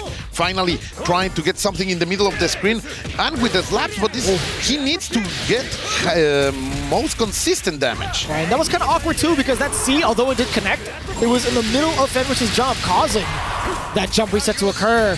And that's how we see this big damage. As soon as Fenrich had that single opening off of that single jump reset, he found the big route. He found the big damage. Yeah, Karate can always cash out. That's for sure. Them legs all the time. It doesn't matter if it's all the way over there. The low range from Cristiano is going to be hard to deal with for Neku. 1, 2, 3. The kicks are here. Oh, and a slight walk back. There's a lot of back dashes over there by Neku. Yeah, Fenrich is recognizing it, that he's going for it. But he is going to get some big damage right here. And of course, the Oki situation. What are you going to do, Neku? Caught him in air. The good stuff about the red ball. Playing some football. Oh, he's trying to get real slick with it. Ooh, that's going to be a lot of damage. Maybe close to kill. I don't know, considering the scaling. Rather difficult to call, right? No, only one bar. Only one bar. That's totally fine with Fenrich. Oh, wow. Breaking it with violence for the side of Neku. Hold on! It is reciprocated! Draco Supremo! It can do so. It simply does it all. That is 2 games for the side of Fenrich. Very solid display over here. Come on, Neku, prove your words. You told me this was a good matchup for you. It is just rather difficult, right? Like, if you can't dissuade the Mr. Karate players from doing the things that they love to do the most, how do you find a way out once it connects? It's so difficult. You have to control yourself. You have to think so much ahead when you are facing this character. Look at the inputs. Clean as always. Right? Artist in their craft. And you can see the slight nod of approval. It's like, you know what? I should have expected this. Yeah, that's a good character. I think that's a good character. Yeah. You were talking about it earlier. You had a couple of instances where you got to talk to him. You were talking about, maybe Ronaldo can do it, but right now Fenrich is here to prove them wrong. He's here to fact check you right now. Yeah. It is what it is. But I still believe in Neku. He has been having those good moments. He's gonna have to pull it out now. He's currently at the deficit against Fenrich. A very quick startup to his set so far. As we had seen, he's currently up 2-0. Ooh, what a jump in. Oh boy. If you're willing to change the situation, that's how you want it to start at least. That's a good way, but immediately the fireballs to the face. Great, just defending the air, but Fenrich keep it rolling, going for the extension, and it's going to work perfectly for him. And then Neku rolling into more damage, more please, sir, he said. Yeah, that was just counter hit city as well. He's waiting for it. He stayed in the stance, and eventually he caught the overhead. Even Neku, he was shaking his head as soon as he got caught with the overhead. He's like, no, man, I can't believe you held it all the way through. I don't think that's I genuinely don't believe we've seen that thus far, right? That's the first in the day, that's for sure. No. Neku really over-respected that situation. Let's see if he can shake it out, because this is the moment. And of course, Fenrich is smelling that blood on the water, and he's not letting it out. After all, he's a hunter. He's the shark right now, and he wants to bring the pain, that's for sure. Fireballs in order to control the approaches, letting it rip as much as he can. Neku already in a bad situation because he's revving it up. The heat is there. I feel him. He's a little bit out of the water, but finally getting a little bit of cooldown. Right, and even trying to set up, right? Trying to force maybe a bad fireball from the side of Fenrich isn't really going to come to fruition. You try to catch the command grab on the way down. I like Neku still continuously jumping. I think that was what he was trying last time, but it's not going to matter anymore. Karate can't kill you from that situation, and he's going to go for the full damage to make it sure Fenrich is going to move forward. Sadly, Neku is out of this tournament. A good representation from the only Cristiano Ronaldo in the bracket, but in the end is Fenrich, the one who will be crushing his key. Fenrich doing an excellent job of being able to convert the damage where it need be, right? And I also think it's really cool to see the Rev Super when he's like, hold on, wait a minute. He puts his hands out, he's like, guys, don't worry. Yeah, I got this. It's here. Into the giant fireball. I will take it. To be honest, the character is super well animated. It's cool as I agree. It's cool as he has never been, and I know you know who I am talking about. He finally is that cool. He had been trying so hard, and in the end, he only needed to cover his face. I love that you preserve his identity as the. I respect him. I respect that. I mean, of course, that's the best part about it, right? From one mask wearer to another, I understand where you're coming from now. So it's cool to see also just being able to have a lot of these players kind of adapt towards the new character, and also really take advantage of the current state he's in. It's why not, right? If you're playing to win, why not do this too? So and the character is super fun to play. He is. He genuinely is. You are enjoying so many mind games, and each time you win, you can do so crazy fun combos. But well, I think none of them are as cool and fun as to crushing the dreams of another man.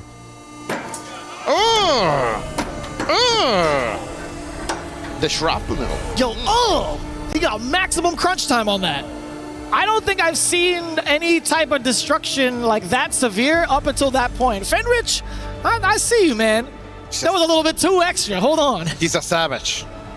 He knew what he was doing. He was scared of the crusher, but he was like, no. He's shying away from it, but he's got his eye open. He's got the finger spread. He's like, hold on, I want to see this happen though. All of these are expert fighting game players. They know their inputs. They know what they are doing in the crusher. But it's Fenrich again. As we take a look at the replays, it's been so so difficult to catch Yeah, so man. far. And in the end, all of the approaches that Neku tried to do, he really was unable to do it. Man, like, honestly, animation-wise, this character's got it all. I gotta say. As much as we were talking about the replays prior to, like, the extensions, it is rather difficult to kind of, manage, right? We talk about that a bunch, but it is what it is. We're going into the next one in just a bit after this quick commercial.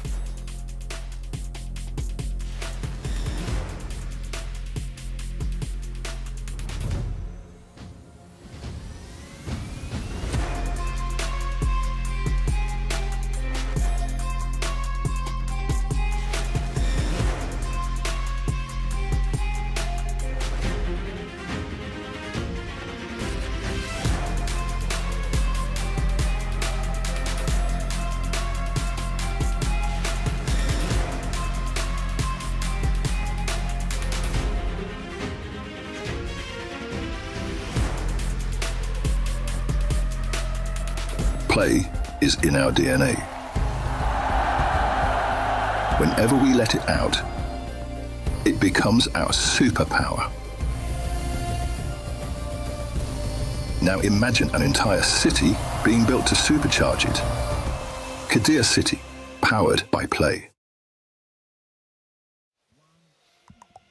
And we are back. Look at that stage, my friends. The upper echelon of gaming is right here, all the way from Paris, France. The EWC 2026 is on rolling, and here we have two more players who are placing anything on the fire. They are willing to take it home, but of course they will have to survive. We are talking about Abao and Punko. One will stay, one will go.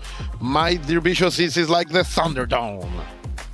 It's starting to feel that way, especially with what's happening right now. There's going to be elimination phase between Punko and Abao. And you look at the way that they've been playing thus far, right? Abao was the one that was kind of playing a little bit behind against Lancer when you were taking a look at that Billy gameplay, but it was Punko, I feel like, who's always been the aggressive style, who's always been the one to try to initiate.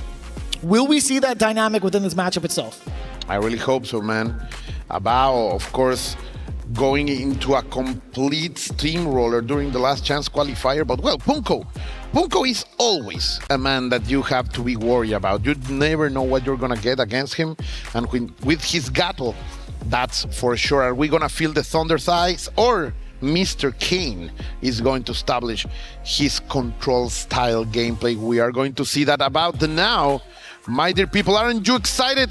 Are we feeling it here today on the EWC? Thank you for being with us today. Here we go. It's just about a check. Sorry, I got hyped. I mean, that's totally fair. The mix-up. I fell into the mix-up, right? That's, everybody falls for it eventually. But I mean, like with the anticipation of like both players considering their positioning right now, who couldn't be hyped about this? And all things considered right now, Punko, when you think about like his current position as Gato going up against the last chance qualifier here in the lower bracket side, it does get kind of hype. It does get kind of intense. So it's hard to keep it together sometimes. I fell for it, my people. I am so sorry, but it doesn't matter because we are feeling here together. Look at that plate, bro. You want to name engrave on there, that's for sure. Because it not only includes the prize, not only includes the meaning, but also $250,000. Man, Vicious, that's a lot of cards for you. That's a lot of cardboard. It's a lot of shiny cardboard. Yeah. Facts, right? I'm not trying to get bulk. I'm trying to get the big deal. I'm trying to get the big money, as all the other players are, obviously. But I will say this. There is a lot of pride that goes on with some of these games as well, because it's not even just in the heat of EWC. This lasts for a very, very long time, sometimes a lifetime when it comes to some of the matchups that you do face off on the big stages, right? And that's for sure. And that's something I love about the FGC becoming part of this whole ecosystem. it's also part of the pride that it's bringing to these games that have always been, for more than 30 years, part of a competitive scene that have been growing and becoming more and more serious. So it's just fantastic to have these our games on this scenario. But here we go. The stage is for Punko and Abao is starting swing. And now you talk about like what the dynamic was between like the players. Now we get to see it more so within the character matchups themselves, right? I feel like Billy has been one of the, I want to say, dominant, the biggest villains for a long time in regards to keeping players away. And guess what? Gato is definitely one of those characters that needs to be in your face. In fact, I felt like for the longest time, this has definitely been a detriment towards Gato's gameplay. Yeah, for sure. Gato is a character that wants to be very, very close with you, chest to chest, belly to belly, in the close range. But look at that, Abao being the one trying to go in for the second time in a row. He's gonna get the big hit, and this is going to be the Billy B&B with a lot of damage, rising up to the sky with the fire. Not enough to kill, but almost. I mean, he owns it at this point. It's not even like the Billy B2B or B&B. It's definitely the Billy and Butter at this point. You're waking up to buttons? That's buttons and Billy. Indeed. And you can see those buttons reaching all the place in the stage.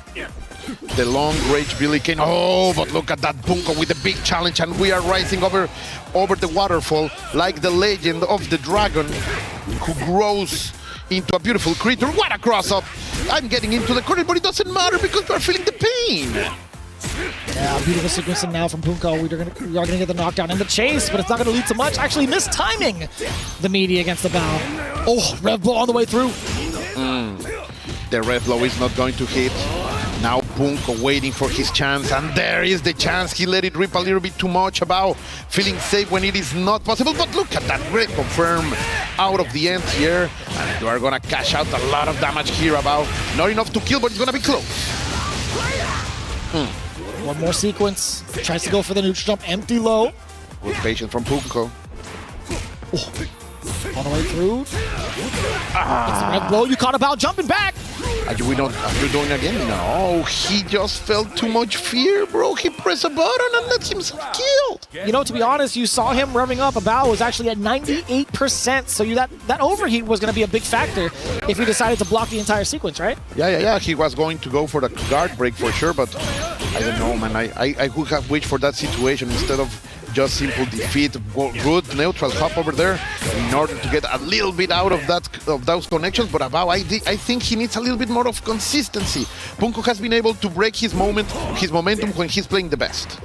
And now we see a pretty significant slowdown, right? This spacing between Gato and Billy is a very imperative one for the side of Abao. Now he gets to kind of dictate the pace. He doesn't. I was gonna say he does initialize. It's a Punko game. Oh, but Abao is not able to capitalize out of that. And now Punko will have. He gave a gift and he rejected it. What's happening, Vicious? I don't know. I was just about to ask you, like, what is happening in that sequence? Abao had so much meter to him as well. He could have cashed out as much as he wanted to, but now he's holding on to both these supers. He's also losing a lot of momentum. And in the worst moments of Punko is when he's giving out those empty DPs, and Abao was unable to get that more out of it, but he's gonna get that landing.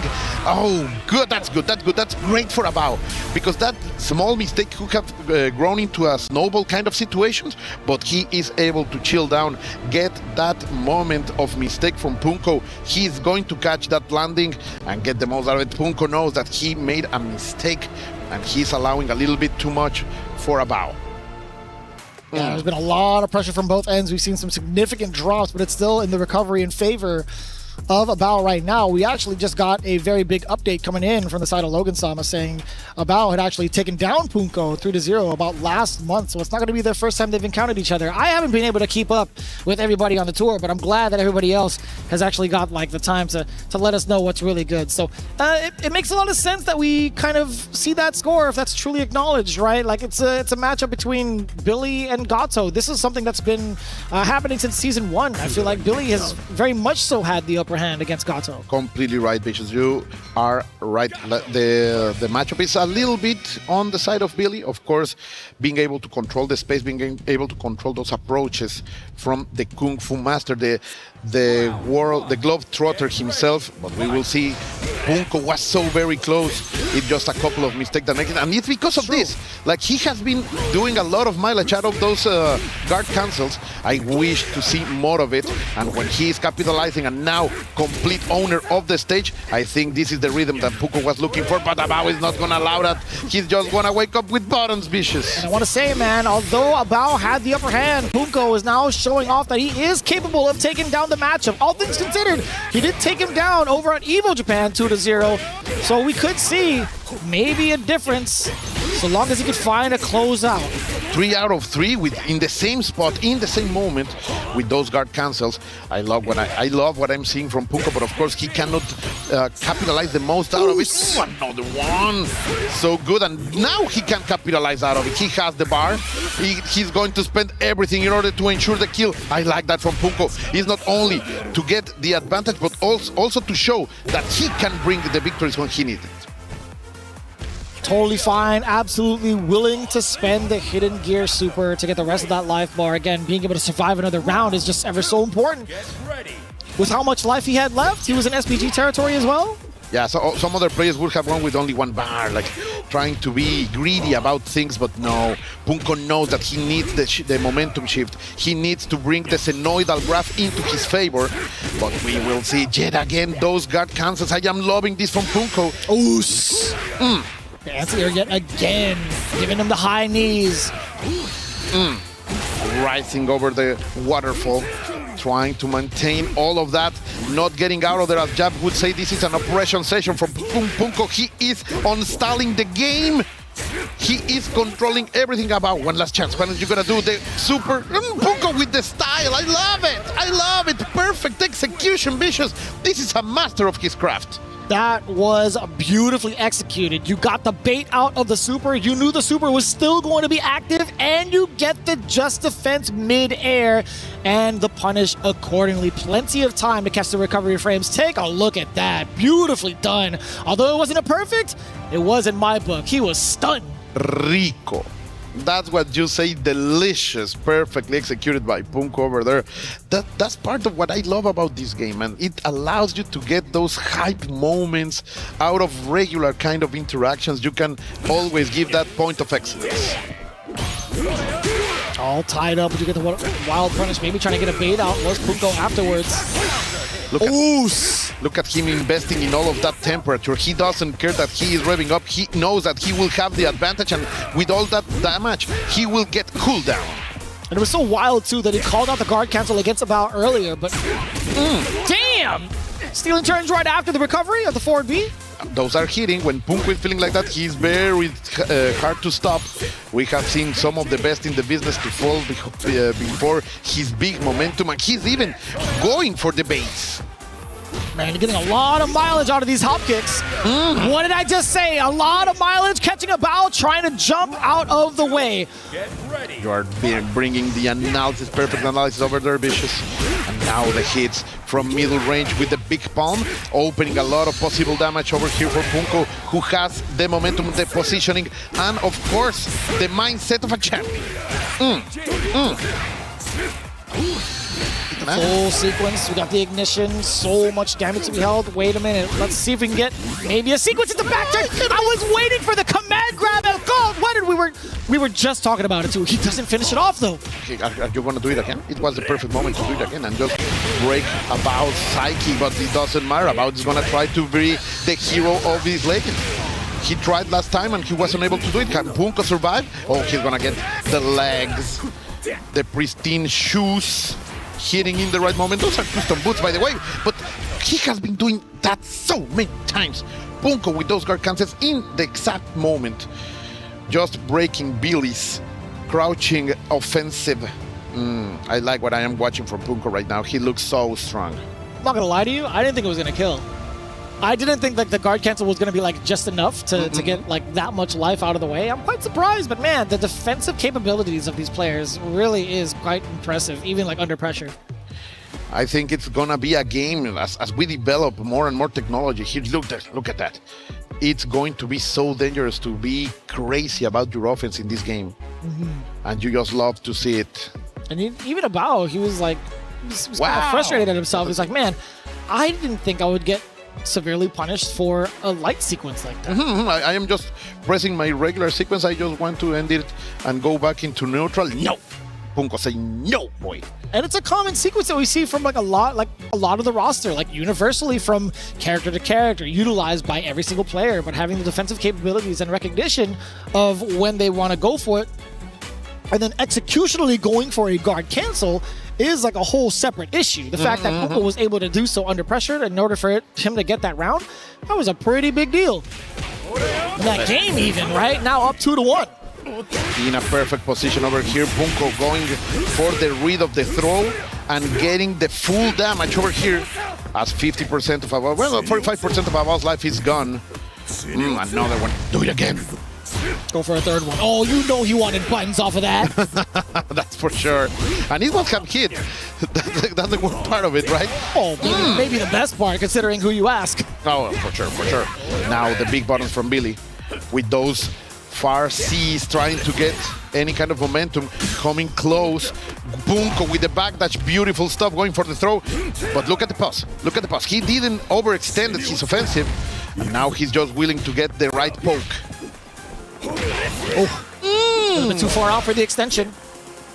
Now trying to play keep away. Punko doesn't really need to chase down, right? He could be big chilling. He could play from range as well. He's trying to do that, but what a confirm over here from Abao. I like that, all from a big punish. Waking up with violence, and it pays off for sure. The invincible uppercut. Giving him the high knees. Look at that match point. Control chaos, we should say at the start of this stream, and he's proving that. Going to the skies, lighting it up. This is Washington, D.C., maybe? Perhaps. Good call out.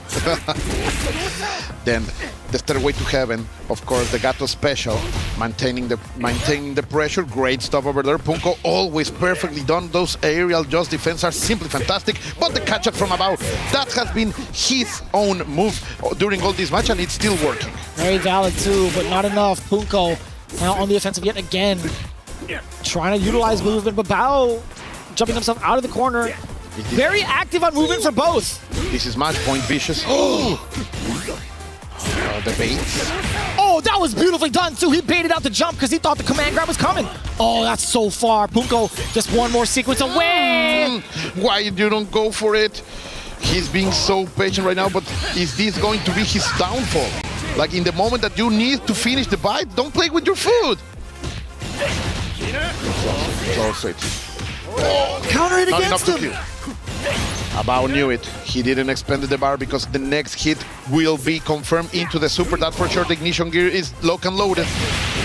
Come over here. That's going to be it. Abao survive to fight another round. That's crazy to see as well. You want to take me out, you have to take me all the way. You gotta earn it. Everything is earned here. On the line for elimination at EWC, Punko does have a lot of meter to him as well. Abao just about to build the same. If you get the guard cancel, isn't enough. He tried to steal his turns by dashing on up. Abao with the big interruption, and now the sequencing coming in from Billy. Again, another guard cancel. I told you that he's doing it every single time that Abao is trying to go for that sequence. That's so then you're finally catching the landing. The Abao special. Punko is not respecting a lot, but he's playing a little bit too dangerous. Vicious, I think Abao is in a good position to take this game. Not going to be enough damage. He's going to go for the knockdown, though. One more sequence. Beautiful. Side of the Bao. He baits out the rev blow. Is this going to be enough damage? The defense is going to kick in for the SPG. Coming in clutch, that for sure. And he doesn't care. He goes for it again. Punko showing us that he is not learning lessons. He's a man with the plan, and he is going for it. He's going to get the crumble. It's going to be a lot of damage. Are we going to go for the Secreto de Ignition Gear? No! He didn't want it with all of that heat. He couldn't optimize it. Oh, but he still gets the counter hit! Abao tried to press a button on wake up. Punko delivered the meaty and got the rest of it. Punko eliminating Abao with the clutch decision to keep up with the meaty.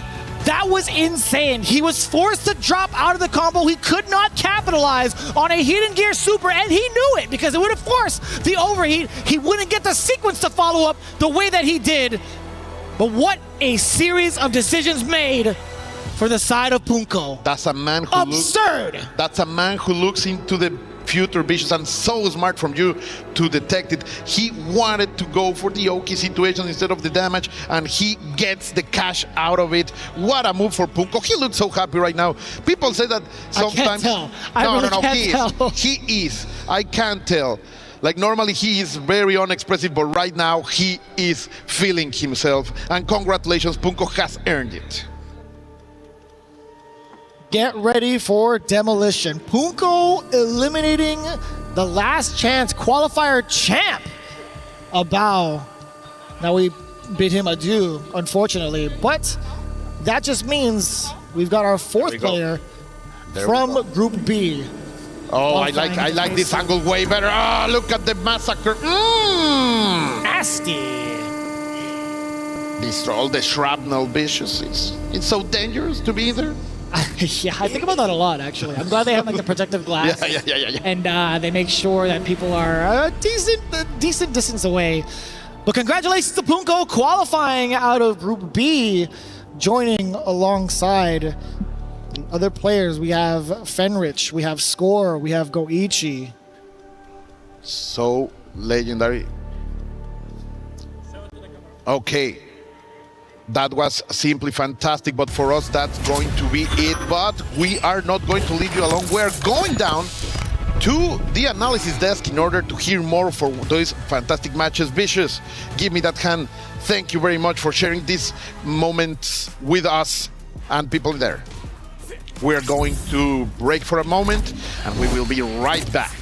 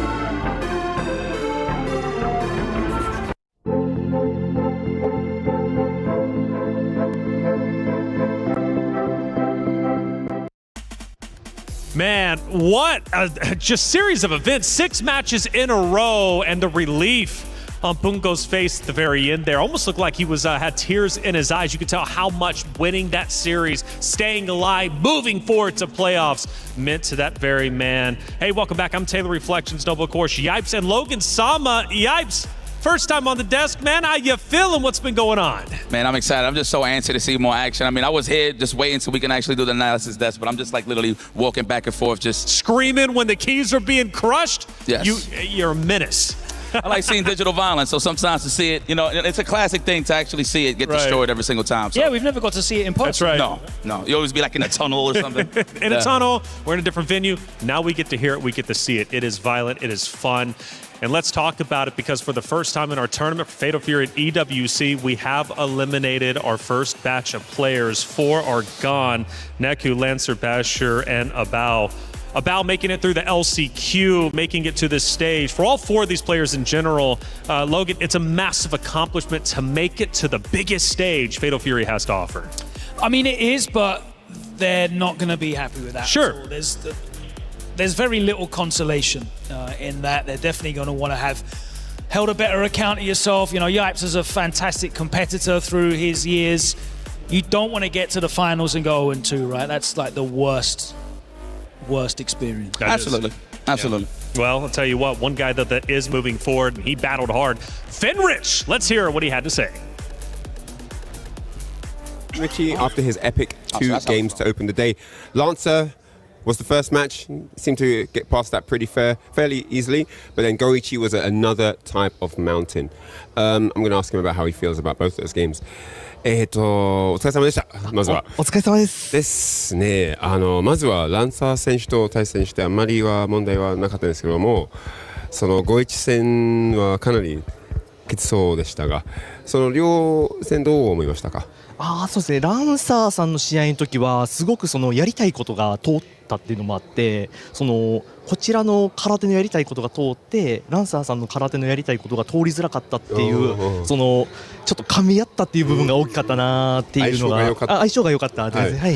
So I asked him about the Lancer match, and he said that, you know, in the karate mirror, it just had, he had the feeling that he had the right read, he had the right feeling on how Lancer was approaching the match. The stuff that he wanted to do just kind of went through, kind of worked, and everything that Lance tried to do just didn't work. And he feels that, you know, maybe there was a slight advantage in the player matchup department. So on to Goichi. で、続いてGoichi戦はどうでしたか？そのやっぱお互い日本勢っていうのもあって、対戦していてやっぱどちらの癖もやっぱお互い分かっているっていうところもあって、やっぱ最初やっぱここ読まれてるなとか、やっぱりで途中からこちらも対応して少しずつ合わせていけるようになったのですが、最後はちょっとあれでしたね、力及ばずで間に合わなかったですね。はい。So I asked him about the Goichi match, and he replied that because, you know, obviously both being from Japan, there's a lot of similarity in the approach to the game, and they know each other's habits and patterns very, very well. And he really felt in the early goings of the match that he was being read very accurately by Goichi. He kind of pulled it back and recovered a little bit, but just wasn't enough time to get the goal before Goichi was able to get the three games. So thank you very much. Appreciate your time. And that's going to be it here for the interview corner. 選手ありがとうございます。ありがとうございます。Back to you guys. All right, Fenrich, great to hear from him. Thank you, Ryan Hart, for the interview. Vitality staying alive. Let's see how far they can go. Of course, the club championship up for grabs. We mentioned him at the beginning. He only brought one shirt, playing through the LCQs, calling it a miracle. He made it to this stage. Damascus on stage with PETA. Let's hear what PETA had to say. Thank you, Reflections. Listen, we had to talk to the guy, I'm with my man PETA. Listen, it's a pleasure to see you, obviously. You had the biggest smile all day. A very simple question to start. How are you? I am feeling surprisingly fine. Not that nervous. Fatigue is a bit more of a problem because, like, on Sunday I was finished with the tournament, then like one free day because I had to shop for t-shirts because I didn't have anything here. I had to razors, like things for hygiene, like everything. Yesterday was media day. The fatigue is kind of setting in, but I'm still going to try my best. Yeah, and like for you, it's kind of the first time you're in this like very highest level environment. We've seen you in a lot of open brackets. You did well, lots of multiple top 8s, but now it's the first time in that big, like quote unquote esports environment. How is that? You're always there. Seen you at breakfast this morning. You go to breakfast, all the players are there. How's the vibe? It feels slightly unreal still. Like one Sunday, it was just it felt like a miracle happened pretty much, right? I still feel slightly out of place. I know I am on this level gameplay wise. Like I know that I can beat people. Like it's not that I don't belong here, but it's still slightly difficult to believe, really. Well, we're all very happy to see you, and your first opponent is Dark Angel. I believe you guys have met in Brussels Challenge. You took the win that time. Obviously, lots of things changed. New character came out, everything. How do you feel about that upcoming match? It's one of the opponents where I feel a bit more confident about, because from his whole character pool that he can pick, it's like 4 different characters. I feel it's the matchups where I feel like I am good at, I am confident in, because that's always the problem with playing the game in like small communities like Europe, right? You just don't get the matchup experience, all the matchup experience you need, and I don't think that should be a factor here. So I'm feeling slightly confident. All right, perfect. Listen, wish you best of luck, PETA. It's really good to see you. Thank you so much. Guys, back to the desk. We love this guy, and personally, I'm kind of going to cheer for him, Taylor, up to you. Hey, thank you, Damascus. I think we're all going to cheer for him. I mean, come on, talk about an incredible story, not even bringing anything, calling it a miracle. Now he's here to play in Group C, and he'll be taking the stage in just a moment's time, playing against Dark Angel. He feels confident, thanks to character selection. It's going to go his way. But we've got a lot to recap, boys. 6 matches ended up taking place. There was heartbreak. There was elation. It gave us a little bit of everything. Let's start, though, with the 3-0. It was Punko going against Score to start off with a big 3-0 win in the winner's bracket. Yeah, I mean, Score kept the mask on. It got the job done for him previously, and then he was able to overcome Punko. You can see how much it meant to Punko. He was stressed, man. But let's move on to this one. So the thing is, like, coming into this tournament, he's confident, all of us, obviously, right? But when you got a top echelon player like Score playing Mr. Karate, that's what they get to, excuse me. Oh, this is Fenrich and Goichi, sorry. Fenrich and Goichi, listen, this is an everlasting rivalry. These guys used to be teammates back in the day, so for these guys going up against each other in different classes was pretty cool. I almost thought that Goichi was going to let him win because it's the last time he actually beat Goichi was the first ever tournament, Brussels Challenge in 2023. Ah, okay. Went down to the last game. He's a savage, though. He's not going to let anybody win. Goichi feeling pretty bad, but honestly looking really good out there on the stage. We move forward, and it was Lancer Abao that ended up taking place, and a big 3-2 win came out, and of course, Neku and Basher as well. Basher, you know, we highlighted him, we hyped him up, we talked about him. Unfortunately, one of our first competitors eliminated. He was eliminated, Mexico versus Mexico. Neku went on, but as you can see, it was a short-lived run. We see Cristiano Ronaldo bow out of another World Cup. I knew it was coming from you. Ronaldo hyped up, of course, not only in the World Cup, but also here on the stage, but didn't have enough gas to get to the finish line. Abao and Lancer ended up going against each other later on, and Abao ended up getting a big win. Lancer, of course, eliminated, but that wasn't all. We then moved forward. Fenrich versus Neku, and Fenrich ended up getting a big win. And, of course, Punko as well against Abao, a 3-1 win. And, you know, you can't tell by that face, did he win? Did he lose? What was happening? But you know what? He's just a nice guy, and he's just thinking, man, it just sucks to eliminate. He is going through every single emotion on that stage right now, and I'm here for it. That's right. We're all here for it. And we've got more to go. That was just Group B, and we still have Group C to get through. But for all of you out there, not only is the competition fresh, but so is the meta and the new characters coming in. Kinshiro, the Fist Up, the North Star is in the game. Check them out. Okay, that was Whoever is next to die, come step forward.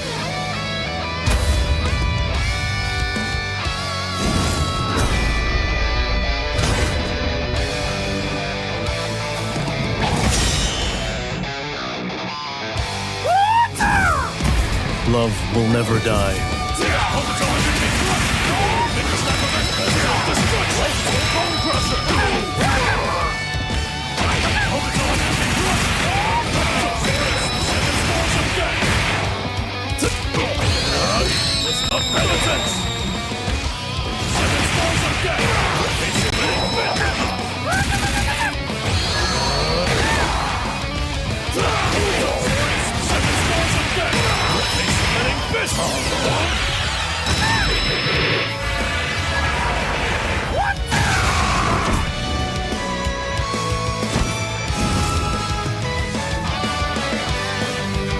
Stronger together.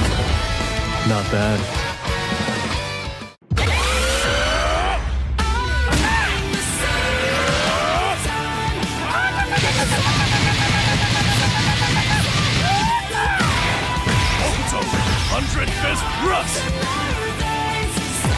You are already dead.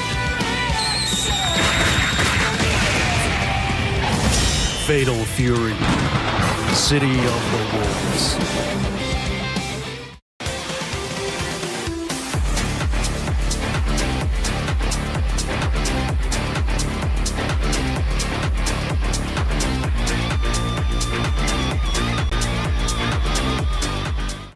Body was built to move. Not trapped at a desk in one singular posture for 12 hours a day. It's time your chair evolved. This is Secret Lab Titan Evo. Ergonomically engineered for you, gamers, hybrid workers, artists, backing your every move. Welcome back in. Group C about to come your way, which means, again, more elation, some heartbreak as we'll get deeper and deeper. 4 more players need to be eliminated. 4 more players need to move forward into the playoffs. I'm Taylor Reflections Noble, Logan Summon. Of course, this time around, Rome, welcome to the desk. How you feeling? Feeling good, fellas. Good to see y'all. It's been crazy already. I'm loving these matches, but I'm glad to wind down and chill with the chaps here. Oh, man, we're going to keep the energy up high, man, because Dark Angel, PETA, they're coming up, right? And we just heard from PETA in an interview with Damascus feeling confident the character pull he feels from Dark Angel isn't a threat. I mean, you got to feel confident, right? This is his hometown. Peter fighting his way through the LCQ, bringing that Andy Bogart, Doc Angel, the man who was the hypest last year, bringing in Terry Bogart. I'd like to get the brother matchup, but I have a feeling we're going to see that masked Marauder come through. It's been fun so far, for sure. Peter would be a tremendous story. Again, not even expecting to make it, at least for himself, through LCQ. He does it. Now he's here, and he can make his dreams come true. After all, that's what the Esports World Cup is all about. And as I learned from Logan just a little bit earlier, that's what the fighting game scene is all about, right? You've got these players come in, and they make a life for themselves. Truly, truly monumental. Dark Angel, Peter will be playing up against each other, but ZJ's J and Abumar will also be going. It's a hard one for me, and I don't know why. I'm going to have to use that in my vocal warm-up. But the only T1 player, though, in Fatal Fury has to survive if they want to try and go for those club championship points. Yeah, absolutely, and he's going up against Abu Omar representing Falcon, so it's a huge one for the club championship. Of course, the viewers will be at home watching in Saudi. He's the only Saudi representative as well. And he's a devout character specialist, isn't he, with Don Juan, the only one that you really see in any competition. That's right. Well, we heard from Peter. Let's hear from his competitor. It's Dark Angel representing Na'Vi. Let's hear what he had to say. Okay. Hello everyone, I'm here again for another interview, this time with Dark Angel. Now Dark Angel made a stunning performance last year, getting 3rd place, absolutely phenomenal stuff. I want to know, 3rd place last year, amazing Terry performance. What did he take home from that experience? What does he come in terms of having like a fresh perspective this year, coming to the tournament again? What did he learn last year? El año pasado te fue muy bien, quedaste 3er puesto, la gente espera mucho de ti. ¿Qué te llevaste de ese torneo? ¿Qué te llevaste a casa y con qué perspectiva quizás nueva vienes a este torneo?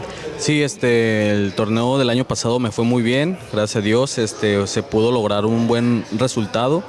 Así que espero que también este año pueda ofrecerles un buen espectáculo a toda la gente que me apoya.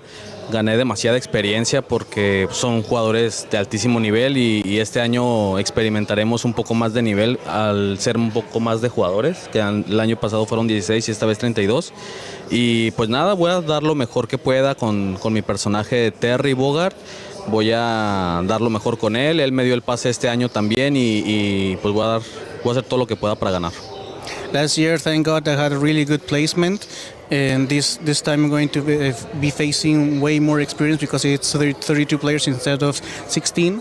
I was really happy with the result I had last year, and I wish to give a really good show for everyone that is supporting me right now. And I am grateful to my character Terry Bogart that gave me the qualification this year as well. I'm going to do the best I can. Sounds like a very good plan. Now, his first opponent is going to be Peter, the man who qualified through the LCQ, coming in fourth with the Andy. How does he feel about his first opponent? ¿Qué sientes de tu primer oponente que va a ser Peter, quien clasificó con el personaje Andy? Siento que Peter es un jugador con mucho potencial. De hecho, tuve la oportunidad de jugarle en Bruselas, donde me mandó a Losers 2-1, así que más o menos ya nos conocemos y pues hay mucho conocimiento en este match y será un buen espectáculo.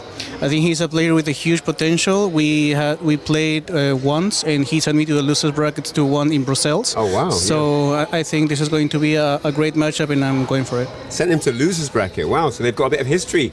We did not know about that. So awesome stuff. Looking forward to seeing how that match all unfolds. Dark Angel, thank you for your time, and thank you. We'll see you for the next one. The past matchup brings confidence. Dark Angel just as confident as Peter, but only one can win this matchup. Who's it going to be? It's up to them to decide. As I said, moving into Group C, Dark Angel versus Peter coming up first. ZJZ, Abu Omar. Of course, ZJZ coming from the T1 side of things, the only T1 competitor represented here. Of course, for the club championship, that's going to matter the most. Kojiko for NIP going against VX Bao, another AGAL. We witnessed Basher eliminated, so it's up to VX Bao to carry the torch. And the Nemo going against Mock. Mock, our only Falcons player so far we have seen today at least, coming out to represent over here in Fatal Fury. Out of the four matchups that you just heard, which one, Rome, do you think is the most exciting or potentially giving us the biggest upset? When it comes to excitement, I think it's got to be these two. I talked about it again. Dark Angel last year really held it down. One of the most exciting players throughout the entire broadcast. Everyone cheered for him as the wild card. When it comes to upset, Peter's already beaten him, so we can't consider that one. But I will say VX Bao, a dominating playing in multiple games. I think in Fatal Fury, he has yet to find that huge win. So him taking a game over Koji KOG, which is one of the most phenomenal players, might be the upset today in terms of results. Okay, what about you? Any spiciness you're thinking heading our way? Because, again, we've set up Dark Angel, PETA, but I'm curious if there's anything else. And actually, let's go ahead and toss to the stage and get it underway, Logan, because I think the crowd wants to see some action go down. Let's get Group C started. For every click, every clutch, every respawn. We were there for the years of grind, and we're here. Now, the proud founding partner of EWC, powering the biggest event in gaming, shoulder to shoulder with the world's best, making history. Greatness deserves a stage. Lenovo Legion, reach your impossible.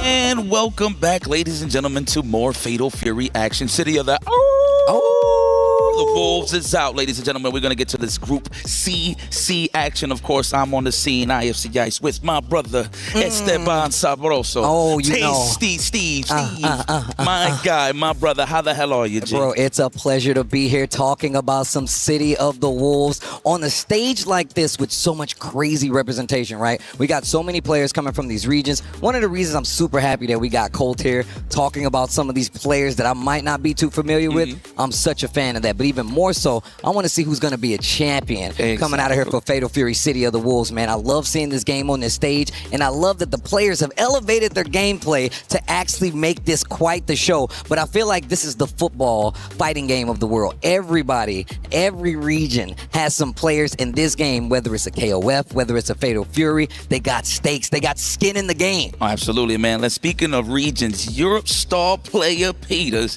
first game on the world stage, winning through the likes of the LCQ, which is pretty ridiculous. And then obviously going up against a juggernaut like Dark Angel off your rip for your debut. Outstanding. Yeah, man. And this guy, Dark Angel, you got to know, my man just puts on. He's a bulldozer, I like to say. My man really kind of like pushes you to try to react, but also he does a good job of controlling it with the offense as well. So I want to see what the actual gameplay is going to be. So the thing about Dark Angel that makes him scary, so he'll do a lot of like poke game, right? Big damage, of course. Terry Bogard, everybody knows he hits like a tank. But people get so impatient to the point where they're just trying to stick out buttons and bam, that stand roundhouse whip punish into the level when it's like patented at this point for Dark Angel. He had a great performance last year, finishing strong in third. We were just talking about that in this interview, of course, with Ryan Hart. Shout out to Ryan Hart. But he's here to keep on that Terry Bogardian life alive and entertain the folks at home. So this is also, speaking of which, shout out to everybody at home watching. I don't know where you at, what's your region, but please just hit some random buttons in the chat. This is fire, man. We are celebrating some City of the Let me bro, I like doing that. The echo is crazy. The sound quality in this bad boy has been ridiculous. I've been hearing the guys all around, and it's a lore match. Terry versus Andy. Andy, one of these characters that I love what they've done with him so far. And on top of that, got some nice little appropriate buffs, but you got to be careful. Let's see how Dark Angel and Peter's going to get down. We started off, and they're going straight to the zoning game. Yes. I was just going to back up. Going to take our sweet old time. What Dark Angel is looking for is obviously the demon flips or the teleport, either or. That's why he's playing a little more safe. And there it is, the burn knuckle. The burn knuckle into the throat. Condition already. That was a delayed tech. Peter got to be careful on the next interaction. And I like that he's using this ground wave to try to keep him at bay. We know Andy doesn't have the best options. He's going to force him to jump, but he's got an answer for that too. The sweep, the big roundhouse. Wow, I like that. The break it to the low. That is very, very sneaky. Excuse me, the feint. Very nice. Okay. And this is exactly what we was talking about. The pressure, especially when it hits to this corner. What are you going to do? Oh, the elbows. We in there. Extend the combo, of course, into the hardest of knockdowns. Now it's time to get on the offense. And on top of that, the thing about Andy that I really like, he forces you to the corner right out of the gate. Gets under. Wild punish. Look at the damage, though. This is exactly what I'm talking about. Break it. Bust towel. And he still got more. It ain't over this more in the tank. Get dunked. I like that he dashed under, got that big damage. Big button starters, of course, with the fierce. Now we go to the shenanigans. We're gonna kill some frames and then go for the demon for shenanigans. No, safe jump stuff. Oh, the guard cancel. I like what I'm seeing. He's got some bar as well. Not gonna spend it, but he pushes and calling out the rev guard. I like the feints right here. He's just trying to make Pete up punch right here. Nice DP before he even lands. That was a solid punish. Here we go. We got the okay. Basta lobo. Oh yeah, we're bringing the Spanish over here too. Yeah, bro, we got to, bro. You know how I go. I thought it was just a Dominican Republic thing. Nah, bro. We gotta let him know. We know the heritage. We know where it comes from. Actually, in my opinion, I think Terry Bogart's Mexican, but that's for another conversation. Wearing a bomber like that in this heat, you crazy. But we're gonna take a look at the replay. We was literally just talking about this. The fact is, Terry is one of these characters. He takes off a chunk of damage every time he hits you. Yes. It's gonna make that ground game a lot more vital. You got to be careful where you swing. Andy, when it comes to it, like you said before, not the best fireball, but also getting around on the ground. All he does is call out with that elbow a lot of times. If he gets the hit, he gets the corner, he gets the control. But I can tell you right now, Dark Angel's not gonna let that happen. And now you see him going more to the jumps at this range too. Look at I'm loving that. Every time he sees a demon flip, right? No, the teleports, he's always dashing under it. And that's all reactions. I mean, you can sit there and try to high dodge or just DP it, but that is a better punish. Dash under, get the big button punish. Oh, nice, the counter hit. Where the hell are you going, my brother? You're going in the grave. Look at the damage. Nice. It's the feint. Stand A. Let's go. We're going to wait for it, looking for it. He thought he was going to forward tech, but didn't. No quick trying to call his bluff. Peter, of course, get some offense going. There you go. And look at this. Elbow dash to get the corner, and you see Dark Angel just dash under, get back to the middle of the screen. He do not want to be in the corner versus a character like Andy, even though he has that damage output advantage. That's fact. If it's not meaty, it's not sneaky. I'm going to tell you that right now. Leaving a lot of pockets here for Dark Angel to get out of here. We got about one power gauge here. It's not going to be enough, I believe. Actually, no, it might be. Survey says. Just barely. Survey says. Pixel or death. It is just a pixel. Barely. Are we going to go for the chip out? Rev guard's going to be held there. No, the dash under again and take the trade. Oh, never mind. I actually thought it was going to work out. Remember, if it's not meaty, it's not sneaky. It's not solid. Good stuff there from Dark Angel. Already represented that. I know that's in the back of Peter's mind, so he's going to have to keep that offense tight. I tell people all the time, I call this game TLC because it ain't no scrubs playing it, bro. You got to be good to get the dub in this game. And nice pickup. I like Peter switching up his approach, too. There it is. I lost my turn. I'm going to have to think about this here. Trying to run up in this house. He's actually trying to dash up to the other side, just straight to the cheek. And my man's got a bar.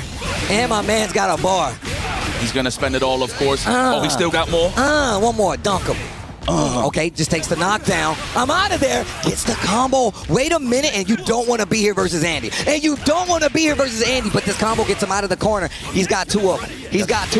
And it's not going to be enough. Not going to get a chance. Dark Angel holding it down. I'm telling you, the dash under the Bushin flips, the demon flips, and of course, the teleports is getting exposed by that dash under. I'm liking that plus frames already. We're going to skip neutral. We're going to get there immediately. I like how Dark Angel is switching it up, going for the close C.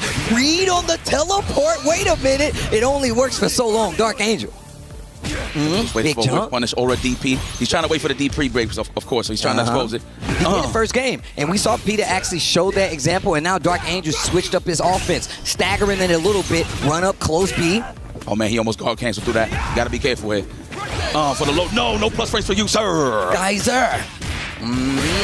Wake, walk up, hit him with the stand A. Easy access to big damage. That is the realest of Bogardians. The realest Bogardian. That's Mr. Steal Your Girlfriend, man. Better stop playing those games. Better stop playing those games. Blue Mary's watching somewhere. You know mine's watching somewhere too, even though Andy might not want it. But here we go. Looking at this replay. Once again, checking that ground game. He saw that he's been representing that elbow from Andy, so he started doing stand A just to make you approach and respect that ground game. Made him start going to the teleports and instantly start reading the teleports. What's making it tough for Peter right now is he does get some solid hits. However, by the time he lands a hit on Dark Shadow, his rev is a little too high, so he can't just be overzealous by spending that bar just to get his rev high, so he got to be careful. So that's why you see the little light punishes and stuff into the knockdowns. But again, those flips, the teleports are getting exposed by that rev guard dash, and I'm loving it here. From again, as soon as we speaking on it, Peter's gonna have to switch this up, man. I'm gonna be honest with you. And those feints are starting to add up too, because now he's sneaking in the normal throws, getting the knockdown, and then of course he's keeping you in the corner. Yeah, you gotta stop blocking for too much. You gotta use those JDs, but I know it's scary because if you let go of block for 1 second, you're gonna get opened up. His rev is a little low here on Peter's side, so he's okay. Now 57% on the side of Dark Angels. He's trying to mount some offense. That way we can negate some of that. Great punish right there with the stand B. Throw into the corner. I can see Peter starting to understand the flow of this game. And the slower this game goes, it definitely looks a lot better for Peter. But now you still can't get hit. Stand, see big damage. Oh my God, he's got a bar. Kill him. Kill him. Don't let him live. I love that feint because it does look like the overhead, the hop, the universal overhead. So he goes for the low afterwards. Oh, we got all the bars in the world. Are we actually going to get the song? Pull over. No, level one is enough. Level one is enough. They don't need it. Okay, we'll take that. And we got one power charge in the pocket for the next round. Okay, what a way to wake up there, Peter. And look, for the record, this is the coolest Andy Bogart has ever looked in fighting games. Just for the record, argue with a wall. I'm not here to have a discussion. Nice geyser. The geysers in. I like that. Just the whiff to throw off the JD. So I'm loving the little tactics here, the little cheeky tactics here with Dark Angel. Ooh, that is plus frames. Okay, we found it at JD. I was just calling that. Look, you want to know what elevated Fatal Fury City of the Wolves looks like? The more just defense you see, the better the player. Ooh, wild punish. I got bar too. The safest of jump cross up? Absolutely. But he got out of that corner though. That's good for him, but it ain't good enough. Dark Angel. Ain't nothing dark about that. My man is broad daylight beating you up right now. I see the light. I see the light. He's sending him up.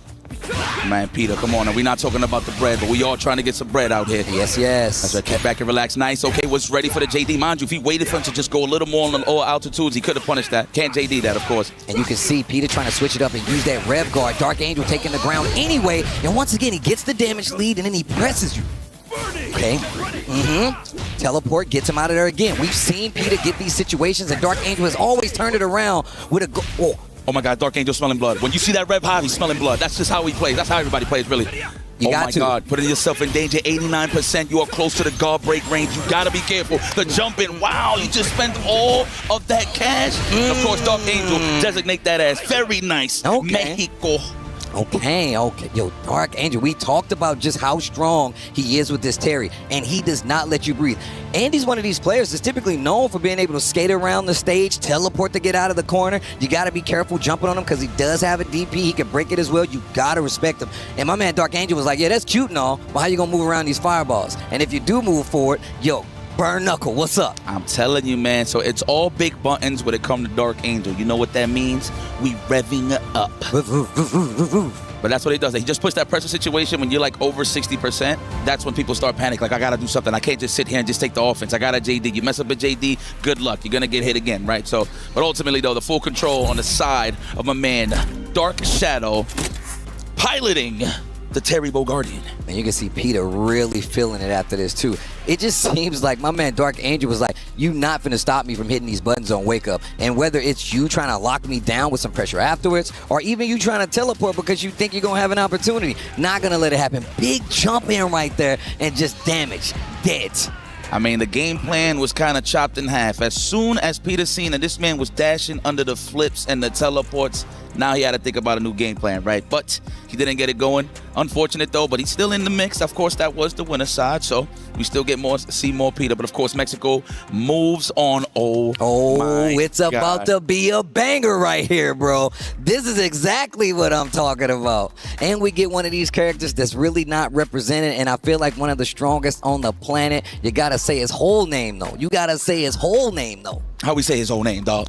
Kim Dong Hwan. It's Kim Dong Hwan. Always has his hands in the pockets. You know what that means? Because it's mostly legs when it comes to Don Juan. Of course, the Don Juan Master. In fact, this is the strongest Don Juan. I'm going to be honest with you. This guy has been on a journey trying to qualify for EWC. He fell short a couple of times, but he got that big dub over at Evo. He got on the top 8 side of things, but most of the killers there was already qualified. So it definitely alleviated him to actually get there. So he earned his spot to be here on the grand stage. I'm so happy for him because this guy has been stressing all the way since Frosty Fawcett's just step his game up and get sharp as it moves on. And the only Saudi Arabian that we have here for Fatal Fury, if I'm not mistaken. And look, I had an actual chance to talk to him last night about like some of his game of preference. Me and him around the same age. My man knows some fighting games. We was going down the list. He's like, nah, Steve, I played this game. I played this game. Talk to me about the kids playing games. I'm like, oh, my man is an established fighting game player out here. And my man is up on the stage right now rocking a character we don't typically get to see. But He's got his work cut out for him. ZJZ is a vet when it comes to being up on the stage like this. My man don't sweat under the pressure. And on top of that, games like this really kind of fit his kind of pedigree because he knows how to play these games at high stakes. Man, that is a 2-time Evo champion. That right there, man. Man is a killer. It's great to see him that he's back outside. There was a point in time where like you didn't really see him playing games like that. Of course, he dabbled with others that we played right now recently, right? But the fact that he stuck his guns into City of the Wolves says a lot, man. I've seen the Preacher. I know that's just one of his main characters, but you know, people got that break in case of emergency. You know, man, you got to break the glass. That character is there, so I don't know if he got it. Kim Dong-Won, he did tell me he has a pocket character in case things get a little tricky. I'm not gonna say who it is. Don't ruin it. Don't ruin it. They can hear us out there. They can hear us out there. But here we go. ZJZ going up against Abu Amar. And once again, like we said before, this is a rare character choice you're getting to see on the side of Abu Amar because, look, we don't get to see this character all that much. But Prisha definitely takes off a lot of damage, one of the strongest characters out there, and I feel like she still got some room to grow in all honesty. Let me tell you something. She is Preacher, a.k.a. This is the song that never ends. Yo, this is the song that never ends? So this is the thing about it just goes on and on, my friend? Yes. Some people started singing?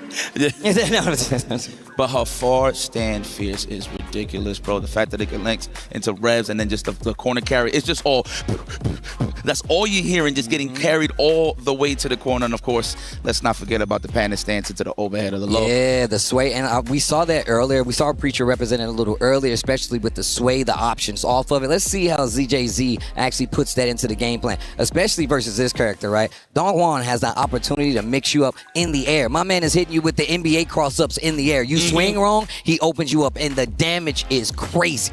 That is from the school of Joe Higashi. I'm sure if Hell Pockets was here, he would say, give my man Joe some of this Preacher love. I'm saying it for you. I don't want you to get good with this character, Hell Pockets, but if they was, I'm just putting it out there on the table. Pockets is really good in this game. He just has a lot of bodega NorCal style in his DNA. You know what I'm saying? Definitely one of the big SNK KOF homies out there. You know, we miss you. Shout out to the whole Gamer Goon squad over there. Those are my guys. I wish you were here. Yes, sir. But it's all right. We're going to hold it down. But we're going to get back to it. Abu Amar, ZJZ, Prisha versus Kim Dong-Won. I'm pretty sure that's what we're getting right now. ZJZ locking in.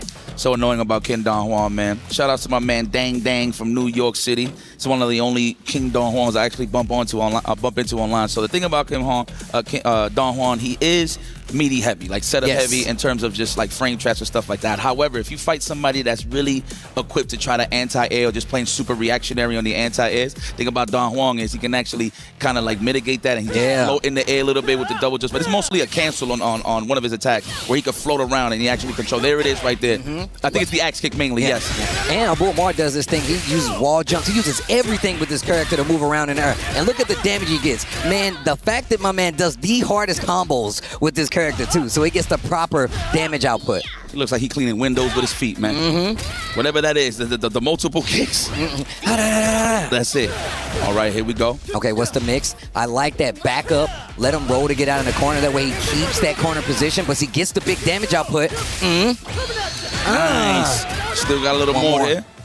Oh, not even. Oh, killer some frames into the cross-up, deep cross-up. I like the rev guard just to alleviate that a little bit. It gets his space, but the thing about Dong-Hwan, he's got those advancing normals. He's always going to stick on you. Yeah, that's true. I like how you see how he's closing the gap, running up. Not letting Prisha actually get our game started either. Spacing those out, sneaking in those jumps. I like that. That's the one thing that ZJZ got to be careful for. Just don't bite with every anti-and. You see, he hasn't really gone for like a DP or nothing, respecting the trajectory. And on top of that, ZJZ's not really approaching in the air because he knows, he's like, nah, I know that you swinging. And on top of that, I know I might get mixed up. Wake up button is blocked, big damage, SPG in. And it might not be enough because we got 2 stars over there. He got that.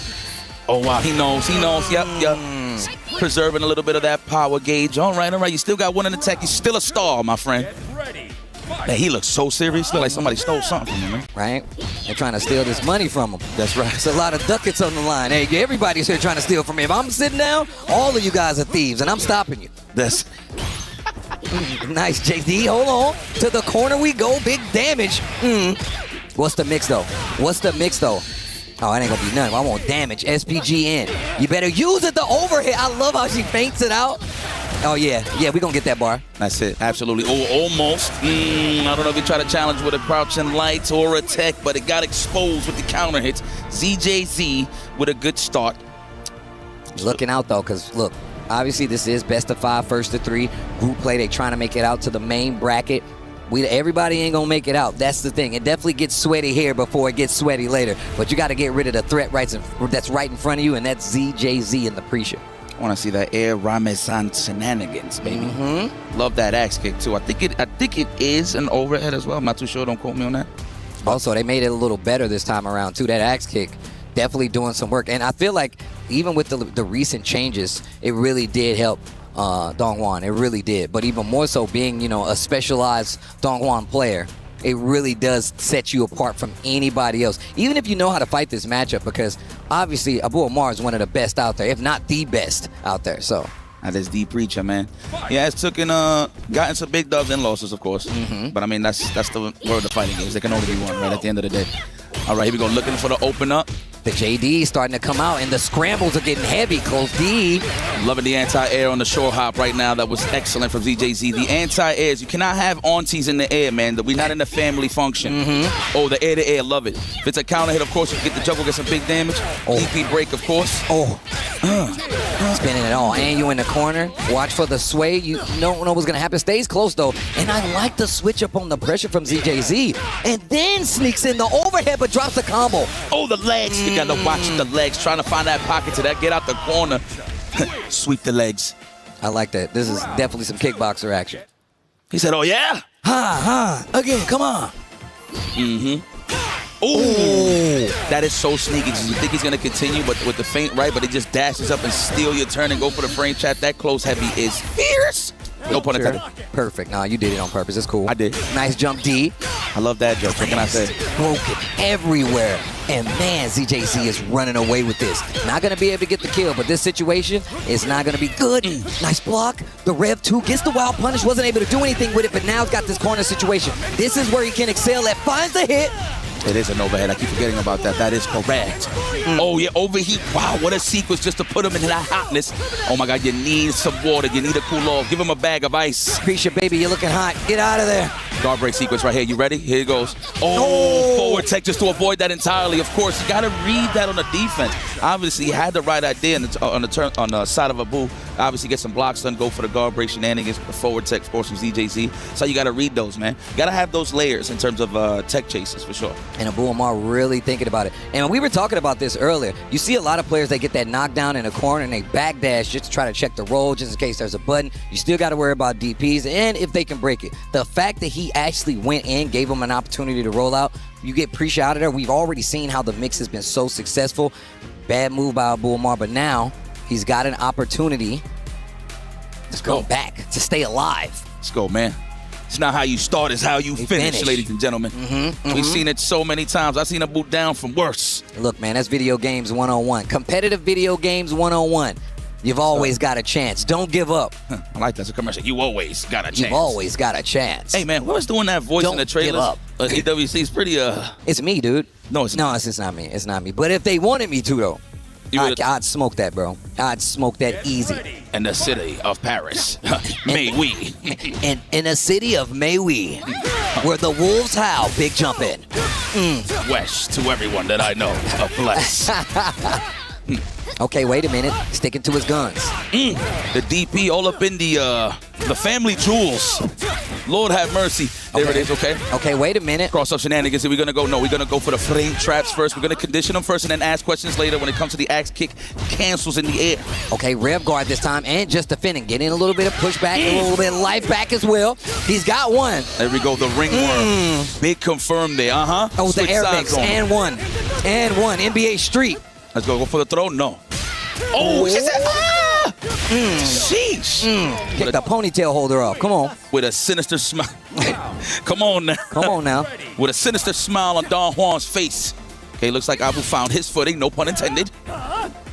Almost. Oh, wow. And still, empty jump, neutral jump at that. Mind you, he did that back roundhouse, right, thinking that ZJC was going to dash under, right? But it works out. Wake up, D. Gets the throw. The mix-up after the knockdown. ZJZ has represented so many options. Another throw. And there's the overhead. Good defense on the side, but he still gets clipped. And we're getting close to SPG. It's time to clock in. Sick. Trying to clock. I'm doing overtime over here. The hardest of knockdants. Here we go. Hold on, my calls. What a challenge. Wake up, Crouch Head. I respect that. Man, that sounded so dramatic. I know. He said, wake up, Crouch Head. It's all part of the prayer. Amen, huh? Okay, hold on. Let's go. Here's a douche, douche, douche, douche. Oh, not yet, not yet. What's the next? Same side, you wake up with a button of Abu Omar. Say his whole name, Kim Dong-hwan. Let's go, Abu. I see you, Habibi. My daddy taught me how to do that. Let's Just in go. case you had any questions, my dad taught me how to do that. Let's go, man. In the backyard. That's right. Okay, good stuff. All right, Abu. I see you, my guy, being a little more of the aggressor in terms of like frame traps, counter hits, a lot of delayed close roundhouses, right? He's just trying to get busy. He's trying to find his footing. Then again, you got to keep an eye on the rev. You can always tell who's smelling blood. That's the one thing I love about this game, because you have to make a decision. You can't sit there and block all day. That is an option. Now, if you're nice and dealing with overheat, cool. But at the end of the day, you got to find your pockets and use your defensive options, a la the just defense. Yeah, I mean, you definitely have options. That's one of the things I love about this game, right? Defensive options are there, and you have to commit to them, right? But if they can get you in a lot of trouble, but you still got ways to check it no matter what, and the character variety itself. But the Preacher finds first blood. ZJZ getting a knockdown. Bull Mark getting one on the board. He can't lose a game, though. That's it. Can't lose any game, as far as I'm concerned. It's CWC we talking about. Almost got the feint, but what a button placement by ZJZ. Set up with the fireball, or just push to the corner? Jesus Christ, the Preacher's combination. Good God Almighty. Rev guard, gotta be careful with them elbows. Oh, what a whip punish, a wild punish at that, and he's got the bar. Oh, that might be curtains. That might be curtains. Absolutely, there's too much sun in here, I'll tell you that. Close it. That is definitely enough. What a way to milk that combo. Beautiful stuff here from ZJZ. Abu with a chance here to bring it back, but he's getting closer and closer to the loser side. We don't want to see it happen. We all love Don Juan, so hopefully he keeps it together. Exactly, and of course this is group play, so the whole goal is to make it out of this bad boy alive so you can get to the main bracket. Plenty of games left, but you're worried about what's in front of you. The air to air, no counter hits. What's in front of you is Preacher in the corner. Goes for the throw this now. Oh, the meaty stuff. That is disgusting. I like that rev guard. Can't hold it for too long because you do rev up pretty fast. No DPs, not even a dodge on the side of Abu. He's having problems. He is getting mauled in this corner. Yeah, bro. Oh, stay focused, boy. Stay focused, boy. Oh. Nice. Get off of me. Wait a minute. I'm out of there. Wake up this time. Blocks it. Finds a hit. Wait a minute. Abu Omar. It's looking good. With my Zen. And he got a power charge. Can we get the hard knockdown stuff? No, he believes he can land another hit and get some big damage. Wow. Wait a minute, and he still got that corner, but the jump, he didn't stop ZJZ. Wake up with the uppercut, keeps the corner this time after the roll. What's the pressure? What's the pressure? Check the gauge. Let me check the gauge. Let me check your meter. 81%. He's trying to get out of there, was trying to avoid the overheat. He does have a round to give, so it's okay. Are we going to finish our job? Big boy damage. Big Absolutely. boy damage. Spend it. I got more. Spend it. Never be cheap on the first date, Steve. Never. I'm trying to impress you. I want to meet the parents. What does she want? I want a salad. No, you're going to have a steak. You're going to have a steak. I want you to tell your parents I treated you right. All right, here we go. That's right. What was the bill, hun? You don't want to know. You don't know. Okay. Ooh, like big buttons. Look at that already. Dangerous on the side of ZJC. That's why he decided to press buttons back. Yo, Abu Omar getting a lot more active on the offense and is definitely starting to work out. Keeps his ground, reads the roll out of the corner. Back to the corner you go. Now, this is pretty good. Obviously, he doesn't want to give up the corner position, so he's going to hop back. Absolutely. The short hop, of course, you can't, JD, so you're going to get punished severely. Watch it. We're going to whiff punish here. The big ringworm button is coming out. The big old roundhouse.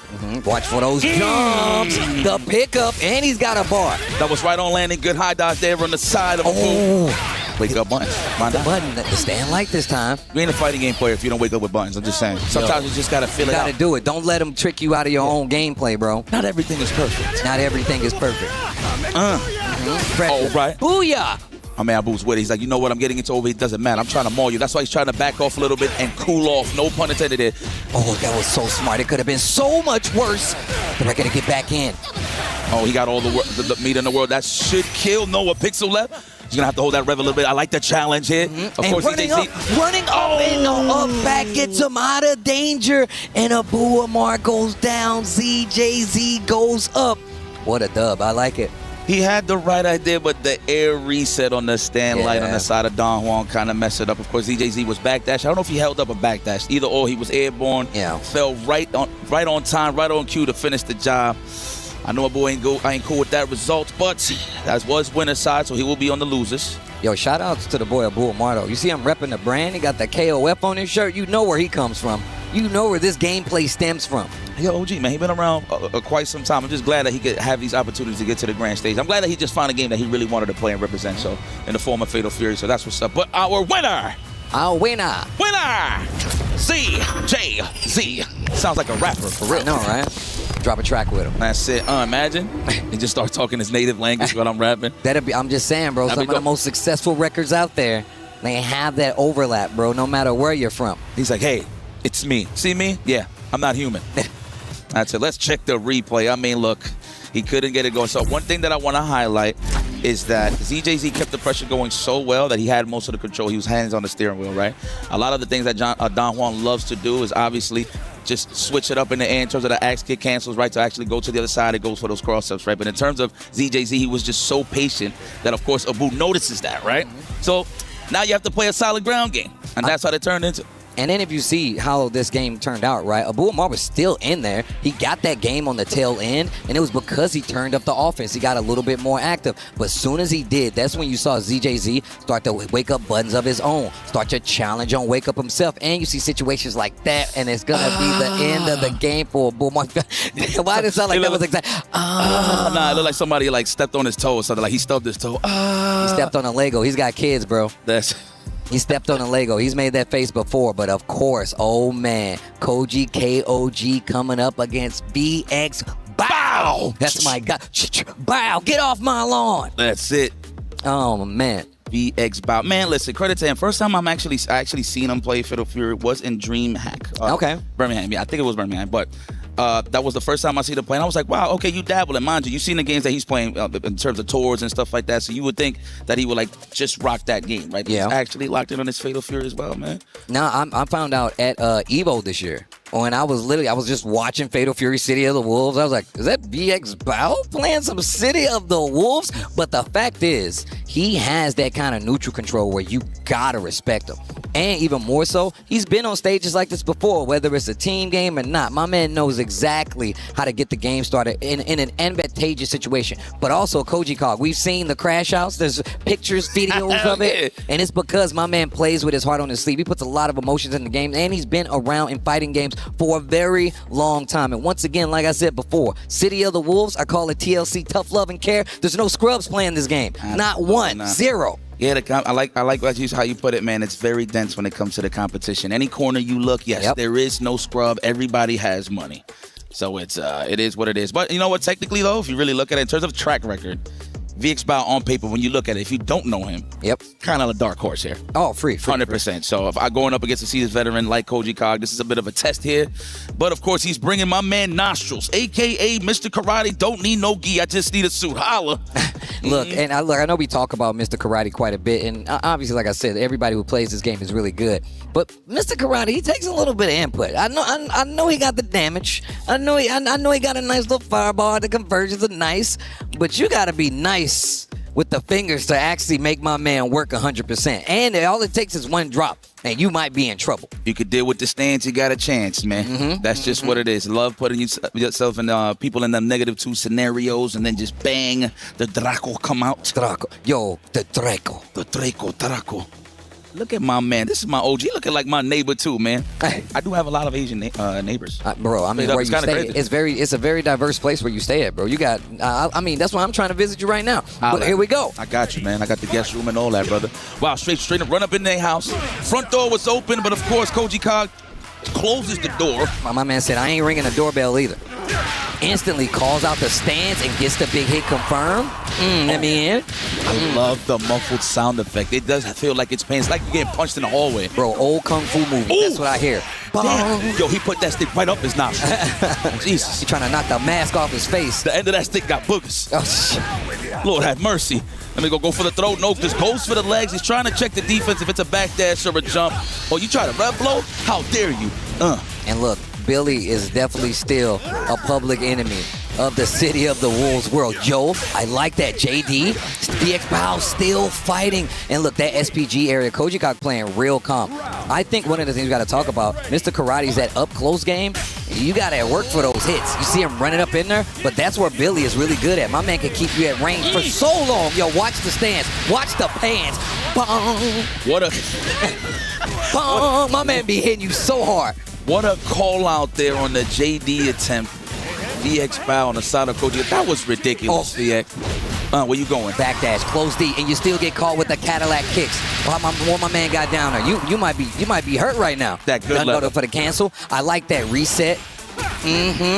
Forward throw. He still needs another exchange before he wants to get the KO. Wake up, buttons. My man said, you think I'm scared? You think I'm afraid? Trying to get out of the corner, and yeah, met with the close seat. Absolutely. I like the challenges there from Kojikok, man. Look, at the end of the day, everybody loves to delay just to expose JD, man. I've been saying that like a broken record this whole time, but it's true. That's why I like the challenges from Kojikok. Big damage. Man, we're going up on leg day. Hold up, there's more. But wait, there's more.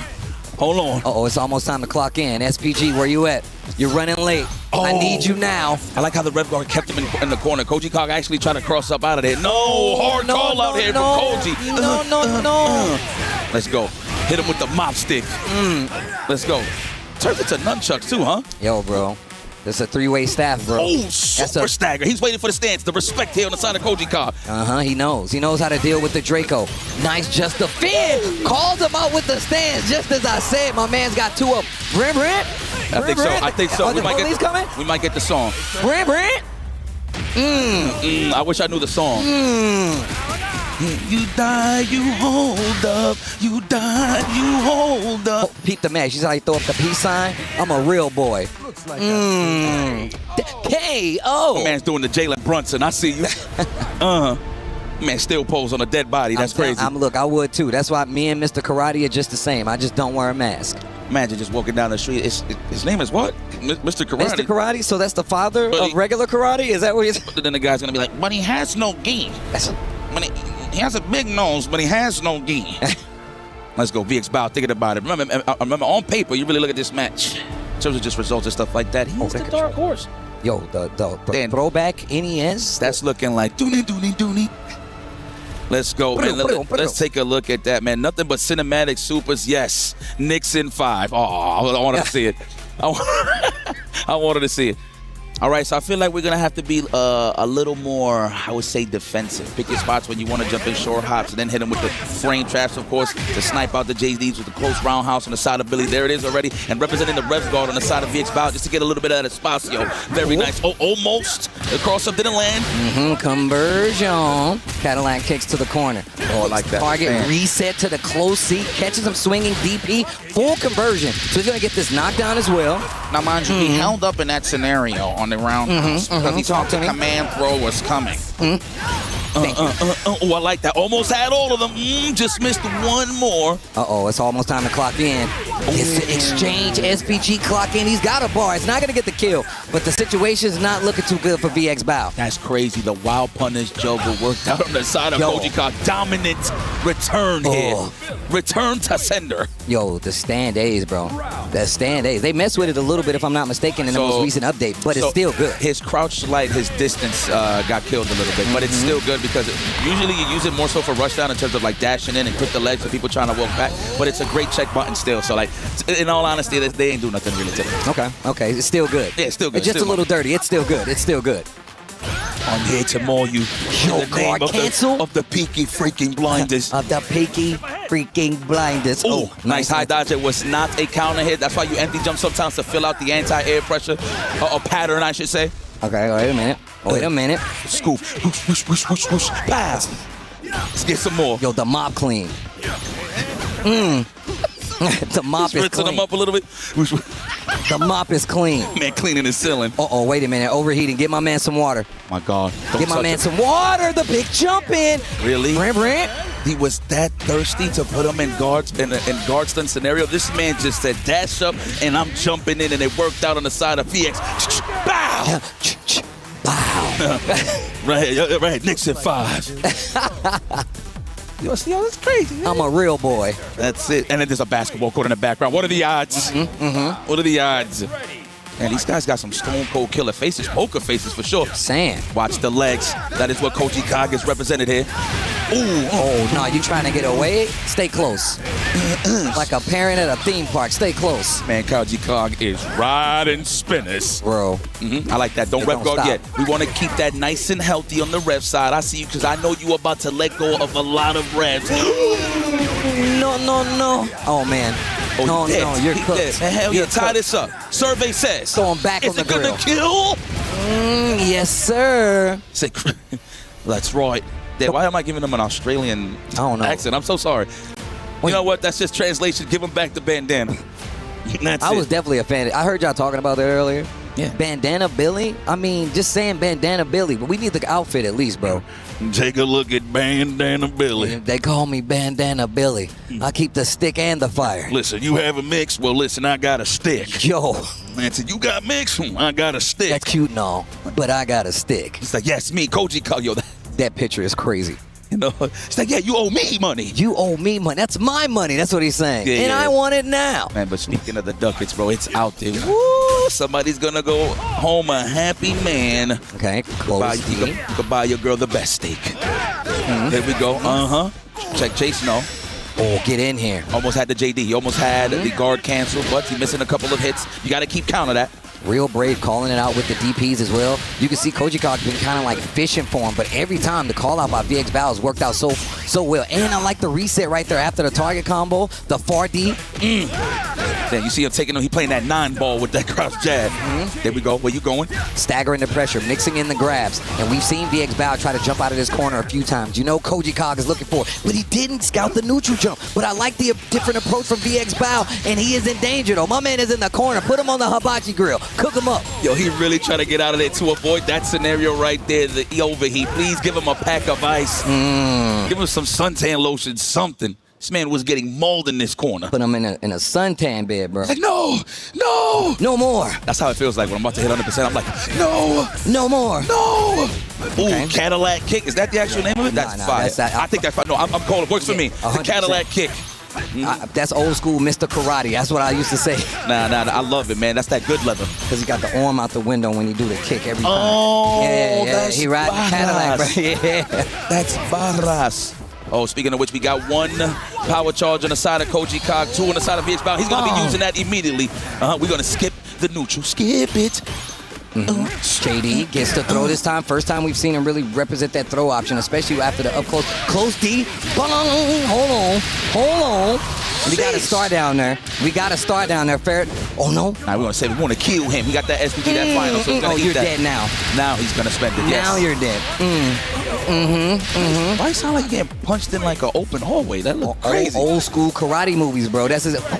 Pow, pow. That is true, huh? Old school karate movies, the art of fighting, bro. Ooh, that man held it. Oh, with the slacks on, he kicking you like that. That's crazy. Bong! I was about to say he never blinks, but he's actually wearing a mask. I'm tripping. Oh, the close roundhouse. Oh, my goodness. Go right up the escalator. Part of the mask is intimidation, bro. You don't know what he's looking at. God damn, this is crazy. Reset, and this time he actually does super. He's done that a few times, VX Bao, after the knockdown in the corner. Checking, trying to get close D, but this time Koji Kag hitting the button. Oh, like wild punish.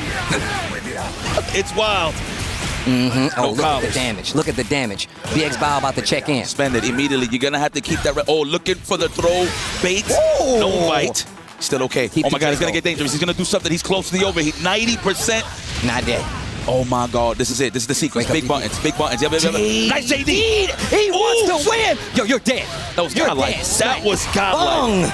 You're dead. And, of course, Koji Kag just smelling blood. He's like, I see it. It's right I there. see it in the future. It's right there. You're about to combust. You're so close. But no. It's looking like was she on the cage in Terminator 2? Yep. On fire, bro. That's crazy. Ooh. That looked like a real match for a second, I ain't gonna lie. But that is what happened. He ate some plasma for the finish. Yo, VX Bao, this man is hungry. He's probably fasting right now. I'm just saying, bro. Look, this ain't even dirty VX Bao. Dirty VX Bao got the facial hair. He just let it cinder. He just let it stay there. He's like, nah, bro, we clean. I'm trying to look clean for this potential money I can get right here. Back into the pool hall. This is in the back of the pool hall. The broken down basketball court. Oh, where you going? Man, that reached max distance. That was on the ankles. Oh, wait a minute. And I like this. Koji Kag switching up the approach, staggering the pressure. Tries to go for the cross across a VX Bow, representing these jumps a lot, and this time goes with a DP. He's jumped a couple of times. Koji Cog must have hit something, but now you're in the corner, dealing with damage. What's the mix? Close C. Loving the restand right there. That is so disgusting. He could choose for the hard knockdown, right? Or he could just go, well, not hard knockdown, but just knock him down in general. Big damage. Okay, kicks in the hallway. It's about one ball. Are we going to use it? He's revving up right now, so that means he's fully committed. He's going to have to watch out. He wants the mix. Stay close. That close B, he can combo in the 2C, but he's not going to get anything. He said, pack it up. Yo, the knees, the Stairmaster? The Stairmaster. I was just about to say that. Keep your cardio up, ladies and gentlemen. Oh, you dead. Brand, call the police. Talk about cinematics. Yo, you know what keep this jacket on? Aura. The art of fighting. Oh, almost forgot my mask. I'm leaving the scene regardless. Right? Almost forgot my mask. Man, I forgot how he looked like. I'm just saying. It's been a while. You like the OG representation? You see the white hairs? Bro, I'm telling you right now, aging up your characters, especially in a game like this that's been around for so long, and even more so the fact that they have my guy here. He's technically a guest character, you know? That's right. Looking like a good old show of Barnum and Bailey's right now on the side of Billy Kane. Big Psych. jump seat. You thought I was going to take a delay? Psych. Short hop. What up? Let me out of there. He's like, wah! No, again, and my man's about to get a bar. Man, my leg is burning just looking at that, son. Oh, no restand. Yeah, we wasn't closer to the corner, so it wasn't as potent. And he likes that. He likes going for the reset instead, mixing you up with the close C, close D sometimes, mixing in the throw. Uh-oh. Oh, trying to bait something out this side. Respect to Draco. Respect to Draco. That's gonna hurt. You ain't dead yet. Nah, he gonna spend that though, because he is very high on the rev side of things, so we're gonna bring that percentage down just a little bit. Oh, wake up buttons. Why not? Call the police. Smack. Die if you hold up. You die if you hold up. I don't know if it had drums right there, but I'm just adding it. Wow. My man was cooking you. That's I told you throw you on the hibachi grill. He's like, yo, for the show. I love hibachi.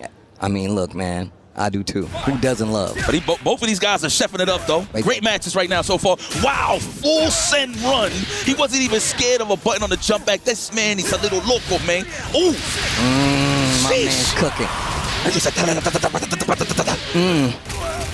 Okay, what's the reason? OC works out this time. Oh, you're dead. Wrap it up. Call the police. Whoop, whoop. Worried about the Stairmaster, and he held up, and he got punished accordingly, severely. Look what happened. It's looking like a one-player game on the side of VX Bow. Very strong performance. Koji Cog is confused right now. His soul left Earth. Boom. That's going to be 3 on the side of VX Bow. Or was it 3-1? Excuse me. It was 3-1, my friend. That was very strong finish. It was 3-1, 100%, my brother. I got you. Okay. Good stuff at VX Bow. Hey, man, look, I know you wasn't a dark horse. I never doubted you for a second. I'm talking about on paper, yes, because we haven't seen you play field to field. Well, at least for me, the first time I seen it was DreamHack, right? So credit to him, man. He looks like he is very seasoned, very practiced. He's ready to make a quick troop into the final groups. Well, of course, you got to remember, man, the thing is, VX Bow, he's used to playing in one of these scenarios where it's high execution. You got to find those big hits. And look, Mr. Karate definitely benefits that. This is what I was talking about. You got to have the execution, 1. 2, you still got to find the hits. And scrambling with Mr. Karate is not the easiest. You got to have some crazy input. And I see Koji Cog was trying to do. He's like, look, I know Mr. Karate doesn't have the easiest time at these ranges. Exactly. So I am going to poke you a little bit more. But the thing is, it didn't stop VX Bow from approaching, mixing up with the jumps, going in with the resets. That's why he was going to the resets, because he knew after he got the knockdown in the corner, he forced those options. And I think it was only one time where it didn't work out. So the thing about him is that he don't really got that much like range like that. But guys, listen, kick back, relax, just chill with these highlights right here, and we'll be back with some more Fatal Fury.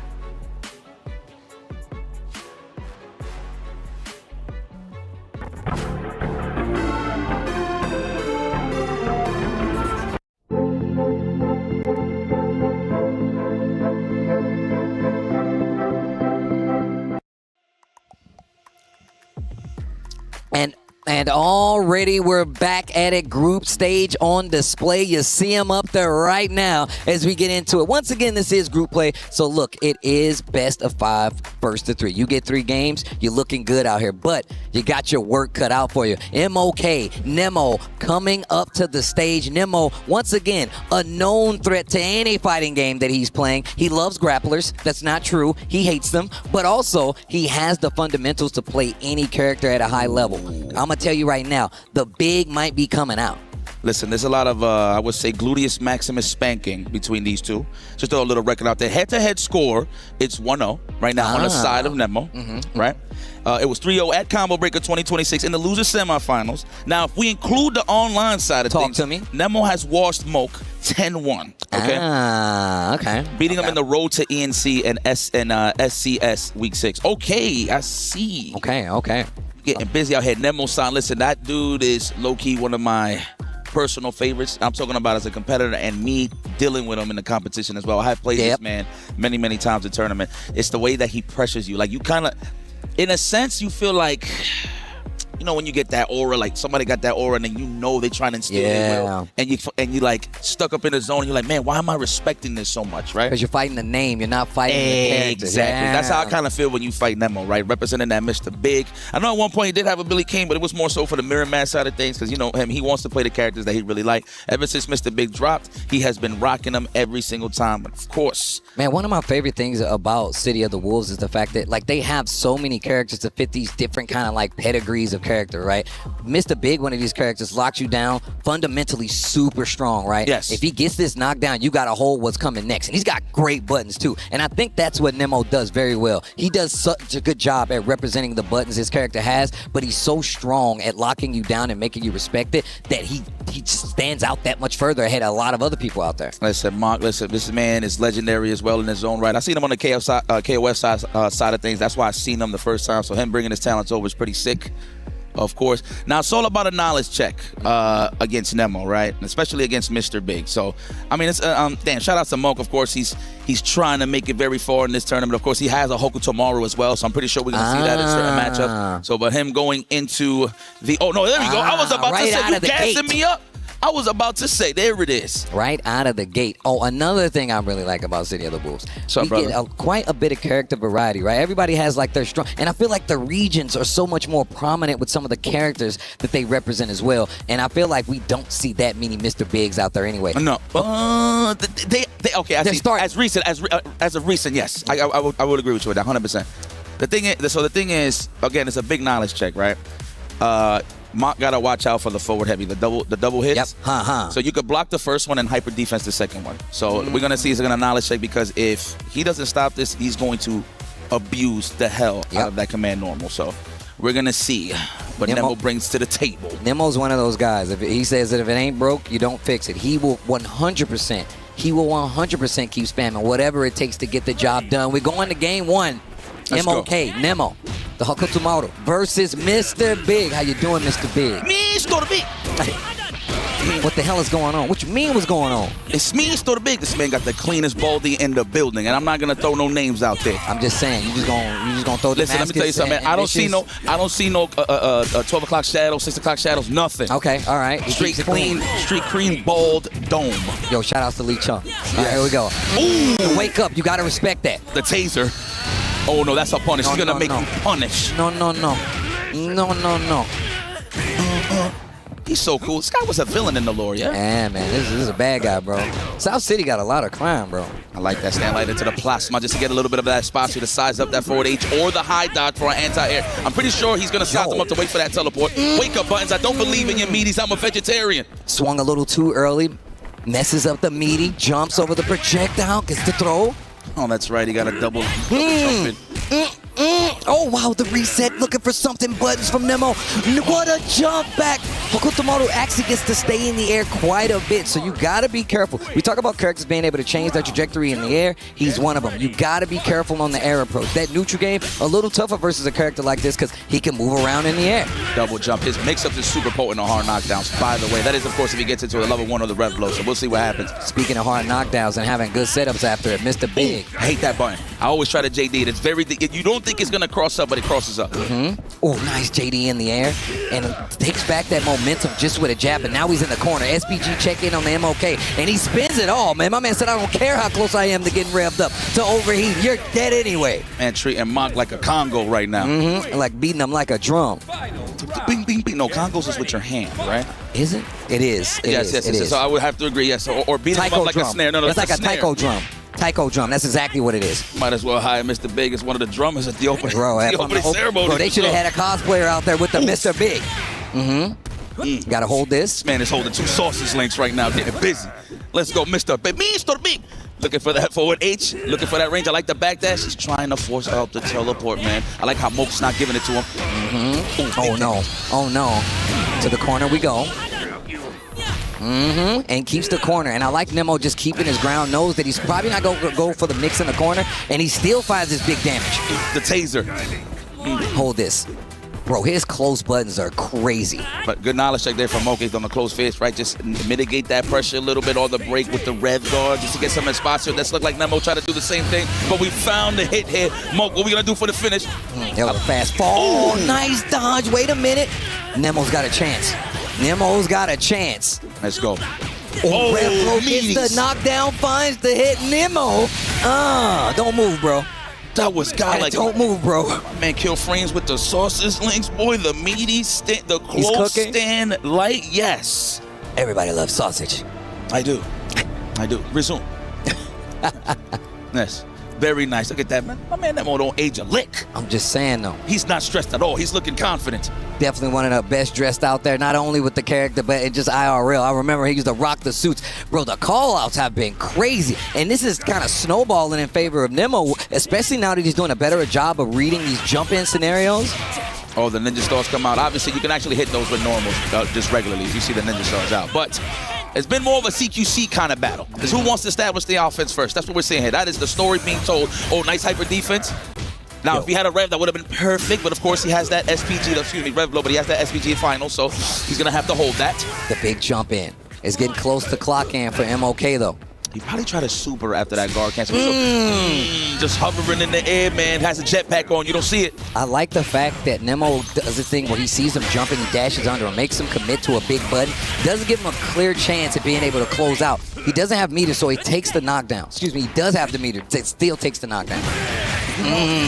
I forgot that's Andy Bogart's homie right here. Oh, he's the trainee. Okay. The ninja trainee. That's it.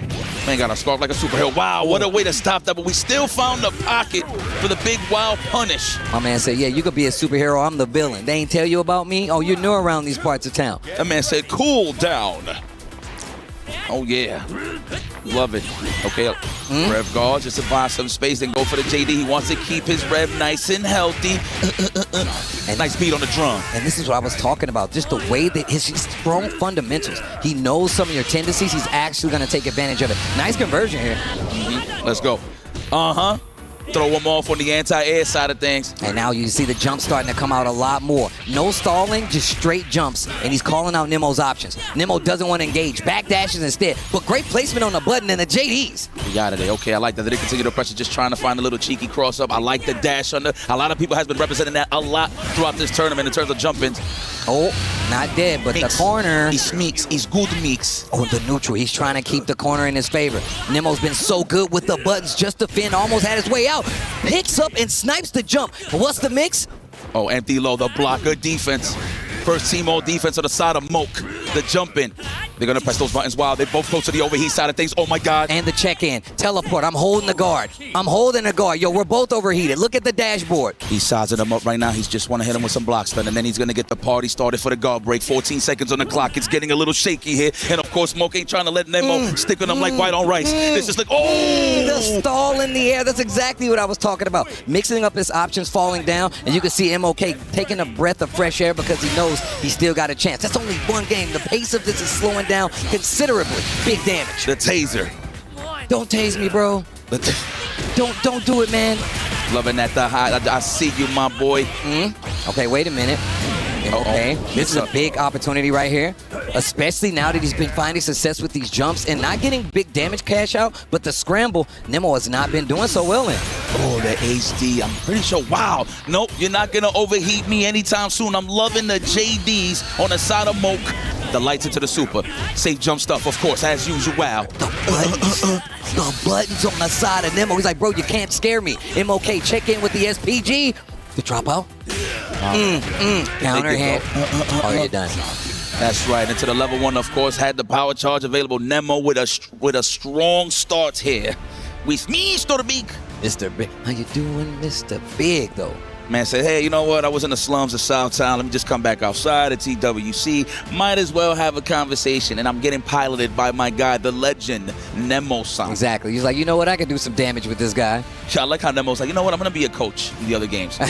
I'm just going to come and get busy with Fatal Fear. Because it ain't no scrubs, bro. That's it. It ain't no scrubs, bro. This is a Nemo game right here. We've seen how he's played for years across the board. My man is always down to business. Who better to get the job done than Mr. Big? And look at me when I say this. And he's good at just defending in real life. Yes. I'm just saying. Oh, yeah. No. You guys don't know. Yeah, I don't even know. Wait till you see it, though. His JD, his real life JD outside of video games is ridiculous. Mm-hmm. That is him. That is Timothy from the Himalayas. Moke. He's going to have to raise his difficulty setting right now. I mean, you know, I know you got that one character in your back pocket, man. I don't know if you want to break the glass now, but I feel like we want to stay a superhero. We want to stay a ninja here. Okay. Ninjas on the screen, ninjas with the gameplay. That's what I like to hear.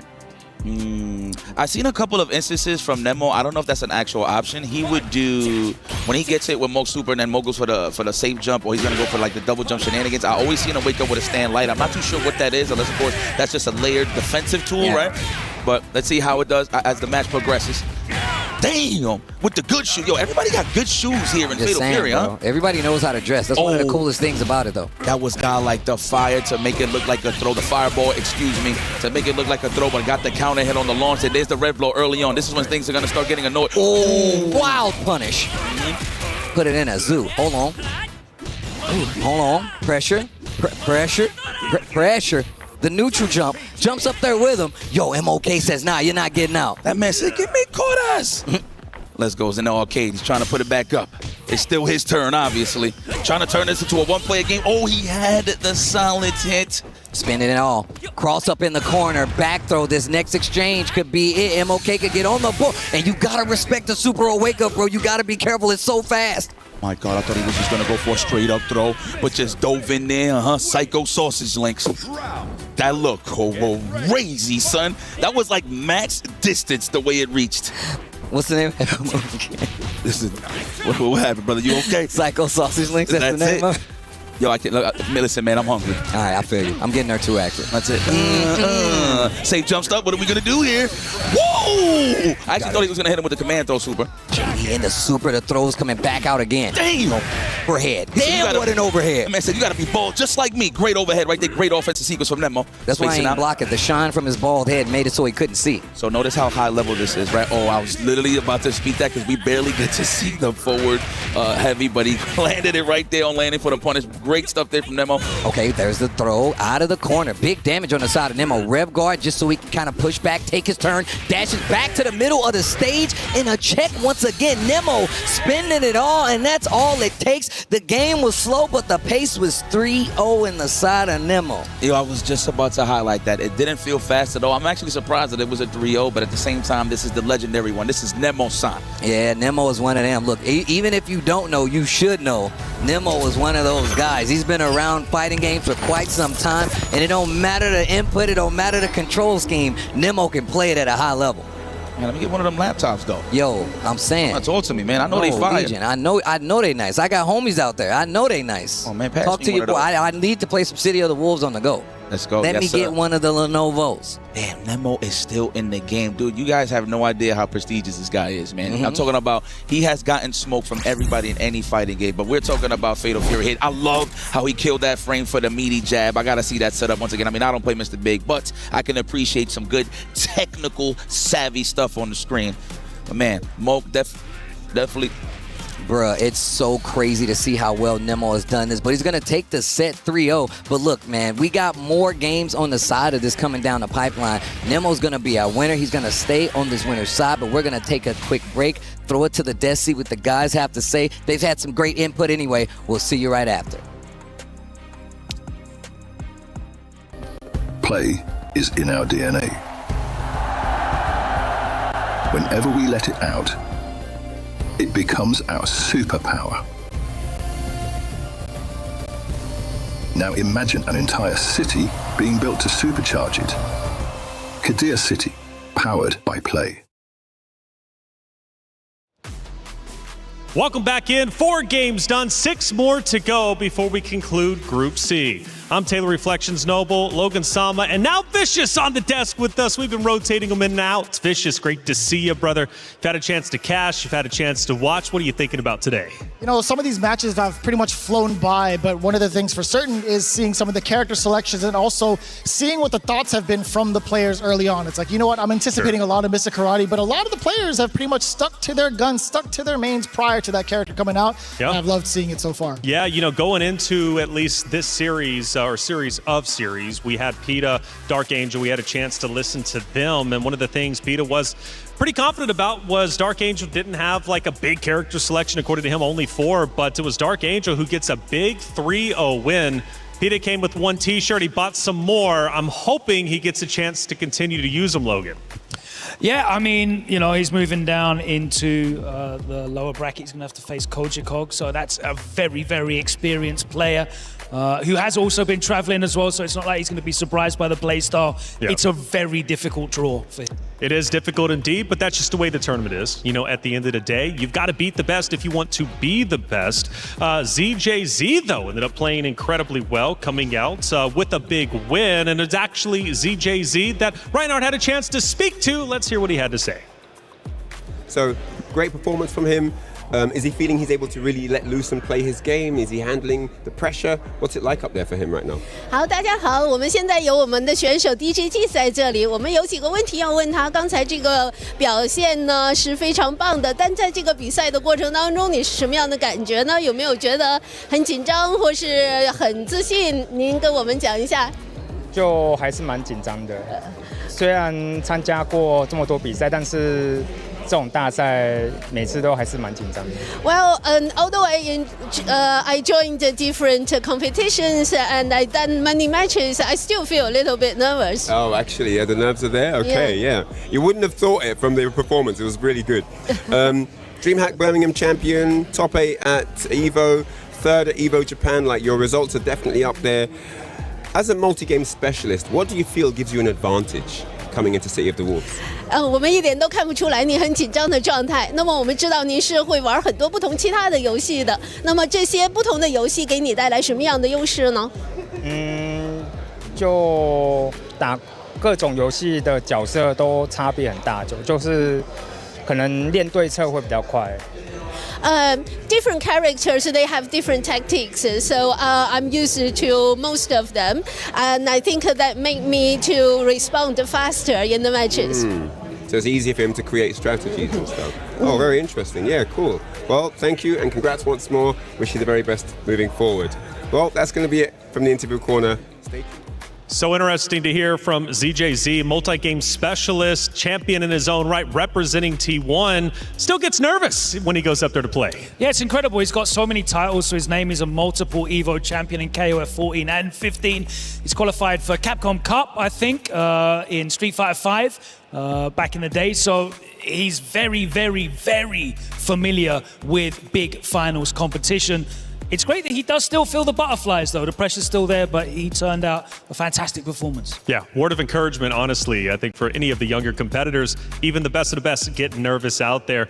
Abu Omar, though, the nerves are definitely kicking in. He drops down to the loser bracket after that ZJZ loss, 3-1. What do you think his chances are now as he drops down to the loser? His first matchup is going to be against Monk, of course, representing Team Falcons. I'm actually kind of looking at both like the character matchups themselves, right? Not necessarily the most popular picks. I feel like a lot of them struggle against the meta right now, but them going up against each other, it feels like a genuine coin flip between the two. It's also a team kill, right? Because they're both on Falcons. So that's really, really unfortunate for both of them. That is unfortunate, but the way the tournament goes, we had a chance, I think, to interview Abu Omar going into the matchup. Let's hear what he had to say. Here with Abu Omar after a very difficult set versus EJZ on stage there. Looked tough. Talk me through how you felt that set went for you, if you were able to play the way you wanted to, perhaps what you might have done a little bit differently. Talk to me. I mean, the first two games, I didn't play that well. Started like coming back on the third match. It went like 3-1 for him. Fourth match was like pixels, both of us, and really he clutched it in the end. I'll do my best next time. No, it really looked like you were going to get that fourth game and make it 2-2. Unfortunately, it didn't work out. You mentioned that first two games you didn't really play. What does it come down to for you, whether you get into the match sooner or later? I mean, I took a few seconds, like collecting myself, I would say, and started adapting. I think I played that well after the third. On the third match, I played well. It's all about adaptation. Yeah, this is the point of FT3. This is the point of it. Yeah, no, 100%. And then the epic commitment to Dong Huang. What is it about this character that's very appealing for you? I mean, I like his father. Fair enough. He's my favorite fighting game character. Oh yeah. So yeah, the Kim Cup one. So, yeah. That's why. Absolute I'm legend waiting of the for him. series. Yeah, that would be so sick, man. I can't wait myself. Thank you very much. Thank you. Good luck in your next match. Thank you. All right, that's it from us here. See you later.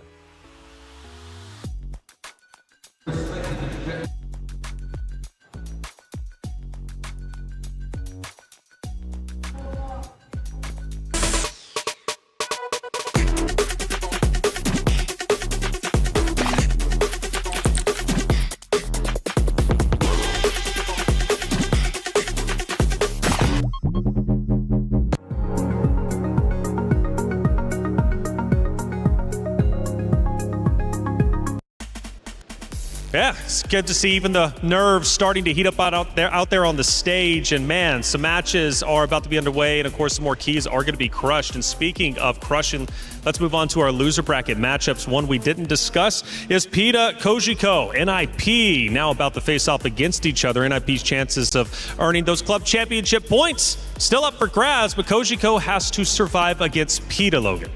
Yeah, and I mean, we spoke about Peter's limited exposure on the world stage. He did travel to Brussels, of course, where he had a good run and did defeat Dark Angel, but it was Kojiko that won Brussels Challenge, and that just shows you the caliber of Kojiko. He's so experienced. He has so much depth of knowledge. Of course, again, a multi-game player. He is very adept at this, and he is going to be able to deliver immediately on that stage. No adaptation needed for him. And it feels it makes all the difference, right? You talk about a player who's just been well-versed all around the globe in so many different games. He's going to have different perspectives and different avenues to break down the opponent in comparison to someone who's still trying to find their way in the realm of City of the Wolves, right?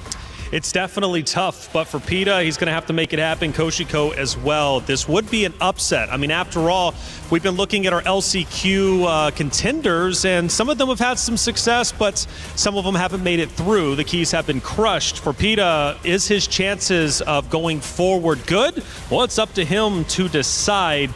Let's go back to our first matchup that is about to be underway in just a couple of minutes. It's Dark Angel versus VX Bao. We got AGAL going against Na'Vi, two very talented players. I remember at the start of the show, I've been learning from you guys. Logan, Dark Angel was a huge talking point given his prestige and his history, and he's still looking incredibly good.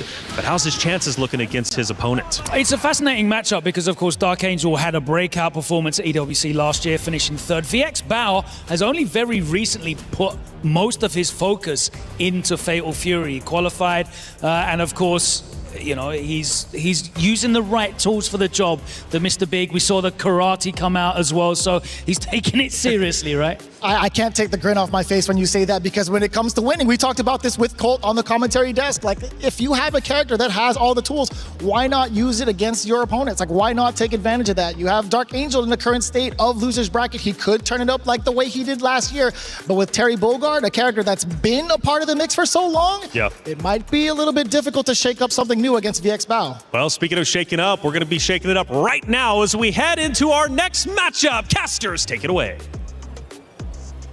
So happy to be back. Thank you very much, people on the analysis desk. We are.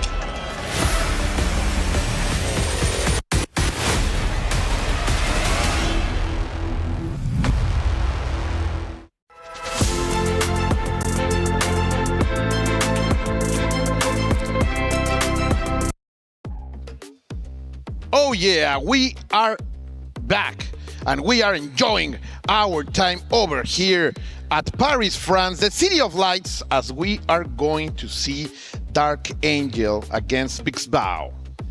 Bonjour. I was trying to get I was trying to figure out what to say to the folks. Like you said, we are having a good time in Paris. I'm Rome himself, and this is, of course, El Colt of Mexico. We're going to be calling the action here, closing out Bracket C, Group C, if you will, these stages here with these players. Like you just mentioned, we have Dark Angel going up against VXBao. So these two have won in their matches in the C group stages. And we're going to find out which is going to be the first one to cross over that line into the top 16. You are completely right. I'm excited right now. Of course, you know my blood is feeling it. So it's boiling to see some good Dark Angel. These two face each other not too long ago on Dream Cup Atlanta. Dark Angel won 2-0, but of course, that is, as our friend Lazarus has baptized that this era, this was on the BK situation, before karate. Before karate, indeed. BC for the brackets that we have today, but we are going to see who will be moving on here between these two. I think Dark Angel obviously has a bit of the karate matchup. Like another caster mentioned earlier, this matchup, it was you actually that said it, this matchup has been happening for a lot of people, right? Everyone's playing Mr. Karate. Yeah. So as strong as he is, you're going to feel, well, comfortable in dealing with this matchup, a little bit more versed, and we'll see how he goes. But of course, VXBao, man, cannot sleep on this dude. Obviously, a strong player in other fighting games, but bringing his talents here to Southtown as we're going to get ready for this first matchup, unless this is a button check and they're just playing with us here. But we'll find out as we go. It looks real to me on the Ganache estate. We got the music flowing and the fireballs are throwing. It is time to party, and Expo is already starting the dance because, of course, he is going for the full damage with karate, reading the roll, catching Dark Angel, and then he goes for more. He goes in for more. I want. Ooh, counter on your wake up. Please, Daddy, punish me more. He's definitely putting in that work right now. We see him checking the dashes from Dark Angel, and the counter beats Revlo. This is going to be a swift round one. While we got, never mind, we don't spend it. He decided to keep it because of the advantage. In the end, he was right. Whoa, that was greedy. That was greedy for Expo, but of course, he's going to be making money. Let's see if Dark Angel can adapt to this first. Ooh, now reading the same. And now we're going to leave. Look at the damage, Rome. That wild punish is delicious. Masterfully done. Dark Angel already changing up his tempo, right? We see him kind of dashing so many times. Soon as I say it, it leaves my lips. Commentators do be lying as we get the fireball confirmed here. And we're going to steal that bar. This is going to look super dangerous for Dark Angel. Fortunately for him, though, out of range for the DP break. Karate's range, it's weird, right? He's got some great range on some of his special moves, but his normals are kind of skinny. That was delicious. Great crossover here by Dark Angel, who is going to steal the round, keeping 6 even, showing that he wants to keep that record as it is with Dark Angel on the top. Of course, look at that Expo. He has a lot of salsa, mucho dinero in order to spend, and he's gonna do it right now. Talk about salsa, right? A little bit of breakdance too, breaking the legs of Terry Bogard, going for the fireball confirm as we get the throw on the side of Dark Angel. He wanted that corner control so badly. VXBao says, I know what you want, and I'm gonna not give it to you. Hold this combo instead. You're going to the wall on my terms. Automatic correction right there with the DP. Dark Angel now facing a defensive situation. In the end, VXBao with the long range kicks is gonna get it, and he's gonna spend the bar right now to get the first point. Everything in control for the AG gamer, for the old gamer right here. And that's what it is, folks. I mean, if you want to know, if you're tuning into this for the first time, stepping into Southtown, watching Fatal Fury, and you see this masked Marauder on everyone's roster slot, and you wonder why, that's it right there. The Drago Supremo stance, super active. About 3 frames in, getting slapped. I thought that was a new matchup happening. That's just a replay of him getting kicked up to the ground. But like I said, that move is incredibly strong. If you're Dark Angel, how do you play around it, right? Obviously, you have some tools like a cross-up. Terry having a stationary fireball super does help because he cannot kick it back. He can't kick back the power geyser. But of course, that cost bar is not something you're going to always have access to. And you can see him right here, Colt, deep in thought. Do I put the mask on or do I rock it with the hero from Southtown? Do I lead the darkness of take cover me? That's the question. We will see. I think Dark Angel Terry has what it's needed. But of course, we saw it during the first round. He came out swinging. He came out with the haymakers. And of course, when you are facing an experienced player like VXBao And with karate, you cannot be doing that. So you have to be more reserved. You have to be more controlled in order to not fall for those Reco Supremo mind games, let's say it, in this chess that we call City of the Wolves. So we will be seeing. I don't think we're going for the character selection. No, not at all, not at all. And I was just going to add on to your fact that, like, initially, I think obviously if you're Terry Bogard, you want to try to use some of your long-ranged attacks, right? But we saw in that very first round, he tried to represent the EX Fireball from Terry, which is one of the best EX Fireballs in the game. Super slow, Terry recovers fast, he can track it, he can DP break, it's 2 hits, right? We saw immediately VX Bao perfectly countered that and got a full, just like he's about to go for it right there again. So what do you do, Colt? How do I stop this guy? I can't throw fireballs at him. He's got the Drago Supremo on lock. Oh, look at that. Everybody ready for those perfect just defense, and you're going to the ground and into the corner. Let's see for the first time, a little bit of dominance, and we are trying to maintain the action right here, right now. At 1, 2, 3, no. BX Bao just rise up with a Dragon Punch, just stopping everything. Yeah, that is cool. Mistime the meaty there, right? Try to wake up jab. He is so good at doing that. And you see now Dark Angel, again, it's really slow. He's able to link off of it, just like he gets the link right there off of the crack shoot. Goes into the corner. I mean, you got to wrap this up as fast as you can. You don't want this Masked Marauder running things around here. It's Halloween out here in the summertime as we see this Caped Crusader doing the damn thing in the steel back, man. Oh, I don't like those faces from Dark Angel, bro. I think he's feeling the heat. I think he's not happy playing against this Mr. Karate, but now he gets the catch. Good spacing over here, playing some EX footsies, we will call it like that. Revolutionized footsies, as he is punishing the approach from VX Bao, and he is keeping the offense. I like it. Try to vary up the offense there, but again, counter stance does not care. It's going to eat through any other option you have. Trying to play around it, it almost feels demoralizing. Yeah, you're trying to be smart, and then again, you can pick up so much from those little mistakes from your opponent. That's the strength of karate, right? Like just a little opening, and look at the damage. You are in shambles, but Dark Angel makes the right read, and we are gonna. Are you okay, Rome? Busta Wolf! There it is, the first one of the day, and I gotta say that was risky, though it did pay off. The Draco Supreme will beat, the EX version will beat Lowe's, but I think VX Bao opted to go for a different option at the right time as that 2B connected from Dark Angel. So you can say it was an angel from above, giving him some light to shed in the dark here as he goes for the strings here. The DP break, I like that. That's -2, you cannot get away from me, sir. There is no bar in order to extend the damage, but it doesn't matter. So many throws into the corner from Dark Angel, and now the spacing is perfect. Going for the punish. Dark Angel finding some answer right now to this enigma called VX Bao. And let's see another throw, keeping the mix up. Ooh! Going for the tricky stuff, checking the ankles, and the people goes wild. Yeah, they love that one. I gotta say, Dark Angel, he's the only Terry player I see using that crack shoot feint, and it looks so creepy, right? Obviously, the way he wraps his whole body around, I'm like, he's gotta be going for the high, right? I feel like it's coming, as well as how strong his crack shoot is. And look at it right here. Even my boy got mixed and went low with it. People can't complain about Kenshiro having something like that. Nah, man, it's always been here. The main character of the day, Terry Bogard, for Dark Angel, fighting back. Technology, development right here by Dark Angel. He has the knowledge and, of course, the ability you were talking about.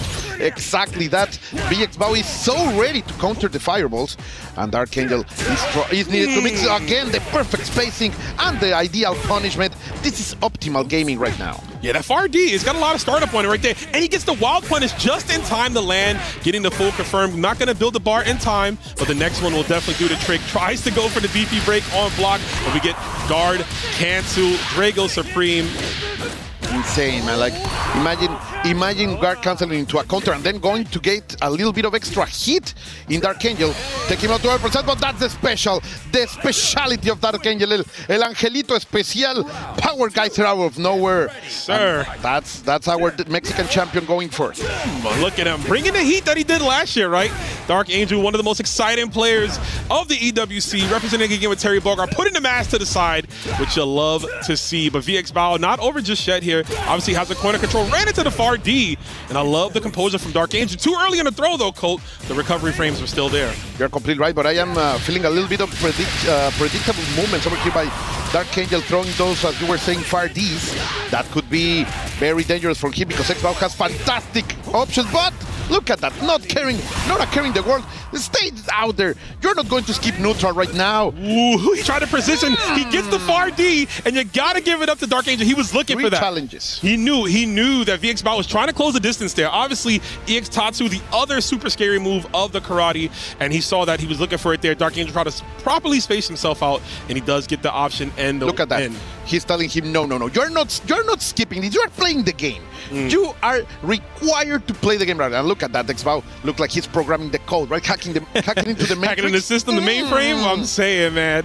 Gotta say, shout outs to the overlay too. You can see both players, the weapons of choice, right? Their sticks that they're bringing to the stage here. All these players have so many different items to choose to use, and it gives them the victory. But here we go. Speaking of victory, Dark Angel, big punish on that whip DP. VX Bao's got to watch himself here, but also Dark on Hell. Look at the rev meter code, 45%, and it's only been 8 seconds. Yeah, it doesn't matter, bro. Like, the damage is what's matters. You need to make business. You have to spend the money. That's for sure. 1, 2, 3. That's how economy works, baby. Capitalism being explained right here by Dark Angel. Who look, right now, all that investment is back. Oh man, you talk about capitalism. That was a capital C right there. The big old wall punish from VX Bao, and he's gonna push Terry into SPG. Goes for the reset. Hey, and the overhead. And I'm looking at the meter. This is definitely gonna take this round, provided we don't drop it. You never know. No, there it is. I believe in VX Bao. I know that he is one magnificent contender. That was not going to be a drop. And of course, Dark Angel cannot let the momentum go. He's more than ready. Let's go. Power Geyser in your face. The power of Gaia is coming back, Rome. The adaptations in real time, right? Of course, I say that and we eat another counter stance, but it's par for the course. But look at the bar though, right? 61%. You got to cut this combo a little bit shorter than you might want to as we get the wake up jab DP. The safe option right there from Dark Angel, and he looks to go for the kill here. The chase down. This is going to be enough. He's going to build the bar in time. This will give him another round. Terry Bogard putting out the big damage. I like it, spending all of it. And just in case, Coach, if we lived, we still had another power dunk on deck. He went for the exotic route, the shiny one, the one that makes the people go mad. Patience over here by VX Bao. Dark Angel getting that perfect distance and then breaking the fireball in order to make the approach. Don't touch me, you hobo. You are to live in the streets. I am a rich man. I drive a Ferrari. Oh, waking up with the DP. Perfect movement over here by Dark Angel. X-Bao, of course, always dangerous. Even more with karate. No! He waited it out too. Tried to wait the storm, but you just can't break down, man. You can't get inside from safety from the torrential rain, excuse me. But here we go. Another fireball dash and throws far range there. This is a little slop fest right here. It happens. I mean, the rounds is getting close to the end code. I could definitely feel the desperation as we get the meaty D. And not enough of another one. Just right in your face. We're going to go for the highest of stakes, 2-2. What a challenge right here. You were saying it, and many of our partners in the commentary have been calling Dark Angel the highlight for last year. And right here, he has to earn his place on the forward part, on the qualification side of things, as VX Bao is showing that he can stop his show and bring his own display. Yeah, he could, pull the curtains, right over the wool over his eyes. I mean, listen, we love a good showtime. We love a good highlight human reel. Another one. But a good player is also what's backed by Dark Angel. He's get that huge ball punish right here, straight to the wall. Great conditioning over here by Dark Angel. He has been able to use his fireballs in order to bring mistakes by VX Bao and making a lot out of it, and he's keeping out the momentum, Rome. I like it too. He's locking him down with that close D, right? Super plus right there. Finds a way out though, does VX Bao. Step ahead. Patience. Step ahead, and it's still his chance. Gets the counter hit 5-8 for the elongated combo. You gotta love this character. So much privilege, Rome, for sure. Oh, where are you going? Power Geyser to wake up. Let's see. That's the problem, Rob. When you are in these kind of situations, one mistake into the Draco Supremo means death, and VX Bao is gonna take that round. This is match point for the AG game. Nicely done. Yeah, Dark Angel got a little too, desperate there, right? That's the word I was looking for. He's trying to close it out as fast as I can, and I totally understand that one. Misses the throw. VX Bao got to take this momentum into this next round. Gets the full super confirm. The damage is insane from Mr. Karate. Dark Angel has to do something right here, right now. You see, and very fortunate, right? Karate's far B isn't the best. He can only super cancel it. So right now, Dark Angel's not losing much health. He's getting incremental damage off those far Bs, but nothing crucial to really turn the tide of the match into his favor. But that was so smart. Yo, VX Ball is so good at that. Oh, and he gets the clean jump, and you can tell he did his homework. He saw the group stages, so he might have to meet Dark Angel at some point, and definitely locked in. Yeah, completely right. Dark Angel trying to find an answer right now, and it looks far away, but he's not giving up. Ooh, what a reach over there. It's not gonna be enough. He's not gonna spend the bar. Oh, that's a good position, and the neutral jump is gonna be the right punish right here. Dark Angel is gonna keep his bar in order to try to deliver this punish that will keep him alive in the winner's side of the bracket. We'll go with the Basta Wolf. He is okay, Rom. Dark Angel is still okay. Like you said, the situation that kept him alive right there, betting on himself, getting the proper punish there, and chasing down the meaty does stop the Draco Supremo.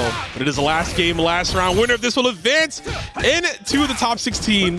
Who's it gonna be? Rose sweep, man, you love to see it. The classics being thrown right here. The Draco Supremo. And this is going to be a lot of damage. Great advantage for this last round for VX Bao. Yeah, that's huge. About 40% gone. Obviously, taunting, though, too. Taunting does take away 17 percentile of the opponent's rev meter. Dark Angel needs those. He likes the guard cancel. Bust out power, guys. Ooh, and jump into the meaty damage. Fleshy damage, I would say. Yeah, gets the throw. Blocks the overhead. Nicely done. VX Bao, the wherewithal of these players. Even in this intense situation here, tries to get away from the overhead, and he still gets kicked. He's going to build the bar in time, too, Code. We might be able to get a level 3. I'm not going to call it just yet. We'll have to wait and see, but the hidden gear has happened. After this attack, I'll be able to find out. We'll see right now. Wait a minute. He might be gone. That's going to be it. VX Bao is going to advance into the top 16 bracket. And that's the strength of Mr. Karate, Rom. Like, you are in those situations that one mistake, it can be a hit, it can be your escape, but if the opponent is good enough, he will be able to clutch it out, and that's what VX Bao has done right now. Of course, Dark Angel is not out. He will survive for a qualification match later today, but man, what a match. That was a slugfest. It was, yeah. 98, right? That slugfest. Oh, yeah. Both, you can see the flurry of kicks right there, back and forth. I love the attention to detail in the beginning of the rounds for VX Bao. Really checking a lot of those dash-up attempts from Dark Angel, knowing that he likes to play really fast, but then Dark Angel getting Ricky with it right there with the high-low off the feint. And obviously here, trying to backdash, finds the opening too, trying to catch the Tatu, which is also potent. Again, we know how strong Tatu is, and you got to be ready to punish it. But VX Bao, ever persistent, you're going to see the chase down right here for the overhead again. Bam! The close D. He realized that Dark Angel wanted to keep playing, to keep pressing buttons, and he went for the meaty option, Tangy, hitting it in the right way. I want to say that VX Bao was very, very strong from the start of the match. We saw one offensive series from Dark Angel that he wanted to continue with the overhead. But VX Bao said, "No, bro, I'm the Draco Supremo Lord, so you will have to stop." But right now, people, what is?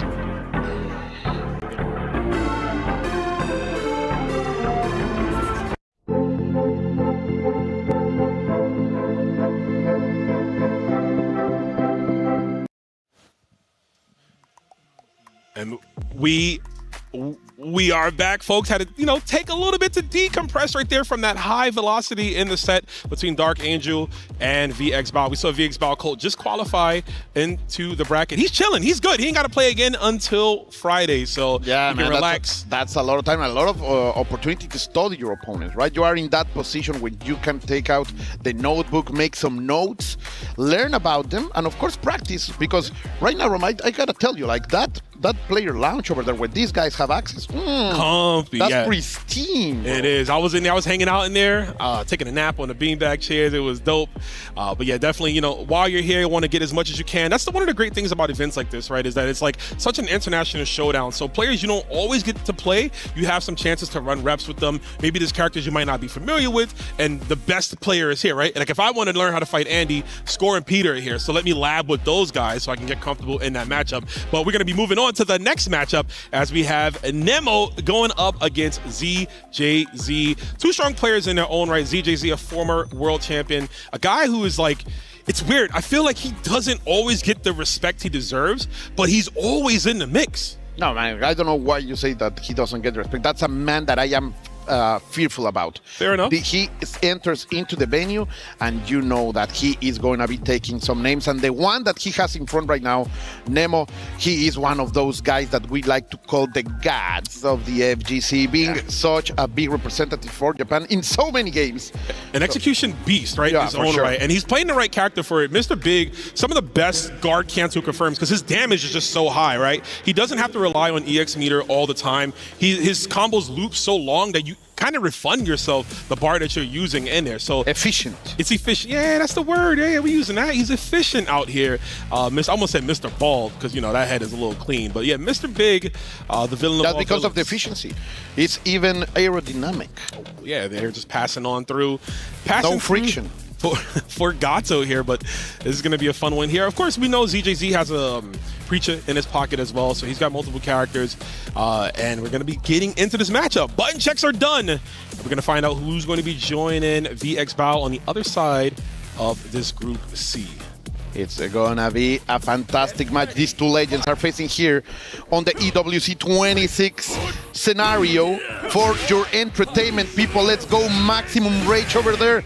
The Wild Punish is insane. As you were talking about damage room, that needed no resources. Yeah, I mean, listen, I know right now Karate is the man to complain about, but Big has been here since December. He ain't going nowhere as we are banging the drums, man. Sound like the drums this morning for the opening ceremony. Taiko all the way over here, bringing it.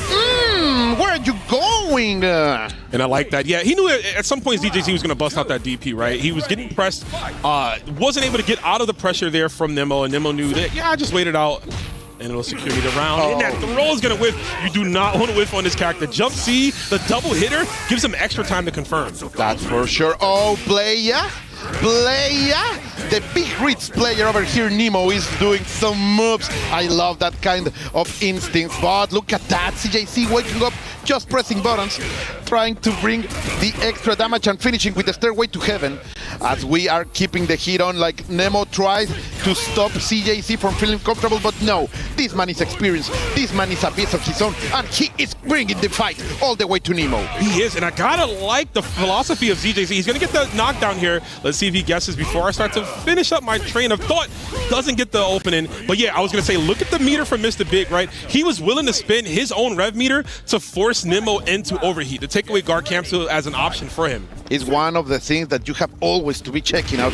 How far is your opponent from the FIBA? And how much have you capitalized out of it? Because remember, like, the guard crush from these characters can be devastating. And right now is just what Nemo is looking for.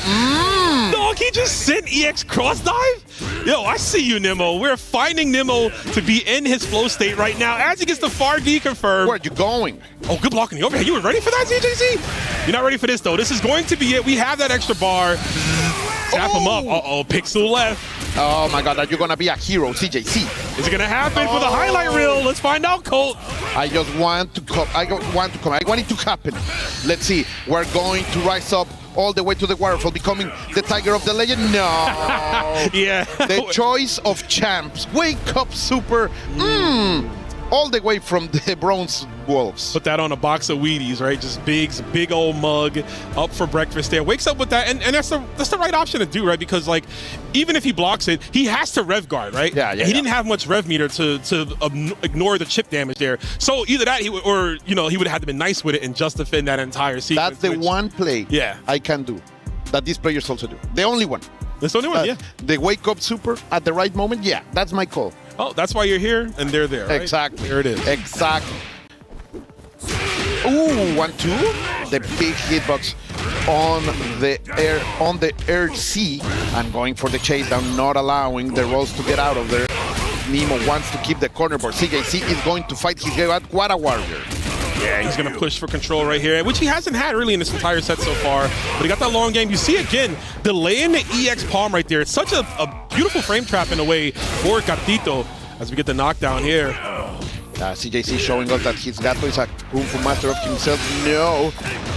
The pressure from Nemo trying to maintain it with the flying man all over the way, and he has enough heat and enough power, I think, to take the kill, bring the drums, bring the voltage, eat some, choke on some plasma. There you go. Man, I mean, I know Mr. Big has been, he's one of the kingpins of Southtown, but this guy really knows how to conserve his bar. Everything he does, he is getting his back. It's coming with a refund there. And Nemo, super optimal. We talked about it, his execution on point, and the fact that he knows how to play his characters in and out, knowing all of their strategies here. Let's go for another forward overhead, but so far, ZJZ not respecting that at all. He's clapping back with the DP. Yeah, racing up with El Cero Miedo option. That's for sure, but this is gonna be so painful. There is no hit on that Mr. Big, and we have one electroshock ready to roll. No, he's gonna keep it in order to deliver this kill. Mighty Rom, the KO is coming. Yeah, look at that golden voltage. Oh my God, he's still alive. Yeah, the red line. Yeah, again, final SPG, right? You get that extra bit of guts. He goes over with the red blow in the air. This actually might work to the favor of ZJZ. Another potential pixel comeback. Oh my God, CJC working it so hard. Win the last time. He goes to find that overhead, and we are going to try it. This is the way legends are born, my dear. Yeah, Command Grab. I was waiting for it, Cole. I was waiting. I said Command Grab was coming. I knew he wasn't going to spin for super, right? Overhead, as good as it is, does scale significantly, right? Spinning the meter on the super wouldn't have killed, and you would give ZJ's Nemo another chance to make that comeback. But I like that, the presence of mind for Command Grab. I was like, it's going to happen eventually, but Nemo was ready. And knowing it going all the way to the top, almost in a, let's say, instant overhead fashion, with the red blow coming all the way from the top like a star shooting press. I love it. I love it. The big body that can fly. Damn right, man. Yo, Nemo's portrait, he's holding up his arms like the big sticks, right? Like there's two guns right there. There's two Mr. Big Sticks, and he's looking to bring those two guns to victory here. It's 2-0 for Nemo. He has been in such a role right now, but let's see. CJC, of course, he's more than used to these kind of situations. A man who is at home on the big stages, and he is proving it right now, working on a perfect, maintaining the complete offensive turn and not allowing Nemo to play. Finally, he's able to press some buttons, but still, CJC is on a roll. Ooh, and a super meaty 5C, man. Perfect game. You got that one. Let's go to the next one right there. Gato, man, the double C pressure that a lot of Gatos will exercise, one of the best in the game. You got to be ready with high dodge, but it's also scary because he can just opt for 2C and connect in that way. But in this case, we get the far C, the claw from Liar Liar as he's about to lay him down with a super. Yeah, man. Those pounds can really open up being converted into anything, but look at that wild punish all the way over there. Maximum range is going to become maximum damage with 45% gone from it, and then another one. Nemo with two hard reads, understanding what are the defensive options for CJC and capitalizing the most out of it. Yeah, CJC's eating a lot of highs, and when you think Big doesn't have enough options, yes, he does have a counter of his own, right, as we squeeze every last bit of that rev meter to get the super confirmed. Nemo is on set point. This man is looking so unbeatable right now. ZJZ, even when his clapback starts to happen, it just feels like he's cut off at the seams. Just gonna swing with the big C at the start of the round, Rom. That's a statement of confidence right there from Nemo, showing that he's not afraid to go for the high stakes. Another one, where you going, catching the backdash. And now, keeping so much momentum, not spending the bar because he wants to finish it, but it doesn't matter. Let's go. CJC wants to bring it back. Yeah, he has to. He needs to, right? This is at a point right now in this position where you need to close this out. Get another round here just to stabilize, right? Going to the next game. The high dodge from Mr. Big. I think we're going to get one. Yo, if we see Command Grab Super, I'm going to lose it. Ah, he tried to go for it. He tried. Don't listen to me, bro. You're going to lose. I know. Don't listen to me. Hold up. But we dropped the combo here. Oh, it gets the Command Grab off the reset. ZJZ is going to close this out. Scaling be damned. That is enough. Oh, he's gonna leave another game. You just love to say it. I told you, man, CJC is so used to these kind of situations. He has been facing on the operational, like people like Xiaohai, like ET. He can really bring things back, and he has shown one more time. What a legend. I Legend indeed. ZJZ staying strong.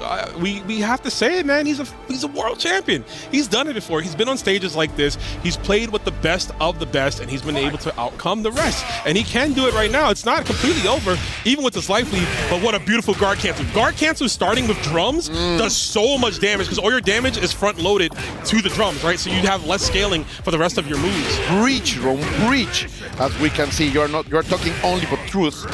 But right now, Nemo, look at the damage you were telling us. Maybe the biggest damage dealer right now in the game, in the hands of Nemo. I like it. The biggest damage for Big is that Farsi, man. Having a double hitting confirmed and high dodge, which is too far out.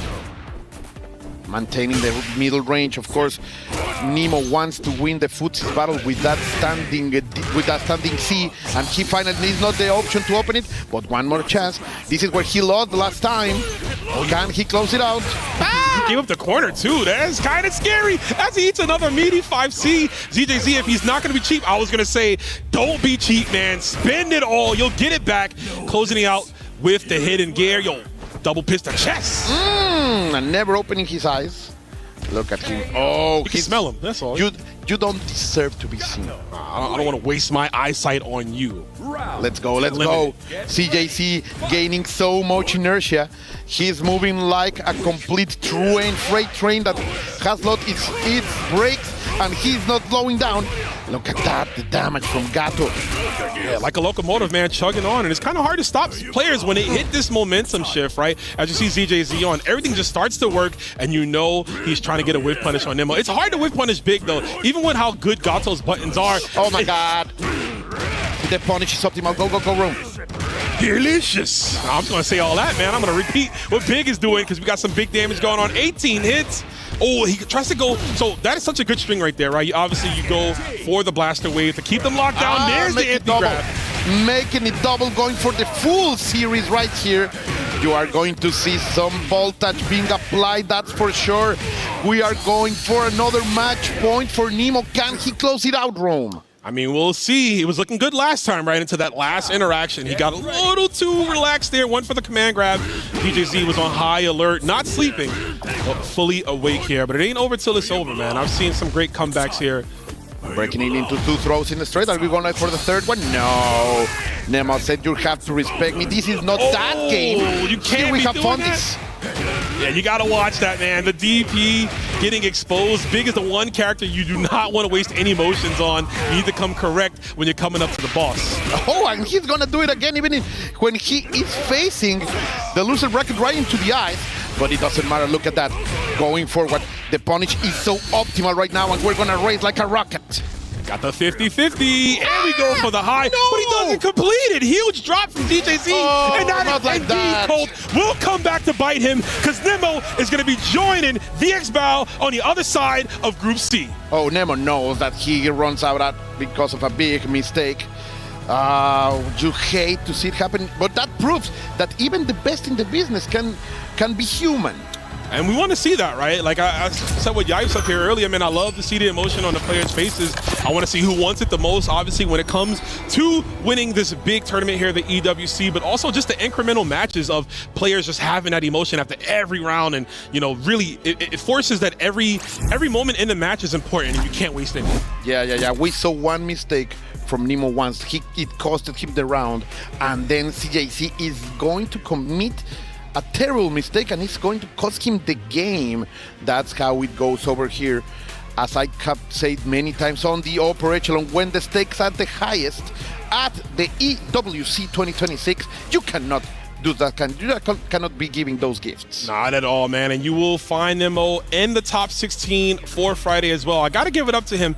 Nemo, coming into this EWC, he was very adamant on social media about his disdain for Mr. Karate. Every time a new player qualified, he would put the mask over them if they were playing that character. Count how many of them have fallen into the dark side. Yep, so you got to, give him love for rocking Mr. Big, but, not too much. We know Mr. Big is very strong indeed, as we're going to cut to some highlights.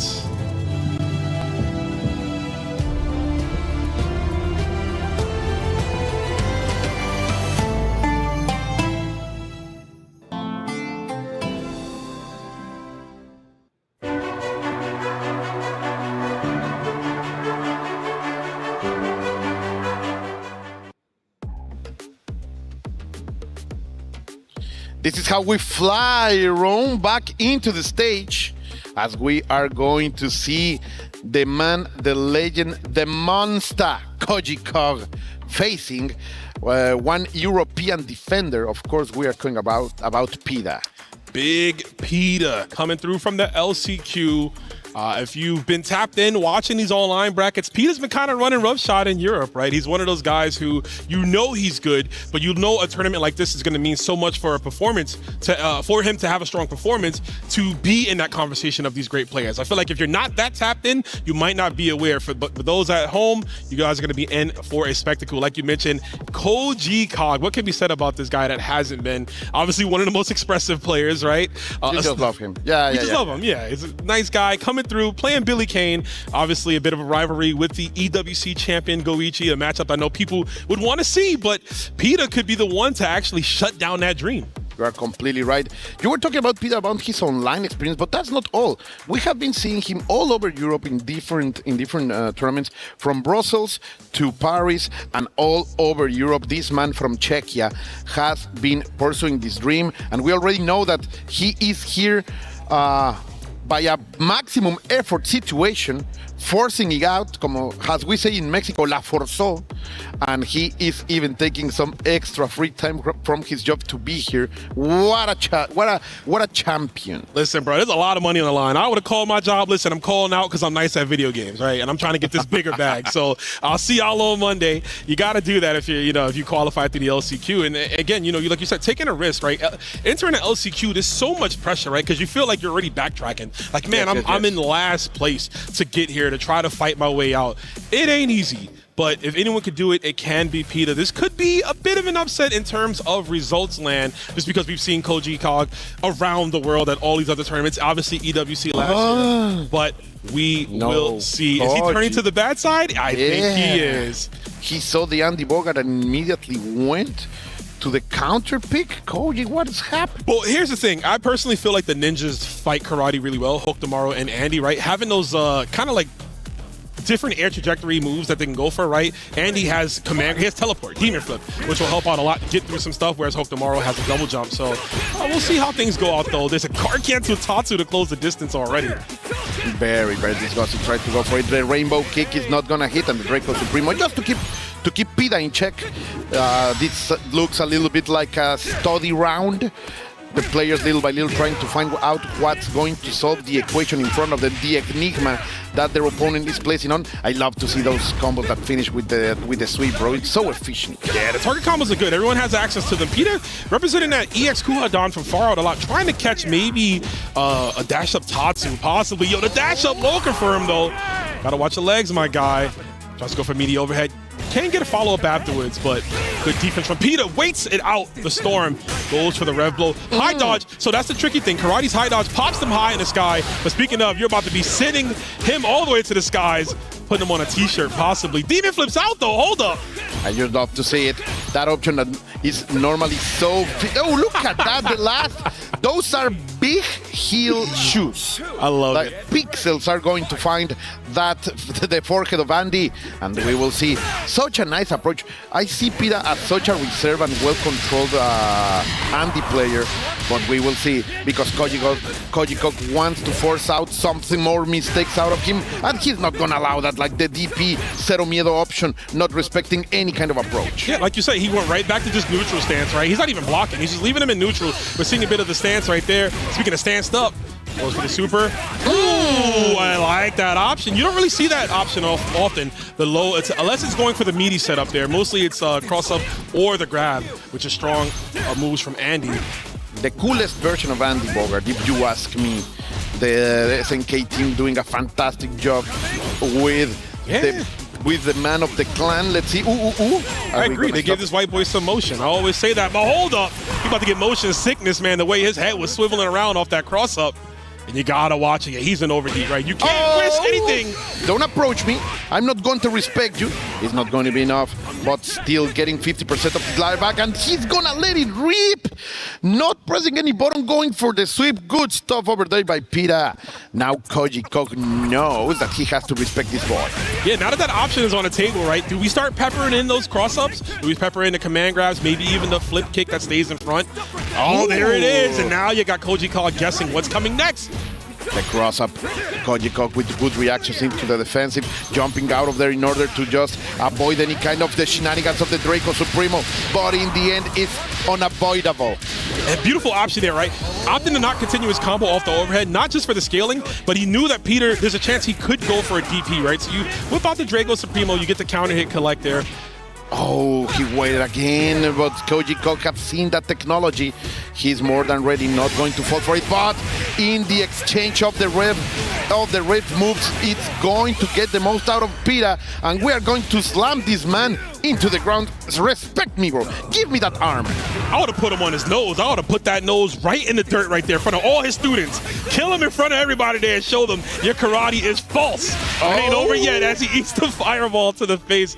Pita taking that round deep. Like, look at this mirror. Yeah. Yeah, I am feeling myself.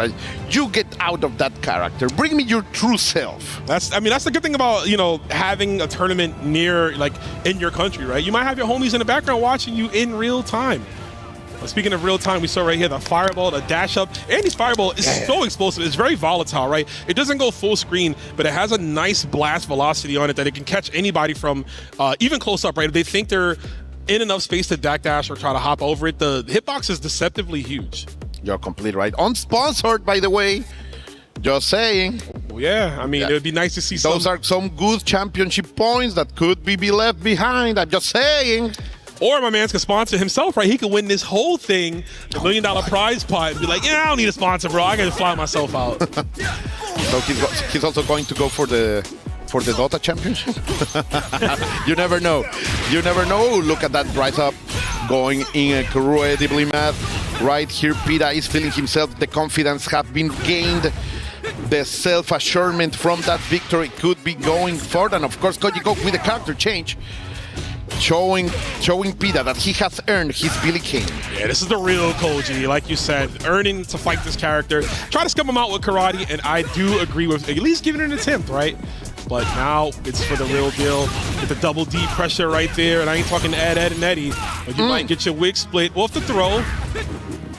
Let's see, staying on the same side, not going for any kinds of shenanigans, but Kojikok is going to find the opening. He's going to have Andy against the corner. Of course, Andy has a lot of options to get out of there. But Koji, look at that, very smart. He just wants his spray to get a little bit of air and finding the landing. The Billy special, of course, those long legs, always working for that. Yeah, the dash up 2B is so good. He is so lucky that we whiff throw at the apex of Andy's jump. Oh, yeah. That would have been it. Oh, puts himself in overheat. One guess here, if you're Pita. Goes for command grab. Look at the timer, Cole. He's going to go for another one. No, he's going to stay there. That's going to hit. Yes, this was the input jump. Sadly, Pita could do nothing about it. Kojikok with the checkmate over there right now. But at least Pita can say that he has the full resources. Mucha salsa. A lot of money to invest. Let's see if he can get an opening. Yeah, well, resources on his side and took some away from Koji, right? Koji had to spend 2 just to close out that intense round.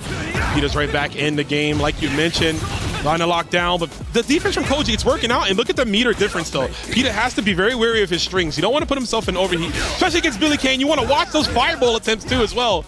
Oh, he wanted to extend in a weird way. Pita getting a little bit of extra cash right here by Kojikok.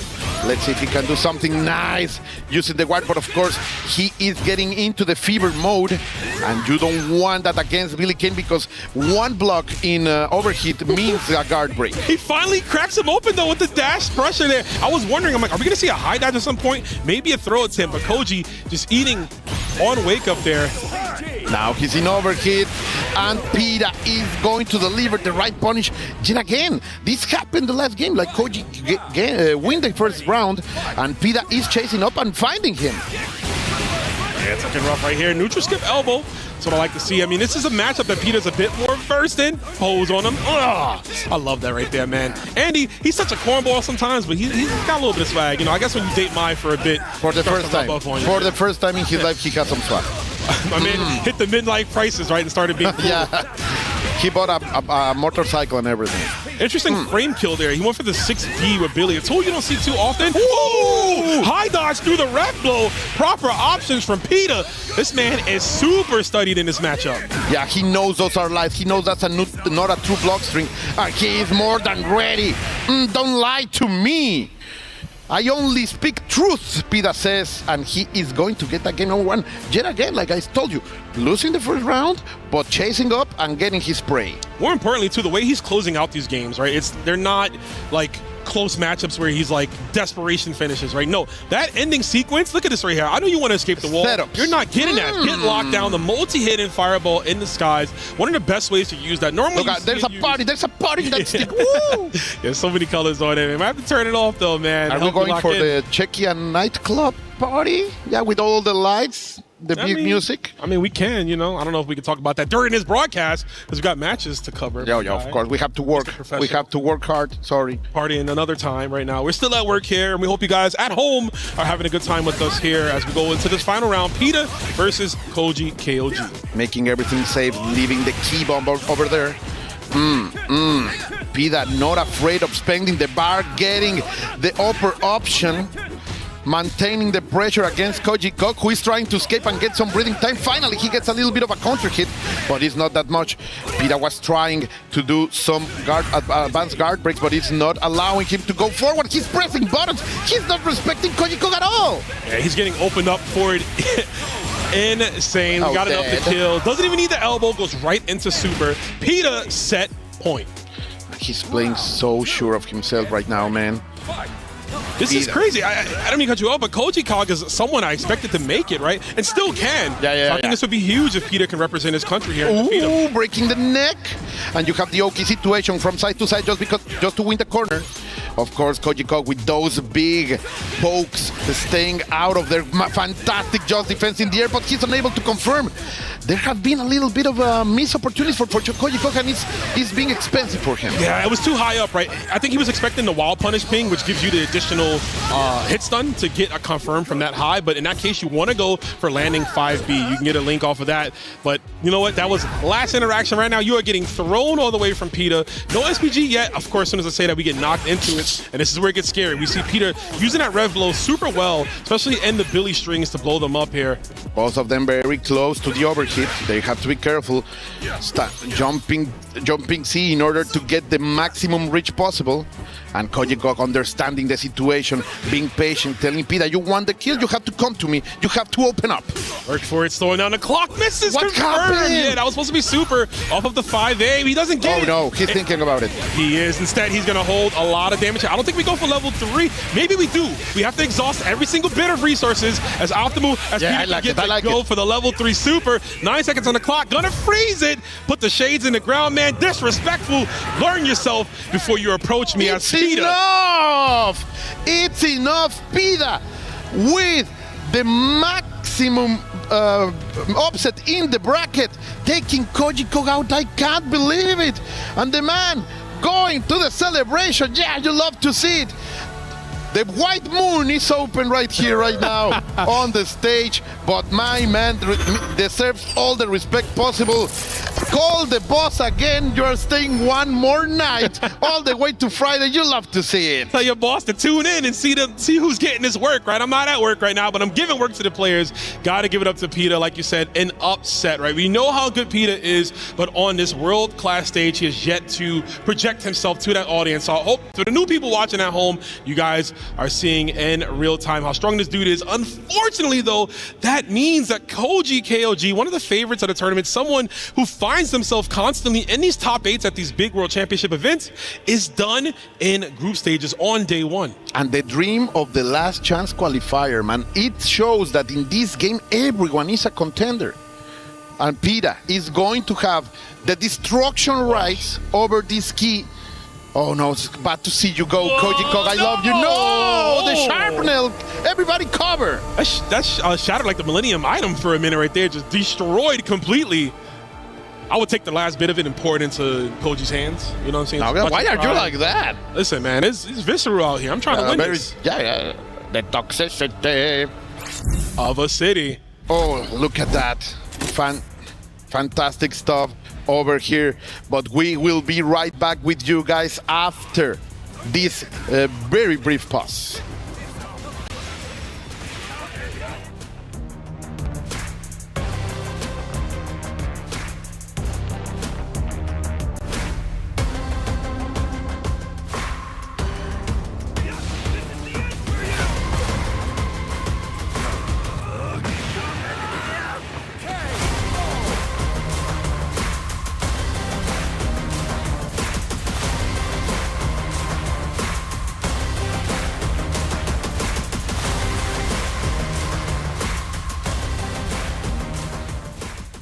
Is in our DNA. Whenever we let it out, it becomes our superpower. Now imagine an entire city being built to supercharge it. Kadir City, powered by play. And we are back here at the Esports World Cup. I am Rome himself, joined by El Colt. These matches have been nothing less than stellar. Beautiful. It's only day one. Group stages still ensues as we are finding out who's going to be joining on the other side for the top 16 bracket. This is a match that I didn't want to see today. Like these two players I have very close to my heart. I am a big fan of them too. Mok is facing Abu Omar, both on the Falcons team, both very important for their teams, but also both super amazing guys. Yes, are super friendly, and I hate to see that one of them will be walking away on this moment because they deserve more, of course.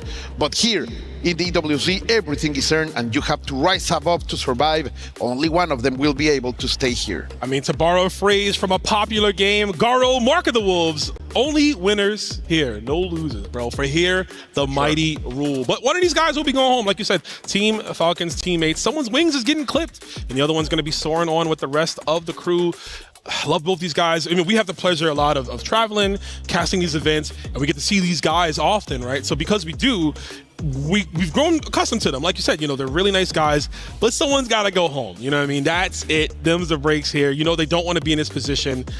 So we're going to see who wants it more, right? Who's the hungriest wolf? Who's going to fight out of the box here to keep themselves alive in this bracket? Of course, I don't want to be biased or anything, but I do hope, I have to choose if I had to choose a favorite, I would love to see Abu Omar keeping on. His Don Juan is simply fantastic. It's a romantic symbol. El Don Juan really romanticized this game, and I do hope we can see more of it. But of course, Mok, he's one of those killers from Japan. He has been traveling so much this year. He has been trying so much to get here. So you just love to see it. People is ready. The thumbs are up. And we are ready to rock, mighty Rome. Yeah, I hear the clapping in the crowd there. So obviously we got some Falcons fans in the building. No stranger to Esports World Cup events, obviously. The returning champions from last year winning the club championship. And of course, looking to do it again as we get the hug, the dap and then the hug. I love fighting gamers. Let's go. Yeah, man, and it's also one of the things that I love that has been happening in the last years, and seeing all of these players from the Japanese scene, they are growing more warmer and warmer. Before they, because of their custom, of course, and this is not a criticism, it's just like observing facts. They were super stoic in the times of saying hi, but now we see these friendly, good hugs, and I love that kind of cultural mix that it happens only here in the FGC and now in the EWC. Let's go. Look at that, immediately going for the full jumping arc and punishing the first Reco Supremo from Mok. I just love what I am watching in these first seconds from a woman. Try it yet again. I was going to call that out right there. Obviously, Don Juan, another character having some great air movement, right? Has some air feints to change up his trajectory. If you can get the cross up on karate, you can almost know, counter to a degree, what a confirm. The height restriction on that JC gave him enough time to get the wild punish, extra extended frames, and just like that, Cole, we're right back into it. And again, you're going to fall for the Draco Supremo. You reach two of them in the right way, but the third one is going to be absolute pain. But he does not respect anything. Abu Omar racing up like a complete warrior from side to side, Mock was more than ready. No mix-up, no hay mezcla here for Abu Omar. Mock is going to steal that round. Man, was he ready or did we just do it? You know what I'm saying? I know Mock is nice, but that counter kind of plays the game. Oh, hold up. I'm just having some fun with y'all here, but we're going to get a nice damage confirm. Another thing about Dong Hwan, talk about how fast he is, right, in his movement and his tricky setups, and obviously the plus trains off the stomps, but another character that can dish out some huge damaging combos, has some of the best level 1s to level 1 confirms in the game. For sure, and he's trying to bring the thunder. The son of Kim Kapawa is not finding much targets right here, but of course he can do a little bit of extra meat in that button. And Abu Omar is going to be able, you were talking from level 1 to level 1, my friend. Are we going to see it right here? No, Abu Omar is not going to spend it. Let's go, good break into the throw. Now, La Mezcla is Hazarai. Beautiful. I love that too. Everyone, you're going to play Anchor SPG, so they're more prone to get those rev lows coming out there. But speaking of prone, your body was prone off the JC, gets the full confirm, doesn't even need a counter hit for that. Dong Hwan is in there as he builds some bar with the flutter kicks. Oh, I hate this character so much. Brother, you're wearing a mask. You're just as evil as he is. No! Why? Do you think I am that privileged? Oh, I wish. I wish I could be that evil. Okay, let's see, because in the air to air, right now Mock is winning. He has Abu Omar against the corner. The overhead is gonna hit, and you are gonna let it rip. You know it. Not enough to kill, but so very close. Yeah, great position. I mean, he doesn't need to do too much, right? Don't need to overextend. As soon as I say that, he does eat the high dodge, and we have to keep it simple. Don't want to spend the 2 there. The scaling from high dodge starts up. So risky right now. Any Deco Supremo would kill, but it's not going to be needed. Just the jabs. Them jabs are coming out, and Mock maintaining the composure after all of that scramble that was the first 2 rounds. But Abu Omar, I know he knows he's close. I know he knows it's about 2 or 3 details to be fixed in order to make this his own party. I mean, as close as possible, right? And you called it out there. You said he got reluctant towards the end of that round. In most matchups, you see the meter high. You see the rev meter 60% to 70. Green means go. You want to go in. You want to start hammering down the rest of that meter, force them to guard cancel, which is going to make them spin it even more to push them into overheat. But karate, you can just never do that. The counter is just so potent. It's always there whenever you need it. It's like a bad habit. Sometimes you can't drop it. They're starting and needing the cake to the face already. Abu Omar's looking that the change of strategy seems to be a little bit more aggressive. Of course, you have to be careful. The backdash of there from Mock, perfectly able to catch Abu Omar out of there. Oh my God! Even on reaction, even on prediction, the Deco Supremo is there to establish his statements. But here we go. Here we go. Yeah, tackle to the back of your neck, man.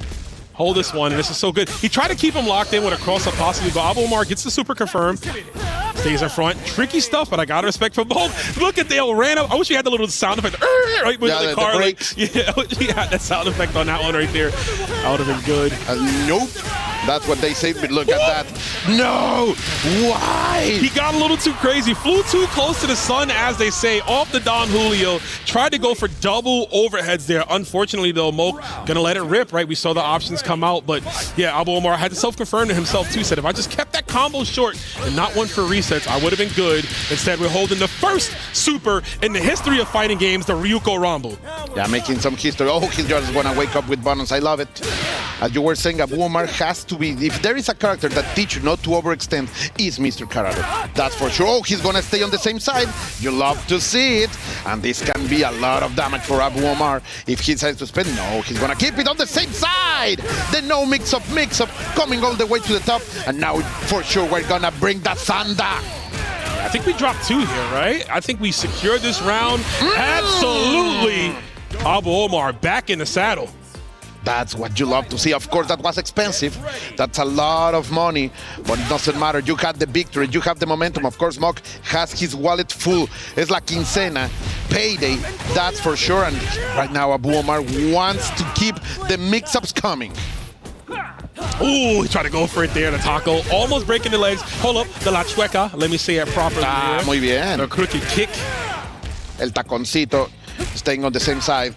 trying to sweep the leg, not allowing him the DP just to get a little bit of extra breathing space for Mok, but he's going to scramble a little bit, and Abu Omar is capitalizing out of it. There we go. There we go. No, you're gonna drop it in that moment. Why? Oh, it's huge. So he thought he was in proximity for close C. Love it. He gets the backdash. That will secure the round for Abu Omar. Things could have gotten ugly real fast, Colt. He definitely wanted the double close C counter hit, but like we established, just a little bit too far out, so he didn't get the proximity. Got far C instead, which is not special cancelable. But I just love the composure that he knew he made a big mistake, but no problem. I'm gonna keep it cool and I'm gonna close it out. Mi primo se anda viendo bien guapo. He is looking nice right now. Let's see how far Abu Omar can take Mok in this match. Sir, we are 1-1. Sipping some water. I thought I saw him sipping water. Got water on the side. Gotta hydrate. I need some water on my side. You want some? Yeah, man. Give me. I got some of your water. Yeah. Take it. You didn't. It's mine. It's mine. It's yours. I trust you. No. I wash my mouth early, but here we go. I love these poses. I love this format, man. Like this is allowing the players to cool down, to see what is the solution to their problems in front of them, and bring up new parts of their gameplay. It's good. It's good. Yes. It is like only in this scenario we can see this kind of adaptations happen. And I agree. There's no coaches, right? You can't get coached. You have to figure it out on your own. And sometimes as players, we rush right in because we think we have the run solution. it back, right? Like immediately, like it's a rank match, right? And sometimes no, you got to take that step back, man. Look into the box from outside of it. Check your notes. Maybe think about some strategies you haven't assessed yet. And of course, most importantly, drink water or chew gum. Chewing gum. Toma agua. The anti-airs over here by Abu Omar just in time, arriving when he needed them the most, keeping Mok in check. And Mok now with the decision of not overextending in any way. Not at all. Ooh. Oh, that was so disgusting. When that happens, I am not going to say anything. Yeah, that's the cool stuff. I agree. Hyper defenses are so good. I'm a scrub, so I can't do them consistently, but they look so cool. As we get the high dodge counter confirmed here from Abu Omar. Again, the scaling. Can't stress that enough. As great as the option high dodge is, though, it nukes your damage. Okay, 1, 2, 3. The simple confirm, but the damage is real. Good just defend, I just love to see it. And it opens up the situation for Abu Omar to stand his ground, bring the instant overhead super, and maintain the momentum. But here we go yet again. Mok so proficient in that high stakes quality stuff. Yeah, proficient indeed. He's able to get those perfect parries. Remember, karate has two versions of the parry. The regular one that goes into the overhead kick, like you saw right there, or the extension with the combos there. That is the perfect parry, essentially, to be able to get that extra extension into the rev arts that you can go on and do a lot more. Hitting Don Juan out of the sky. Now in a little strange situation, he lands on the same side and he is yet again standing his ground, bringing the voltage.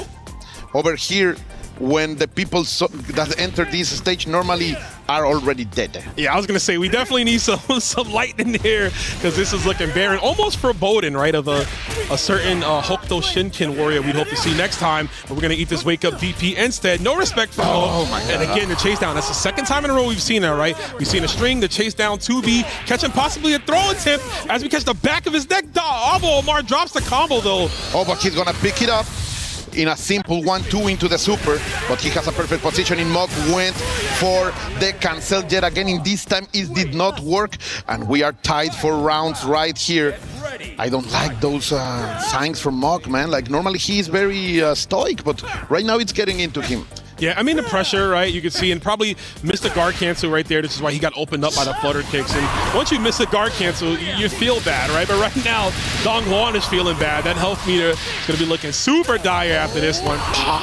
Active geared box that was able to be capitalized out of the most possible way by Mok. Abu Omar trying to survive this barrage, the close C out of the skies, and now the command throw.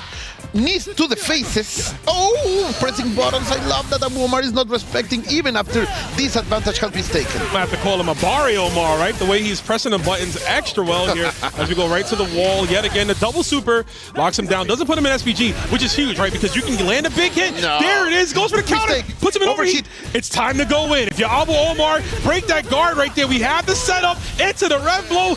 Oh my God, no! He doesn't finish it. Look at Mok. Yeah, he didn't know that it's going to happen. That was the possibility. And with that play, Mock is going to take that game number 2. That was insane. So here's the thing, right? Rev blows do a chunk of guard damage, right? So often when you're going for a guard break sequence, you usually want to look for that. I don't know, and I'll ask Albo Omar after this. He might have been reluctant to go for it since Dongwon is a multi-hitting Rev blow. Maybe he didn't want the Rev blow to break the guard, and then the next hit connects, and he doesn't get the combo that he needs, right? Shout outs to Mock for being so ready for that. He had only one chance, one option, and when he saw it, he took it. I mean, that's the eye of the tiger, bro. I was going to say, he might be playing on smart mode, right? The way he hit that super that fast. But we'll see as we go into this next game. Mock is up 2-1. Reminder that this is loser side. So one of these players will be going home or staying here for the next 4 days to watch others, which is not, you don't want to be the one watching. You're trying to be in the mix. Yeah, watching is for us, bro. Like, watching and japping is our job. These guys need to stay there, and they know it. Oh, the Deco Supremo, this time no resources needed. He saw it coming from afar away. Okay, the red blow is going to be guard. Abu Omar is going to get his offensive series. Let's see how far he can push it. Ooh, wow. I can't believe he was able to block that. But again, another guard cancel sequence. Mock is on point. I'm telling you guys, defensive mechanics in this game, it separates the men from the boys, the highest players from the intermediates and the online ranks. If you got those guard cancels, indeed, you literally shut down anything your opponent wants to do, and you see that it's getting to Abu Omar right now. Mock in the driver's seat, looking as cool as he can be. Let's see, oh, the tech chase. Going for the grab immediately. Abu Omar waking up with buttons, resetting in order to get a big opening, and he's gonna get it. Is he going to change his size? I would advise that no, he's going to stay there. Pressing buttons in order to maintain the momentum. Maintaining on the same side. That's the Abu Omar we wanna see roam. Yeah, but an unfortunate drop. And you gotta wonder if fatigue is setting in. Fatigue, possibly stress. You know, but Mock obviously capitalizing off it. Puts him into SPG. He's got the 2 bars, right? So it's not about having the resources. It's about getting the damage right now. Good block over there by the Abu Omar, immediately going for the level 1 for the ignition gear. Mike taking the side, patience over there, sadly, is not going to land from the skies. Mock did not cancel, and he's maintaining the momentum. Abu Omar is coming. He missed the throw. What a disgrace! A little bit of misspacing there is gonna take the match out of his hands, and Mock will move forward. Damn. You just hate to see it, bro. Not the way you want to guard, right? Obviously, there's winners and losers, but losing to a whiff throw that you know it would have hit. Yes, it would have worked. But you're slightly, a few pixels out of range. Mock, again, the victor, but looks like the victim the way he is breathing the heavy sigh of relief as he continues on. Unfortunately, clipping the wings of his Falcons teammate, Albo Omar, always a treat to watch. Shout outs to him and the Saudi FGC and my homies. I know y'all watching. He knows it was close. He knows that Abu Omar is an amazing contender. And in this situation, he ran with the victory. Also, shout outs to the Falcon, bro. That new t-shirt is fire. I'm trying to get sponsored, bro. I mean, if y'all want somebody to just look cool and lose, let me know. But speaking of losing right now, unfortunately, Albo Omar lost in his... Oh, it's getting crushed. It's getting crushed all the way through the center. We're going for the heart of it. Popping off the side. Yeah, that never gets old. I saw Mock jump from the other side. The sound is so loud when you are close to that thing. And it's like it always comes with a different timing. So, yeah. I need to hang out. I hope they'll let me hang out over there. I want to watch it. Can we crush some keys? No. I would like to crush. We don't get those rights. It's all good. Maybe next time, we'll be in the mix and not in the seats. But, still in the mix right here is Mock as he ends the reign of Abu Omar. Paying some respects to such a fantastic opponent. Abu Omar sadly out of the tournament. Mock will move forward as we are going to see this. But of course, we will be back in just a few seconds. Just stay right there. We are on the ECW 2026.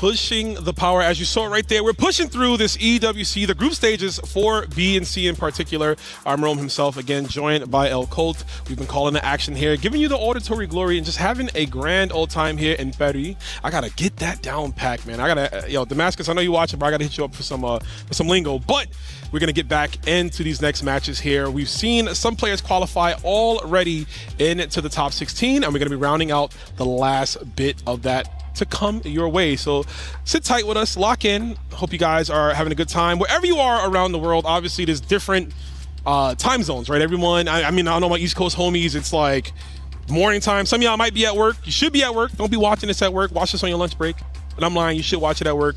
But right now, I'm going to watch one of these players get to work, Colt, because we got ZJZ and we got Porte. Yeah, for sure. CJC didn't have in his projection to be in this kind of situation, an elimination match during day number 1. Of course, everybody in this bracket comes here knowing that it's a possibility, but not is part of your plan. Of course, in front of him, Porte, the mine sponsored by his own wallet, is here to take another legend's name. He already did it to Koji Koch, and now he's facing CJC. He has proved that he's dangerous. Yeah, what a run it would be, right? And I think this will qualify him into top 16. So to come in through the LCQ, take out 2 Titans, right, already under your belt, crush their medals, if you will, and moving on would be a huge feat. But if you're Porte, you can't think about that right now. You got to focus on the task at hand.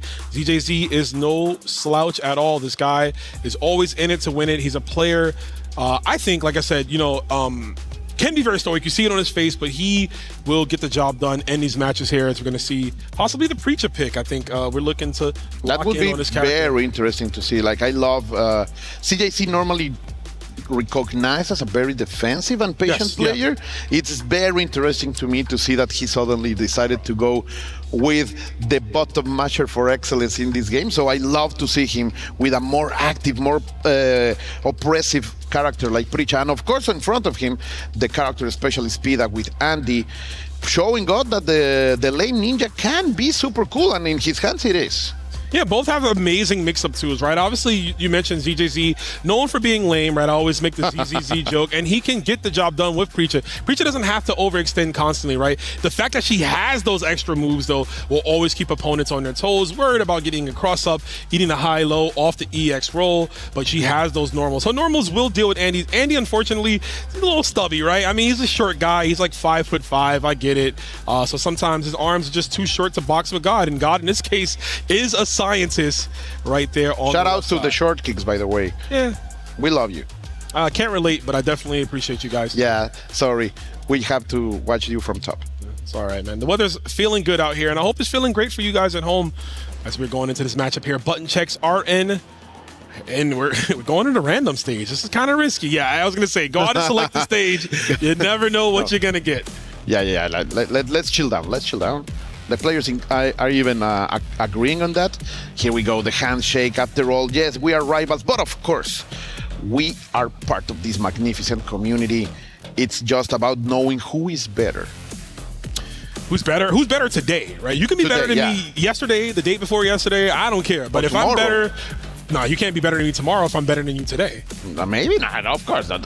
History has proved you wrong like multiple times. Nah, man, I don't listen to history. History is written by the winners, and we're going to find out which one of these winners here will erase the history and, of course, crush the stone. I keep wanting to say crush the gem. It's not a gem, but crushing the key. The key, man, the key crusher.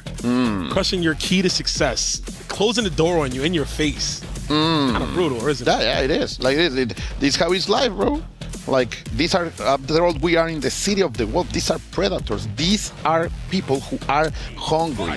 But shout outs to CJC because he passed the fashion check. That's the most beautiful Preacher in the game. And we will see what will happen as Porte is working his way out. What a mistake over there by CJC. For sure trying to go for some guard cancel, but Porte says, nope, I'm going to stop you in your tracks. And look at that. Look at when did they make Andy so cool? I just love that that cross chop. Big DX fan, right? Yeah, Break it down there. Exactly. Go for you it. know what I'm talking about. He's getting broken down. Preacher, the student of Joe Higashi, putting in that work. The nerd. Imagine being a nerd and being that as cool as that girl. Getting the best of two worlds. Hannah Montana, we're seeing right now. No! It's a little bit of it's an old reference there. I know, showing our age, but Andy Bogard here. Hey. Some fireballs going through. And the thing is, his fireballs, they're so good. There's the red blow. And you got to expect, as EJZ was expecting a fireball from PETA, to use that to blow through. But it doesn't need to. Instead, red blow absorbs the hits of the Zynican as we got all the resources. He's going to try to push that as far as he can. Pure doesn't energy. get the section bar, and Ty wakes up. You were trying to give me the overhead, but it's not going to work. The explosion was mistimed. And PETA will have to break for another opening. He's gonna get into overheat. He's trying everything in order to get it, but CJC blocked all of those attempts, and he's able to get round number 1. That'll work on anyone else, Colt, right? But ZJZ, the patience, he's gonna hold down back, as we saw right there. PETA trying to just sneak that last game. He's not going to be able to. We're already losing 50%, and we're in the corner waiting for what you want to do. I like that the no mix-up on the side. And now he makes it across, but it doesn't matter. CJC not breaking out. Now that he has the advantage, he went fourth in the first part of the run, but now that he has the advantage, he's telling PETA, come for me, bro. Like, I am winning. There are 43 seconds left, but I am winning. Slow it down, run the clock. You have time to play. No, that was a misinput, yeah. Misinput for sure, but he's also lucky that was an air flip, right? So he was able to get a huge combo. PETA's got to be counting his blessings here. The guard cancel demon flip to switch corner control. Sexy. That's not only good, but sexy. Just going out of there. And now with the jumping avoidance. Oh, you love to see it, my friend. PETA is bringing the high stakes and the beautiful game to all of us here in the EWC. Oh, PETA. Big PETA. I sound like Lois Griffin for Jugar así enamora. This man's cooking. Let's see. Oh, moving forward. Let's go. That's what you like to see. We already saw CJC and the damage he can bring with his Preacher. Of course, this is hit extensive, but with 31%, you can do a lot more. And he finds the overhead. I think as well as like the way you are in positioning here for this round, why not spend a little bit more cash just to push him into overheat, to force him. I was going to force him to make a bad decision. And I meant to say push him into SPG, but right now she's pushing him into the grave, 6 feet under as we take the first game. Okay, but for PETA, okay, it's a little bit like you have to chill down a bit. You did one of the most magnificent rounds in time in this broadcast at least, and he was feeling a little bit too much. That last DP showed that he thought he could predict CJC as approached, but with a little bit of chill, I think we can push this all the way to the distance. I would love to watch a game number 5 between these two. I think it could go that way too, Cole, right? I think both these players are dynamic enough to steal the momentum back at any moment. Obviously, PETA has made some great adaptations. He's got some strong just defends. And we've seen his defense, right? If he just kind of opts to that gameplay style, but again, it's going to be hard against a guy like ZJZ. He's more apt to stand still just like you are. Let's see. Fired sees in order to find something, but PETA is going to find the first blood and the first consistent push into the corner. Now he will have all of the area, all of the space that he wants, and he's pushing up for the offensive. Low hit for both characters, so right now for CJC, this could deliver a little bit of extra damage. Yeah, it's just a simple knockdown. Wham! The golden heel. No button. Ooh, chase down with the tornado, actually.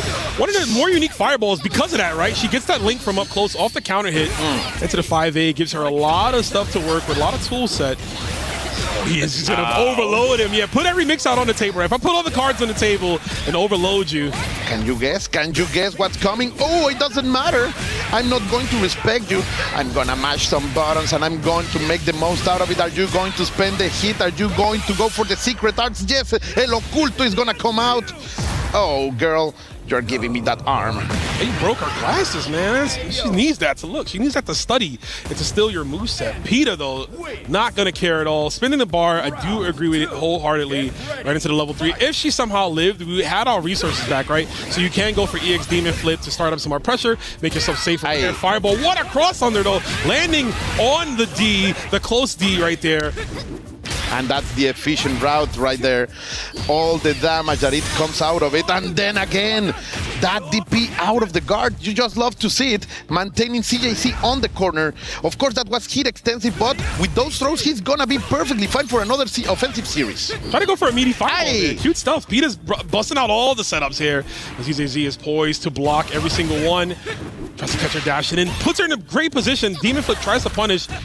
I just love those instant balls in the air, man. Like he is just demanding some space. But CJC is now on the hunt. Look at that. He looks like harassment, but no, not approaching, but waiting. And now, with the crazy option, Pita is trying to do the most out of it. The red blow is not going to land. This is going to hurt a lot, but it's not going to kill. Or would it, drone? Ah, not going to kill at all. Even if she puts herself into overheat. Very close, though, which is dangerous. And Pita, the DP finds the mark. Again, it's risky, right, Colt? But I understand going for it in that situation. Risky is pretty simple, bro. It is very simple, man. But he was able to close it out, right? Obviously, stabilizes here, puts it on ZJZ. He had another round to give, and I think that's why he was comfortable with going with that DP, because he's like, look, if this DP gets blocked, I still have another round. It's still my chance. But sometimes you got to just let the dice roll, man. You got to play with the house money, and look at that, it man. Worked out. Like, getting in these sweaty matches, getting a Wake Up DP win over CJC, man, just doing that is a bragging right? His Twitter tag is DPita anyways, right? So we saw the DP happen. If it comes in the name, that I'd respect. It is. Statements, bro. Statements in each play. That's for sure. This is close. I told you, like, Pita could do it. This is 1-1. And I do believe that he has everything. He has shown me that I have to believe. Yeah, can go to distance, right? And we're seeing that quite a bit. Speaking of going to distance, beautiful jump D. ZJZ, yeah, I mean, that's super huge and unfortunate to miss that, right? That's a massive combo. I'm fully out of character. Yeah, for sure, yeah. You normally doesn't drop those, but look at the bar again, right? Revving up, 75%. You can take advantage of this if you're ZJZ. I know you want to hold back, but if you can go in, you can push Andy into overheat. Oh, perfect white punish over there in the maximum distance. Playing with the spacing. Doing the fantastic job over here, CJC. He knows that he dropped a combo, but he's not going to do that twice. Ooh! You are made out of smoke, El Chico de Humo. And he is going to land a full punish over here, catching him in the air. I'm still trying to figure out that noise you just made, my guy. That was wild. But it doesn't matter. We got a wild punish potentially on the way. No, we're just going to send it to far D. Far C. Close your eyes there. It's going down. Andy off the throw attempt right there. ZJZ able to stabilize and taking that one. That was a mouthful. Sorry, I was swallowing some water there. I had to jump back into the action as we were jumping back into this next round. And ZJZ's on control, right? Set. You want to spam those backdash when I'm far away. I suddenly saw Pita fully stopping, not doing anything. CJC decided to back away, and Pita was more than ready. This man, he indeed had that instinct of a Czechian wolf. That was amazing right there. The throw bait. It's a full wild punish. Dude, every time I see that super, I feel like Andy gets something else, but he doesn't. It just looks like he does the way it stops. One from side to side. CJC was ready. Love the dash under into his own side. That's a perfect punish. CJC, yes, he's being pushed into the extreme, but he is able to stand to that challenge. Appreciate dash, right? So fast. She's unable to get that. Some characters have to hold that one, right? Or look for high dodge, maybe. But the fadeaway air fireball again. My man looking like Brunson out here in the clutch. Those are dragon. Those are chicken wings. Or how do you input it so That's fast? A tiger knee. It's a tiger knee. Yeah, no chicken, tiger knee. Sorry, I got mixed. So wrong sorry. Animal, guy. I think I'm hungry as usual. But here we go, checking those legs. The ankles of the girl are being stomped on the farthest. Oh, but you are going to respect me one way or another, boy. I have the long legs, and you are now against the corner. Here we go, getting to the frame. Pure energy. And baits the DP accordingly. CJZ not opting to go for anything off of that twirl. Gonna get some more massive damage here. Level 1 super forces Peter to guess again, right? Which is clearly something he doesn't want to do. He's gonna hold a lot of damage off the Skidoo. The male Storm is here, but Pita, one more chance in order to get the advantage. This is gonna be so big. How much are you gonna spend, Pita? Come on, get into the fever. No, I decided to wait. I wholeheartedly. Oh, he lost, but I was gonna say he had to. Yeah, he was not going to kill. He needed all the bar for a net setup, so I totally understand what he did. Go. No, you're right, definitely. We were looking for hidden gear, right? Obviously, another setup off the rev blow, hard knockdown, force another guess scenario there for ZJZ.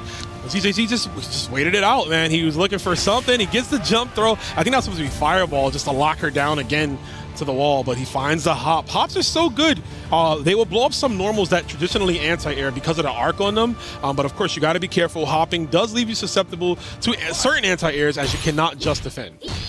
And immediately, both of them forward dashing. CJC pressing the buttons. Pida wanted to catch something right here, right now. He spends a lot of hit in order to maintain this offensive momentum, but the jump in is perfect by CJC. Those instincts are starting to develop. Those instincts are starting to find the answers that Pida is posing in front of CJC. Too far off the overhead. Got the elbow right, but just slightly out of range. Not that it matters though. CJC another DP confirmed. Patience. Such a scary range, right? Her dash is just, it's way too fast. She's able to close the distance easily, but even if she doesn't want to, her far C just connects from so long. Andy, again, kind of stubby, so he's going to have to respect the range that Preacher's trying to approach. And I love that he is using the Tornado Super in order to maintain the corner. It doesn't matter what's going on. CJC seems that he has stabilized a little bit more as Pida right now is trying to throw bombs on the air, but he's gonna find the opening. Here we go. It's now or never for Peter, right? I mean, you have to keep winning so you can call out of work and stay in this tournament, right? You got to do it, and there's a good start. We get the EX Demon Flip with the low. But again, spending a lot of resources. Going to recover some, though. 8% back from the super. Oh, that was so smart. And he knew that CJC was not going to press a button after it. Pida is locked in. I can see it in his eye. He wants it so much, Roman. You say he wants to make that call. Yeah, it's too far C, but nothing. Almost leaves it. It looks like that almost was like minus on hit, but it's not. That's a scary trade. Going for the Red Bull. Go for something. No, why? Of course, this is not going to kill, but Pida, all that advantage in that one bet, and then going for the ankles. I'm telling you right now, ZJZ is going to eliminate Pida. Brother, I could see the brain pulsating from here. That was a crazy big brain move off the Rev Blow, ending the string into Rev Blow, not opting to go for the overhead or the low. He can give Pida any chance to reversal out because DP would have lost the Rev Blow. We don't have super. That punishes Rev Blow. And I know for a fact you're not ready to high dodge that. So ZJZ with the great call right there. He's going to take it. Unfortunately, that is it for the run for Pida. Yeah, it's a shame. But in the end, mad respect for a man who came here with the dream of an LCQ, and it's taking a great spot for the tournament. Like, it's a fantastic run over here by Pida, the Czechian Wolf. Sadly, we are going to see his key crush, a key made out of dreams and hopes, my dear Rome. Yeah, a great run. I mean, Pida traveled to a few events this year, tried to close in the distance to get one of those qualification spots, and was able to do it at the last call, right? Last call at the bar, essentially, but that's going to be it for him. We are going to be closing out his tab. It's well centered this time. Oh, look at nobody went. Even our friend that is helping them, he jumped. Like, nobody expects it, but they always crack. Every time it's like first time, you know? Yeah. Just getting used to it, seeing it get crushed right through the middle. No sides popping off right there. That one is ugly. Yeah. CJC is gonna keep a lot of that. There you go. Yeah, pose with it, man. That's the spoils of the winner, man. Leaving a trail of bodies behind. ZJZ. Impeccable play. This Preacher, I'm glad he brought out the Preacher as well, too. I'm very hyped match, that's for sure, but we'll be going to a small break, and we'll be back super soon. Don't go anywhere.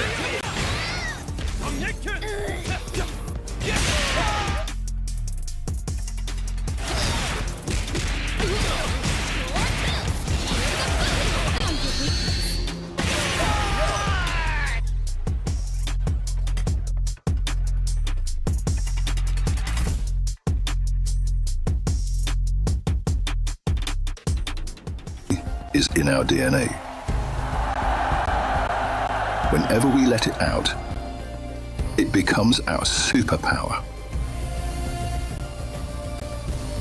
Now imagine an entire city being built to supercharge it. Kadir City, powered by play.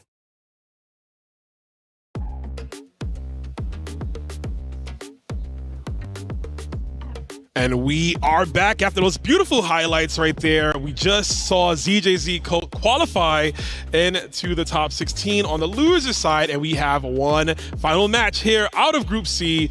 Another homie, team kill, if you will. Not necessarily team kill in the sponsor sense, but just guys that you want to cheer for, that you love to see, and you want them both to continue, but someone's got to go home. Yeah, fan favorites, that's for sure. People who love to support these players. Oh, look at the bat.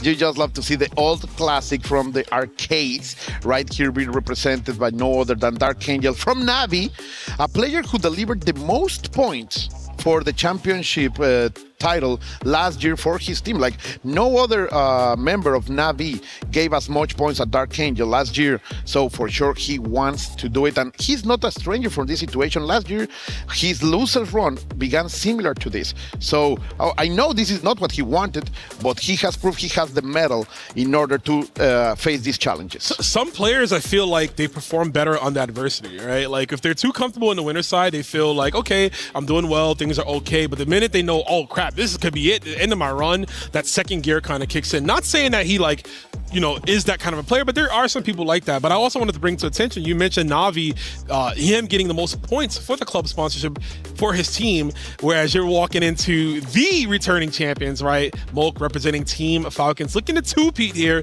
The Falcons jerseys, you guys are going to be seeing the entire duration of the festival, right? We got so many in the Fatal Fury bracket. There's going to be more in other games to come, but there's a chance that one of them could go home now. Dark Angel versus Molk. Two players that I really admire in the KOF space. They're the two best Shunei players, right? Oh, yeah, they share that. They do. So it's good to see them here in this game. I know initially Hulk Tomorrow was the champion that Molk was playing initially before he made the switch to Marco and now Karate. And Dark Angel, like you mentioned earlier to us, said, you know what, Terry Bogard is what brought me to the dance. I could put the mask on, I could turn into the shadows, but I'm not. I'm going to actually remove it. I'm going to stick to my guns, and I'm going to play it all the way through with Terry Bogard. I want Nemo to still like me. That's what he said. I don't want me to get the brand of shame.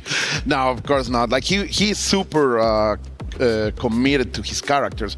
Well, in the end, talking about a little bit of his KOF story, of course, he's called Dark Angel because he rocked Angel for a long time in 2002 and in KOF 15. So we know that he will stay on the light side of the force, let's say it like that, and he will skip Terry rocking. Of course, Mock, it's not that we are like character shaming anyone. Oh, of course. But if you have one of the best tools in the game, why not use it? It's called meta for a reason. Most effective tactic available. Use what you have at your disposal. Everyone has it. Everyone can play the character. He's in the game.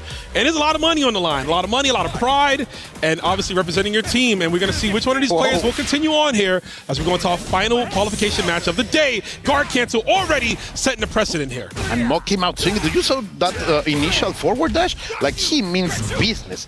That's for sure.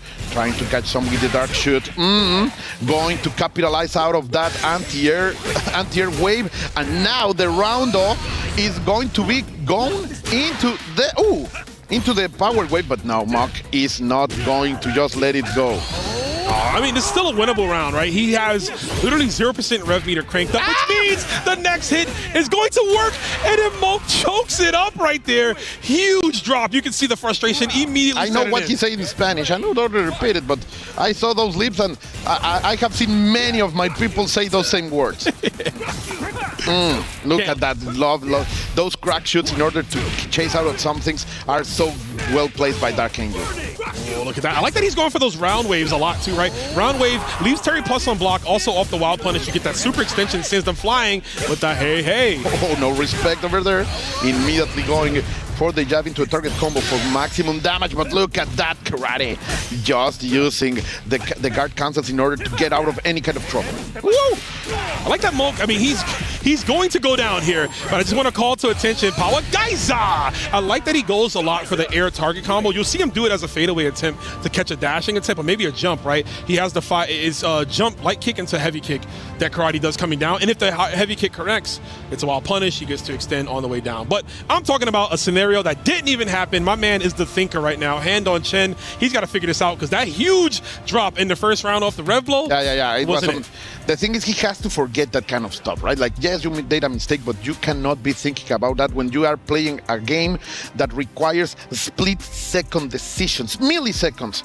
Just the reflex, the time it takes your nerves to transmit that electricity to your fingers, you need to react that fast. So there is no time for the past, bro. Like, you have to live in the present. It's great call, Colt. Honestly, like, these players, man. I mean, I'm sure, after a while, you play so much, you travel so much, you start to get more hardened, right? More seasoned. You become more acquainted with the fact that you're going to have to make those split decisions and those micro interactions. But I always got to give the players props, man. There's so many people who mentally fold. And speaking of, we're actually switching things up here. I like it. Taking the mask off for more traditional Kyokugen Ryu, but Terry got hands for everyone. Yeah, that's for sure.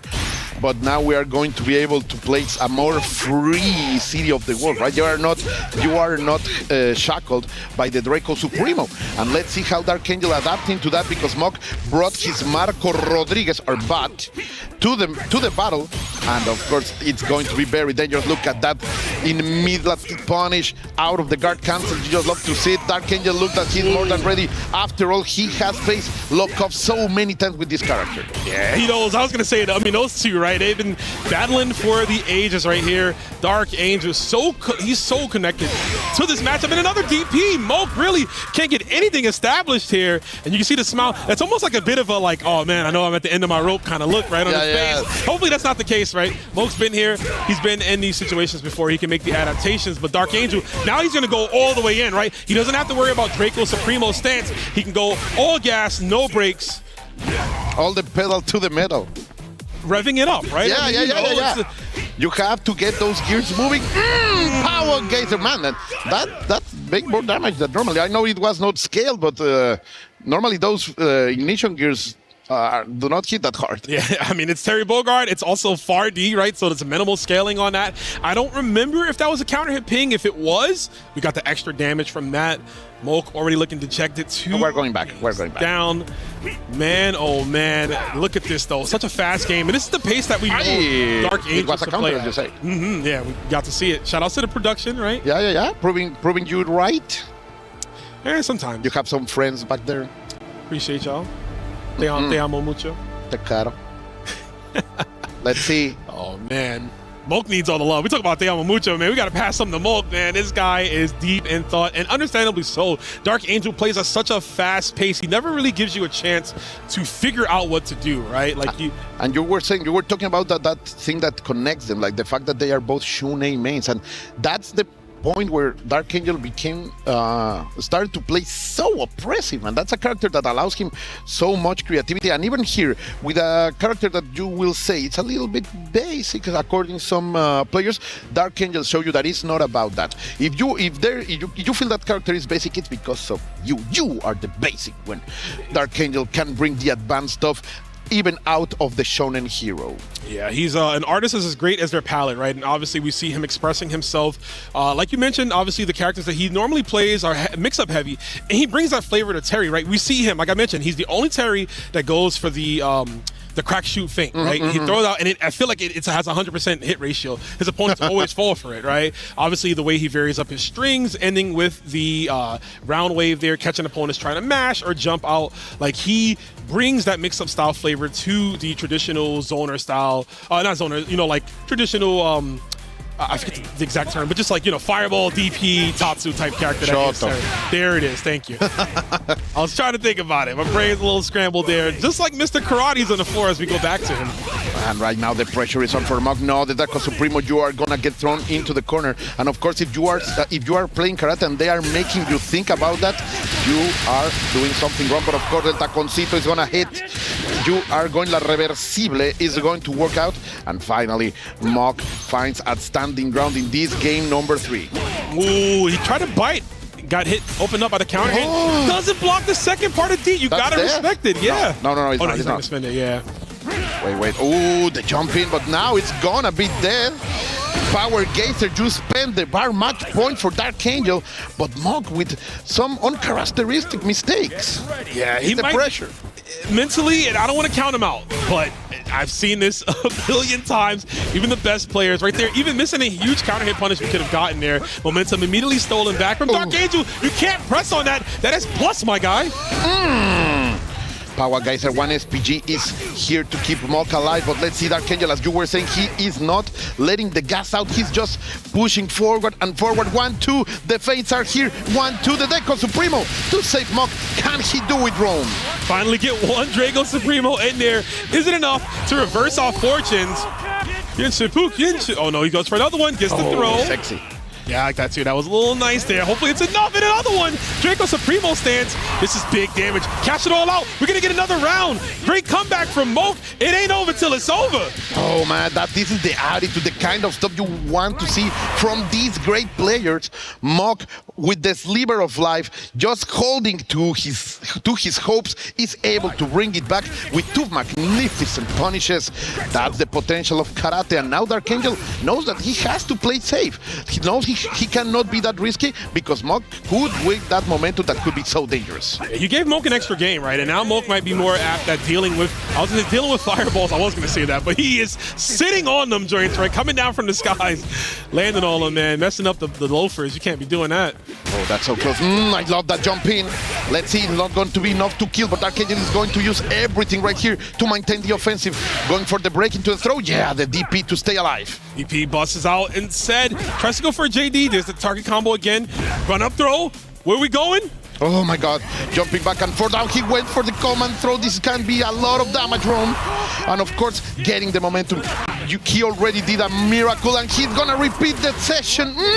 Another mix-up off the grab, and Moke suddenly making his comeback. Wakes up and eats the power. Guys, into the face. Dark Angel, the best option to deal with Mr. Karate as he advances into the finals on Friday. We will see him in top 16. Look at that. Dark Angel felt the heat on his back. Yeah. He knew it was coming, but in the end, you have told it twice in this stream already. The best way to deal with the Draco Supremo is that Power Geyser lingering hitbox in order to stop any option, and Dark Angel knew it as a specialist. He is gonna move forward. Shout outs to Mock for never giving up. That's the kind of attitude that builds and breeds champions, so shout outs to him, but sadly his key will be crushed this time. It's done, and I gotta say, I honestly wonder. And just like that, Dark Angel eliminates Moke. That is our last player eliminated for the day, Damascus. Our final key being crushed. So far, there has already been 8 keys crushed. Oh my goodness, stand back. Oh my gosh. The pain. That was not the loudest of the day, but that was pretty good. Okay, so 8 players already eliminated at this point, Damascus. Who's already been put out of the tournament? All right, that's 8 players out after we close 2 groups today. Lancer out, Basher out, Abao out, Neku out. That is 2 Cristiano Ronaldos out of World Cup in the same week. KOG! Put some respect on the GOAT. All right, at least runner up. I mean, runner, But whatever, that's you. Had to be done. KOG 0-2. That's the surprise. Dude, Koji KOG, of course, I mean, we've seen him at this point. Top 8 Evo. We know about the legendary, hilarious faces, and he actually ended up not being able to close it out here. But that just shows how high the level of competition is. That said, ladies and gentlemen, this same level of energy and competition is going to be shown tomorrow. I'm Hollywood Rob TV. This is Damascus. And, of course, we have one message before we go ahead and send things back over to our studio.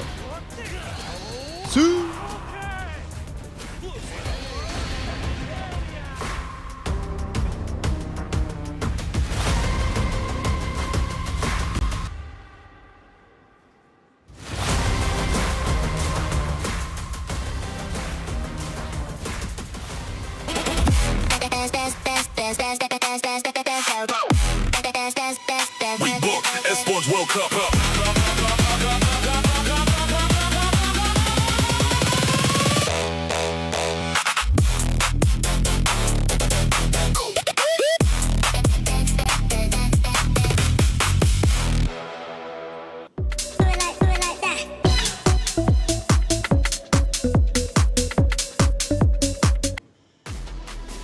And welcome back. The day has concluded, and just like that, 2 groups are done, and the players have moved over to the playoffs. 2 groups tomorrow, though, so don't worry. Fatal Fury will be back with a lot more action to come.